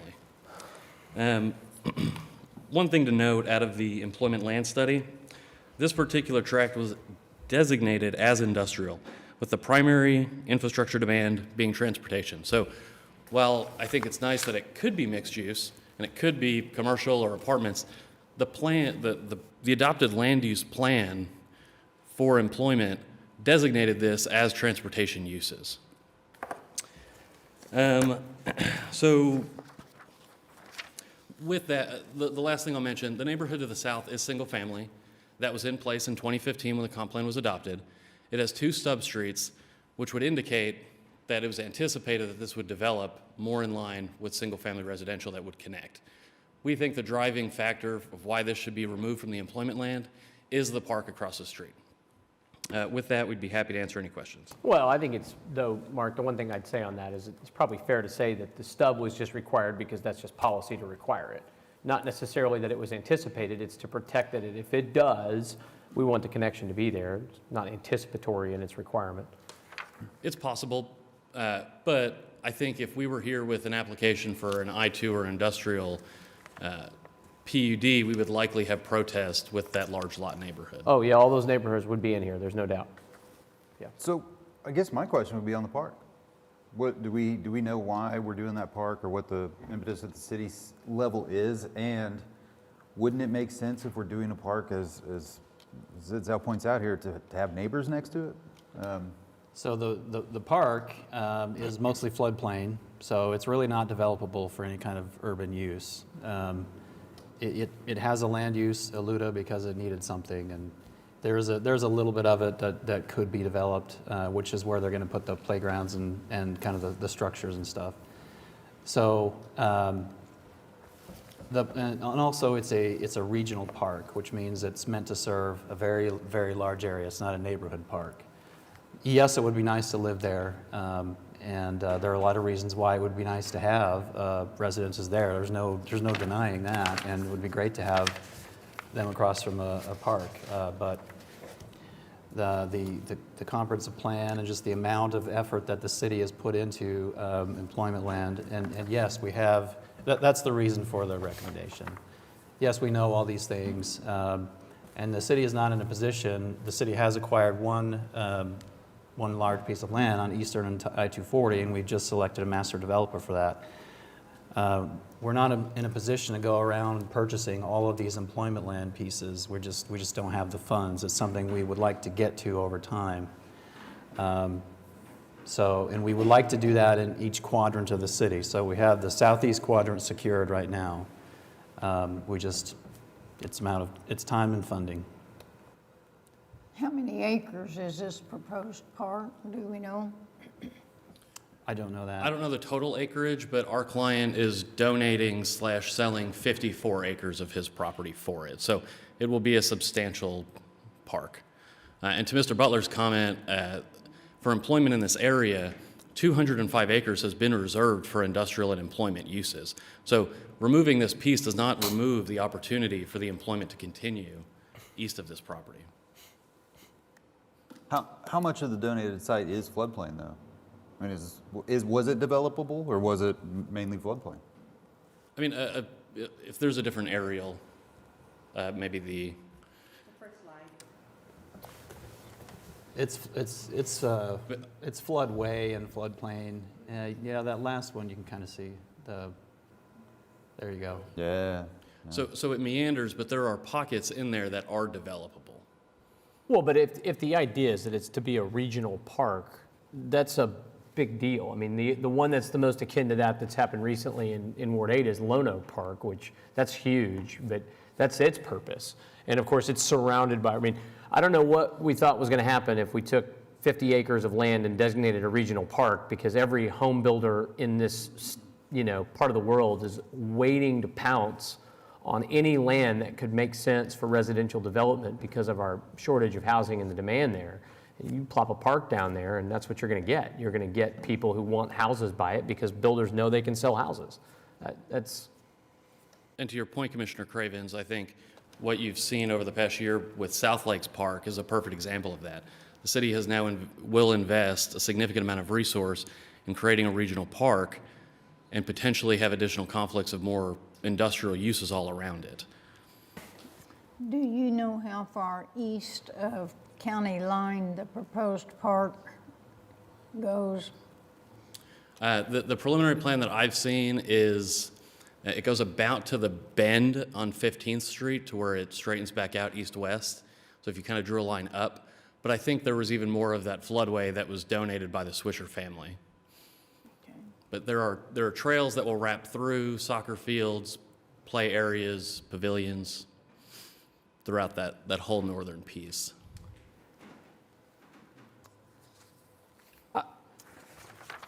Other commissioners have comments on this? Thoughts? I can tell you that I have no appetite whatsoever for fighting off more residential development around a regional park. We don't have a great track record with that. It doesn't work very well. It just creates a big, big problem. And it's just a headache. I mean, the city's going to make a park out of this. Seems to me that they've decided that there's going to be residential development here. If not, then it most likely turns into a Trosper-type park, and nobody's going there. Yeah. I mean, There's no neighborhoods anywhere around there. Well, if you think about it too, I mean, seriously, like we think about that neighborhood that we had many, many, many hearings on and for lots of time talking about. It's directly west of this site. I mean, so all of these people benefit from that. We know those houses are coming. They've gone through the whole process. And then you've got these houses to the south, which because of the connections is going to create basically direct access to this park. I mean, it really, even the neighborhood to the west that was, so against the residential that we approved to the east, this whole area benefits from that, from being able to get access to that park. And I get so torn because we've had this conversation plenty of times. I understand the premise behind employment reserve. I get it. I don't like it, but I understand it. And if there was an area where it worked, I think that's wonderful. But what I always think about is if I make the decision, if I were to vote to uphold the employment reserve, if that were to be my vote, I can't wait until something comes along here and somebody wants to put a gigantic commercial or industrial development on this site up against this neighborhood with a connection, and we're all going to sit up here and say, well, it's employment reserve, so that is not going to fly. I wouldn't vote for it. I find it very hard to believe that many commissioners would feel very comfortable voting for that if we put in some giant regional employer. And I just go back to the conversation that we had when we did the deal across the street. There was a lot of discussion about whether that was appropriate because of how close it was to residential, and it's across the street. And we're ultimately going to bring it across the street, south of a park, around a bunch of neighborhoods. I don't see it. And I'll tell you, if it's between waiting for that to happen or doing the obvious thing, which is the item that comes behind this as a companion item, boy, that sure feels like an easy answer to me. So I don't know. That's where I'm at. Williamson Farms. Yeah. All of a sudden, we've got a neighborhood with a dirt plant trying to go next to it. Right. Yeah, that's going to go over well. Yep. Well, where are we? Somebody want to, Commissioner Coffey, have a firm opinion yet? Do you? No. Can I speak? Whoa, water guy's back. Hey-o. It's past 5 o'clock, so let me take off my city badge and speak as a citizen. Loop that. Where's the water loop? I live out there I live out there 1.5 miles from this area. The closest park we have out there is in the city of Mustang. So having this central park here and having that a residential, it makes sense to me as a resident living that 1.5 miles out there. So I don't know if that makes any sense, but I just wanted to voice my opinion as a resident in that area. I love this man. You guys got together. Planted him? Did you plant him? I have never seen. Can we verify is this guy really a city employee? Do you know him, Sarah? The rent-to-own guy pulled out of the Okay. second phase. He knows about the park. He's going to sell that. As noted. I believe you. By staff. Well, we need to make a decision here and decide where we are. I would be supportive of approving the comp plan amendment for all the reasons I said. If anybody feels differently, let's hear it. If not, somebody make a motion, let's see where we are. I suppose as the guy who regularly supports staff on these, I'll speak up a little bit on my position here today. I find it hard on this one to support. For the reasons stated, we usually go to bat on these comp plan changes, and we usually lose anyway. And for me, on this one, it's not worth the fight. I think all this makes sense to me, and so I guess I'm saying I'm on board. Is that a motion? I need one. All right. I don't feel that strongly, but I'll make the motion. What is the motion we make on a comp plan amendment? We're going to make a motion to recommend approve, or no, I'm sorry, we're going to make a motion to approve the comp plan amendment and remove the employment layer on the site. So moved.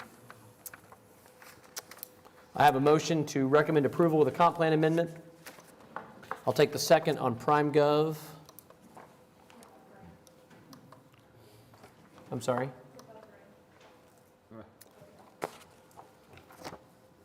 My screen's not doing anything. Oh, we're buffering is what you said. Sorry. We're getting you a microphone. Somebody from IT. Paula needs a microphone and an ejection button. She needs a soundboard? Yeah. Do like... All right, let's voice vote this thing. Commissioner Coffey, how do you vote, ma'am? Well, I'm trying to I was trying to make a motion, but I got to. It won't work. I make a motion to approve the amendment to the comprehensive, PC 10778. Okay. Second. I have a motion and a second to recommend approval of the comp plan amendment. Commissioner Coffey, how do you vote? Yes. Commissioner Privet? Yes. Commissioner Hinkle? Affirmative. I will vote aye. Commissioner Highsmith? Aye. That is 5 votes. We still have a quorum, just barely. So comp plan amendment is approved. Paul, I'll let you catch up down there. Next item on the agenda is item 41. This is the companion rezoning item, I believe, Mr. Butler. Yes.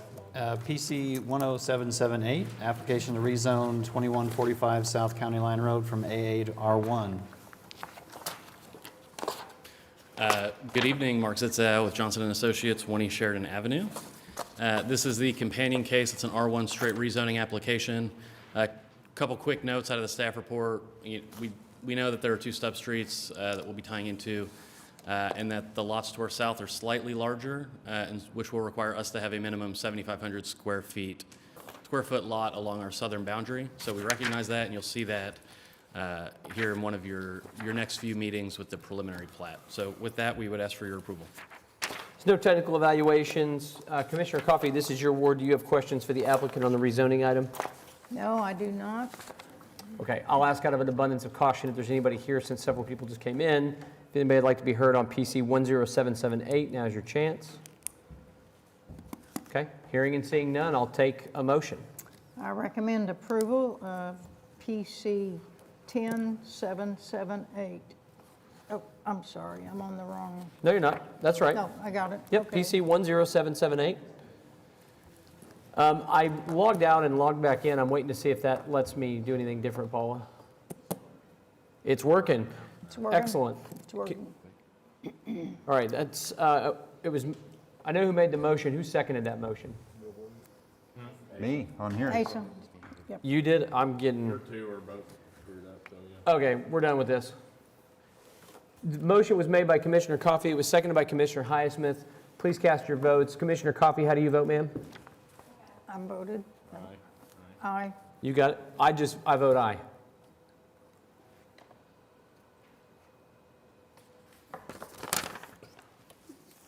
It is apparently passed. I'm going to log back out and log back in again. Yep. Next item on the agenda is item 42. Guy is so smart. You heard about?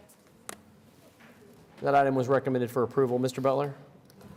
The next item is a petition requesting annexation of 160 acres to the city pursuant to, I'll just skip that part, located southeast corner of North May Avenue and northwest 206th Street in Ward 8. Good evening, David Box, 522 Colcord Drive. You know, it is Mark's birthday. Since he's getting ready to leave, I just thought that needed to be pointed out. Happy birthday, Mr. Zitzow. So this is a project application that's been in the works for a long time. You see in your staff report that it was back in November 16th we made this initial request. We went to the ad hoc committee back in 2017, which granted approval subject to conditions relating to Deer Creek Rural Water Corporation after a lengthy litigation that Mr. Garrett was able to successfully complete. The federal court ruled that he can have this site served by Oklahoma City. And so what we are seeking to do is annex this parcel into Oklahoma City. The ad hoc committee, again, was comfortable with that if the city could serve it with water. The result of the lawsuit is that the city can, in fact, serve it with their water. So we're coming in now with this to annex it in as well as make it R1 when we come in. We'd ask for your approval. Okay. This is my ward. I did have a chance to speak before the meeting with Mr. Box about this application. I have mixed emotions on it, be honest with you, but I'm inclined to take staff's recommendation in this case, which is to approve it. I don't really have any questions. The only thing I don't understand... Do you have an aerial? So it is worth noting, if you look at the land to the south, it's all zoned pursuant to, there we go, it's all a mix of R1 and mostly R1ZL. Right, but my understanding is that the infrastructure of 206 is ultimately designed to connect Portland and I-35 as a part of the expansion that was done on Lake Hector Parkway. So, the long-range plan, now, the way that, when I say long-range, it could be 50 years, but there is a goal to have I-35 connect over to Portland through what is Covell being kind of a major, east-west Well, my corridor. question is, has that right-of-way been, is it owned? Is it there? I doubt it. I mean, it's going to be, every right-of-way is going to be different through there. We won't stand in opposition to, any right-of-way that being needed. This is obviously just bringing it into the city. It doesn't determine the No, final. I understand. I wanted to understand what infrastructure had been laid out and what had been put in place, where this property is, how it's positioned, et cetera. I just wanted to understand that. Sure. So, I mean, we've got public water, we've got public sewer. oh, look at this. I continue. I said continue on. Oh. But I did want to mention that Public Works and in our legal description and in the right-of-way, we are not including any of 206th Street into the annexation request, but we are putting in all of the right-of-way on May Avenue. But we're going up. Oh, We're okay, not. okay, I got you. Does that make sense? Yeah, it Okay. does. Kim, do you want to just run through the slides? Sure. Okay. So, thanks for the introduction. Carry on. No, it's okay. So, Me too. David, that's all right. We'll do the PowerPoint design for you with our Plan OKC on it. David went through this. Kim Cooper Hart, Planning Department. Good afternoon, good evening, Commissioners, Mr. Butler, Ms. Randall.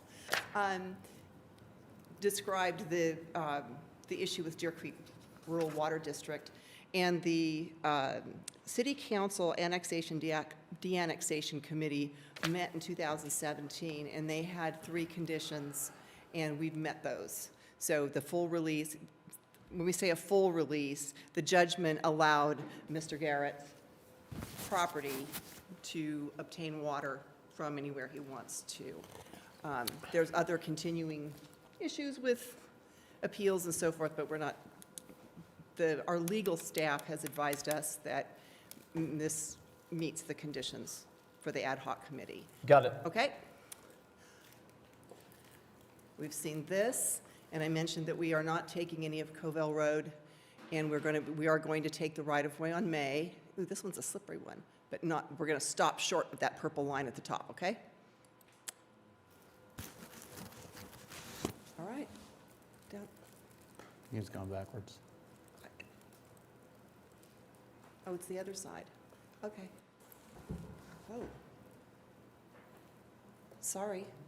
So we have residential below. This is the developer intends to do this as residential development. We feel that this is a good addition to the city. It brings new residential development into the city's regulations so that we're able to, help work to keep the urban character up here rather than having it develop in the county. We're good on water and sewer. We're going to be a little bit outside of the urban response times for fire. So this is a very tricky mouse. Sorry, folks. We recommend it. We think it's a good deal. I love that. All right. I saw that in the report. I mean, again, I think I'm in full support of it. I wish it was going to be some giant commercial thing that was going to suck sales tax away from Edmond, but that's just me. Short of that, this seems logical. So, anybody have any comments or questions for staff or the applicant or whatever you are? Not an engineer. Okay. Well, I can't make a motion. It's my order. I'd make a motion to receive the report and recommend the annexation petition and ordinance for consideration by City Council. So moved. Thank you. Take the second on PrimeGov. Been seconded by Commissioner Privet. Please cast your votes when available. I'm back. And that item is approved. Next item is item 43. Mr. Butler? This is an ordinance to be introduced and set for public hearing on December 9th relating to zoning and planning code and relating to animal raising, chickens and quail. And I believe that Susan is going to talk us through this. I don't have, where is it?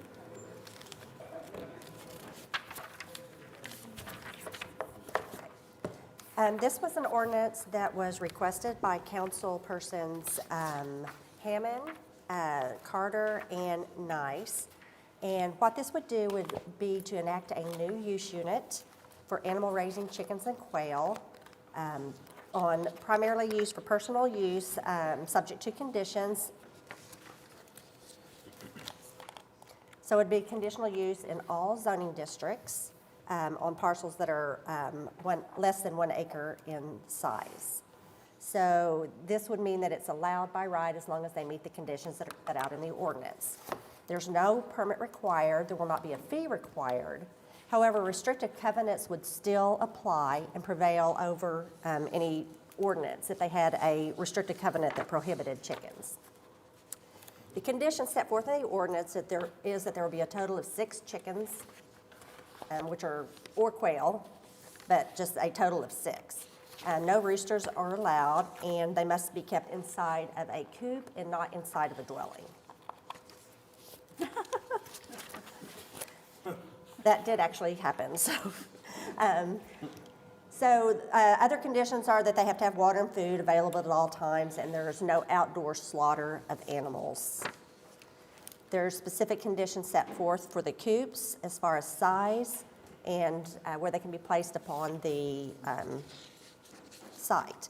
You have to have at least 4 square feet of space per animal, no closer than 5 feet to the side property line, 10 feet from the rear, and no closer than 30 feet from an adjacent dwelling. Some other conditions, they have to be kept inside the coop from dusk until dawn, and other times they have to have an access to an unpaved outdoor roaming area of at least 8 square feet per animal. The coop has to be, and animals have to be kept behind the front rear wall of the primary structure. They have to be kept clean and built to prevent access by predators. And if you use any type of electrical or heat sources, it has to comply with the building codes of the city. And here is just an example of kind of how the placement would be. Behind the rear wall, 10 feet from the rear property line, 5 feet from the side, and 30 feet from an adjacent dwelling. This is going to be enforced on a complaint basis. So if someone had a complaint, they could call the Action Center. We would send an inspector out to verify that the conditions are met that are set forth in the ordinance. We would have to have consent from the property owner in order to go into enforce a violation. And if they did not give us consent, then we could have consent from an adjacent property owner if we could view the violation from their property. If neither of those works, we have an opportunity to go get an administrative search warrant from the municipal courts in order to inspect. And again, it's just a zoning violation. So that's just what we have in our existing zoning code, Class A offense, a fine not to exceed $500. If there was a third or subsequent offense, it'd become a Class B offense, a fine not to exceed $1,200 plus costs and fees, or jail not to exceed 6 months, or both. The city could also file an injunction in district court to prevent someone from having chickens if they didn't meet those conditions. This is just a summary of some of the other ordinances that we looked at. I think you have that in your packet probably if you want to look at that, but we did look at, Edmond, Norman, a lot of the cities within Oklahoma as well as within Kansas and Texas. And if there's any questions? So of the ordinances you looked at, whose has been in place the longest? I'm not sure I can answer that. I'd have to go back and look at them. I have copies of all of them. I know Edmonds is pretty recent. Did you guys actually speak to some of these municipalities about the ordinances, or did you just gather the data that they exist? We gathered the data. Okay. I'd be a little interested to know what issues they've had with their ordinances, if they've had complaints, if they've had issues, what types of challenges they've had with enforcement, I mean, those kinds of things. Anybody else? Ms. Randall, when you say that restrictive covenants that prohibit chickens would still be enforced, you don't mean to suggest that the city of Oklahoma City is going to involve itself in that? No. You can't call the action line and say, hey, our covenants don't allow this, my neighbor's got chickens. Right. No, that would be enforced through private Private, covenants. yeah. Just to be clear. It's just, what you're saying is just that the ordinance doesn't assert those. So if there is a neighborhood with covenants that restrict it, then they would still be restricted privately. We just wouldn't have any part of the Right, they enforcement. could enforce their own restrictive covenants. Got it, okay. I do have somebody who signed up to speak, so I think I'll call them just to get comments. Just one. There could be others, but Laura Johnson, I presume? Yes. Could you give us your address for the record? Name and address, please. Laura Johnson, 2532 Southwest 101st Street, Oklahoma City. Thank I just you. want to assert that I am here as a private resident and not as a city employee. I'm not going to do the elaborate take off the badge. I do, before I speak, I just want to say how much I appreciate all of you as volunteers for the city. You do heroic work. I mean, you are the real MVPs, to quote my favorite former basketball player. But Now, we appreciate you saying that. Yeah, Especially on an evening like this. well, if it hadn't gone long, I'd have had to take vacation to be here, so I might even appreciate it more. So I'm here to protest the ordinance, and I will be coming back for the public hearing because I'm aware of the process, so I know that this is just a preliminary opportunity to do that, and I appreciate being allowed to speak. I have owned my home in Ward 5 for 40 years. It's paid off. I don't want to move. I'm hoping to live there until I am not able to live independently anymore, so, which could come sooner rather than later. The Anyway. financial advisor in me is thrilled to hear you say that. Yeah, I know, yeah. My house is 1,340 square feet, and it's on less than a quarter of an acre, 0.19 acres. And my neighbors, I live on a curve, so my neighbors' lots are 0.14 acres and have 6 of them. I have no doubt that at least one of them will want to have chickens. And this concerns me. I live in a neighborhood that does not have an HOA, no restrictive covenants, and I think that there are probably quite a few of those, but they're generally older and less wealthy homes, and so I think there's an issue there. Some of the objections that I have, first is noise, and I realize that the proponents of chickens will say chickens don't make a lot of noise, and they especially don't make as much noise as dogs, but we do allow dogs in our neighborhoods, and so the dogs in my neighborhood will be going crazy 24 hours a day, 7 days a week, because there are chickens in the yard next door. My boss tells a story about when he was growing up, they had a dog, their neighbors had chickens, the dog dug a hole just big enough for the chickens to get into the yard and then chase them until they were not alive anymore. You know, dogs and cats are natural predators for chickens, and so it will be a normal reaction for those dogs to react that way.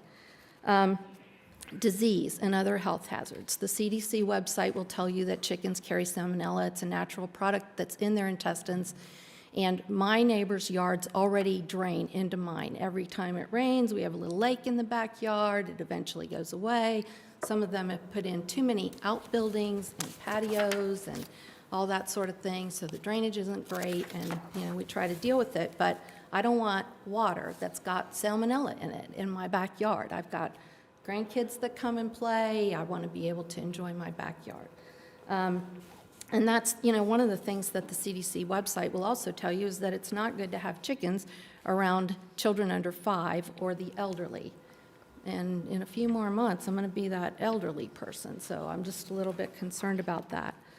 I'm concerned also about code enforcement. I realize that this is a conditional use, and the conditions are well described in the ordinance and the memo, but I do not believe that the city is able to enforce those conditions.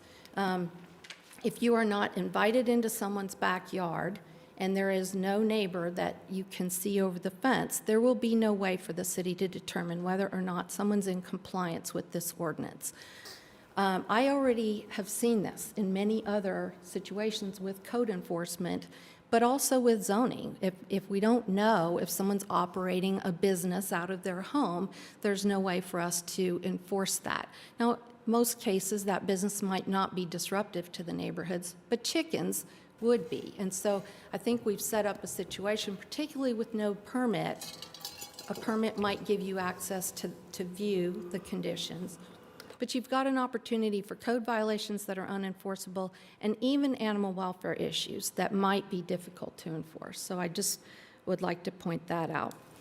And maybe there's an opportunity to add a permit that would allow for that enforcement. I don't know, but that's just a concern of mine. The other two concerns really have to do with equity. Again, no HOA in my neighborhood, no opportunity for restrictive covenants. And so you're affecting property values and neighborhood enjoyment in neighborhoods that are less able to come before you and raise concerns about that, and less able to defend themselves in the event that they've got a noxious opportunity. And then last, I would say that there is this false economy of chickens. So a chicken coop costs anywhere from $400 to $600 to put in your backyard. The website about raising chickens says it costs about $30 a month to feed a chicken. Well, you can buy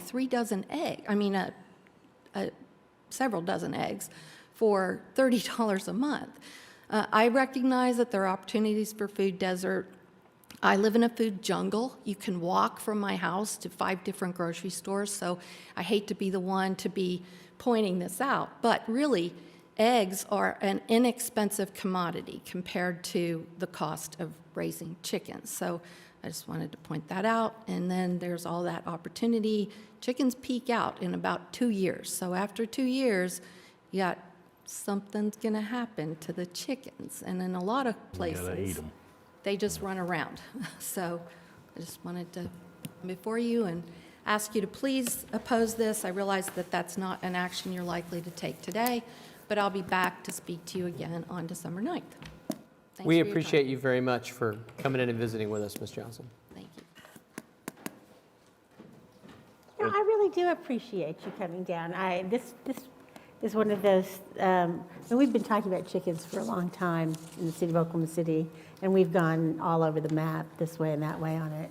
But mostly the arguments are kind of more emotional than rational, and I really do appreciate you coming to share that with us today. Thank you.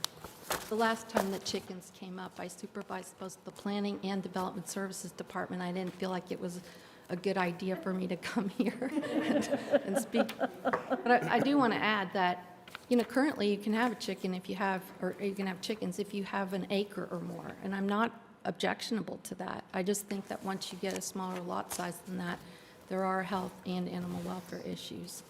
I think the argument you made that is the most interesting to me that I'm going to spend some time thinking about is the actions of unintended consequence, right? You bring in chickens which don't make noise, but every dog around it knows they're there and they're going berserk, and that would be more obnoxious than the chicken, and there's nothing you can really do about the dog.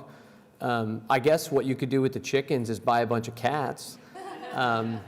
But, I'm not sure what you do about the dog. That's interesting. I'm like Commissioner Powers. I thought that was very thoughtful. I appreciate that. It gives us food for thought, so no pun intended.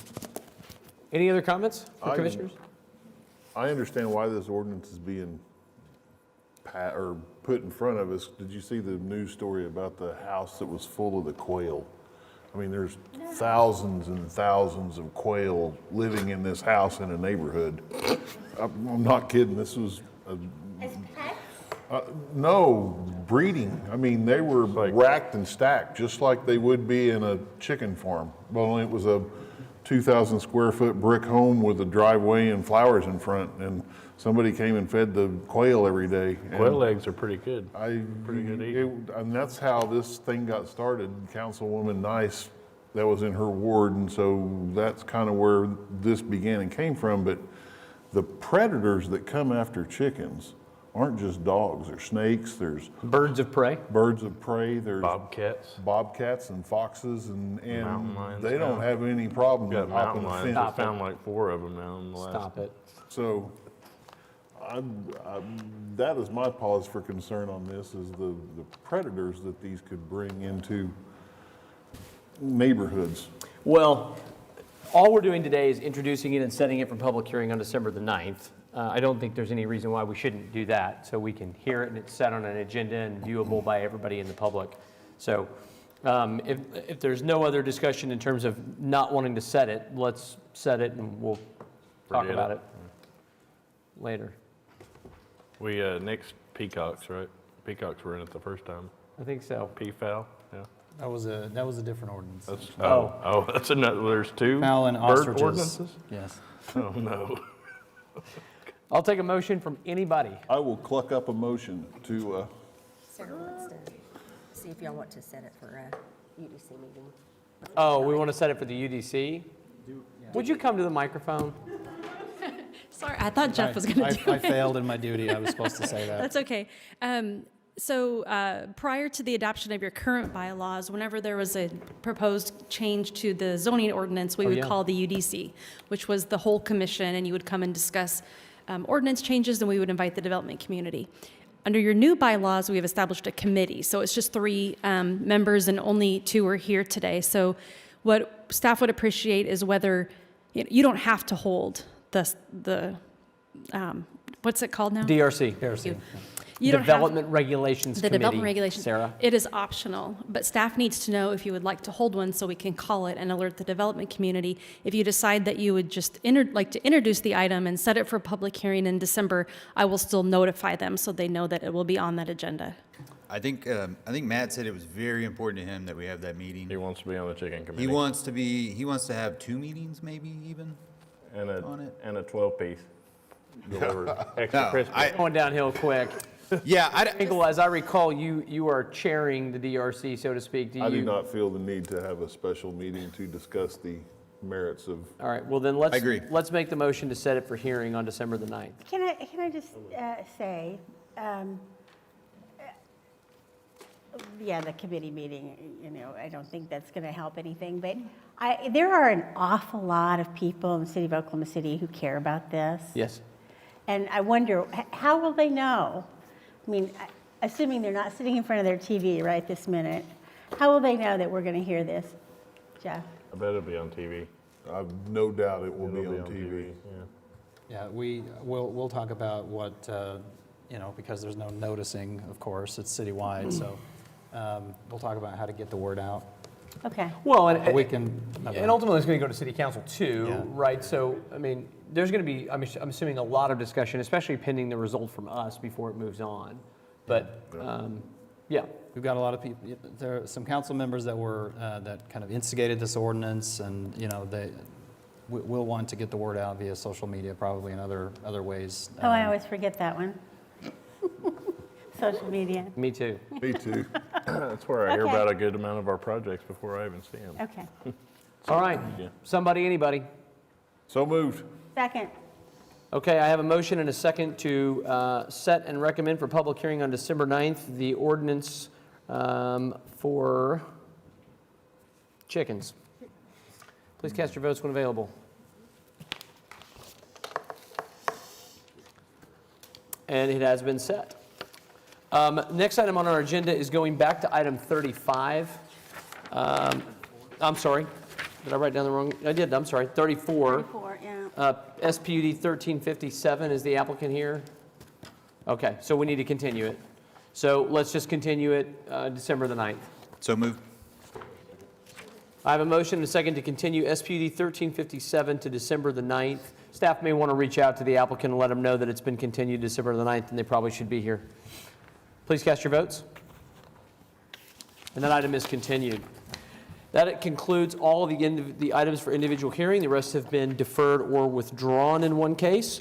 So the next item on our agenda is Planning Commission committees. There was no meeting today, so there shouldn't be any report there. Planning Commission members, Commissioner Powers? I actually had some things I wanted to say today, but they've all gone right out of my head. Weird. About an hour ago. Yeah, I mean, seriously, they've sunk down to my toes. Okay. Commissioner Coffey? Commissioner Privet? Nope. Commissioner Hinkle? Has anybody noticed how the first 2 rows of people there is like a whack-a-mole? Yes. Just up, down, move, but happy Thanksgiving, that's what I have to say. Happy Thanksgiving to you guys. All of you. Commissioner Heisman? Plenty of birds. Yeah.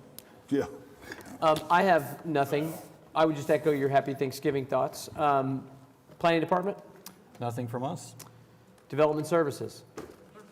I knew you were going to say that. Yep, that's what I figured. Citizens to be heard? Utilities Department? Utilities, so yeah. Yeah, where's utilities at? Gotta have something to say. Other business, if there's none, I'll take a motion to adjourn. So moved. Second. Any opposed? Hearing none, we are adjourned. Okay. Thank you. Yeah, and I have the other one.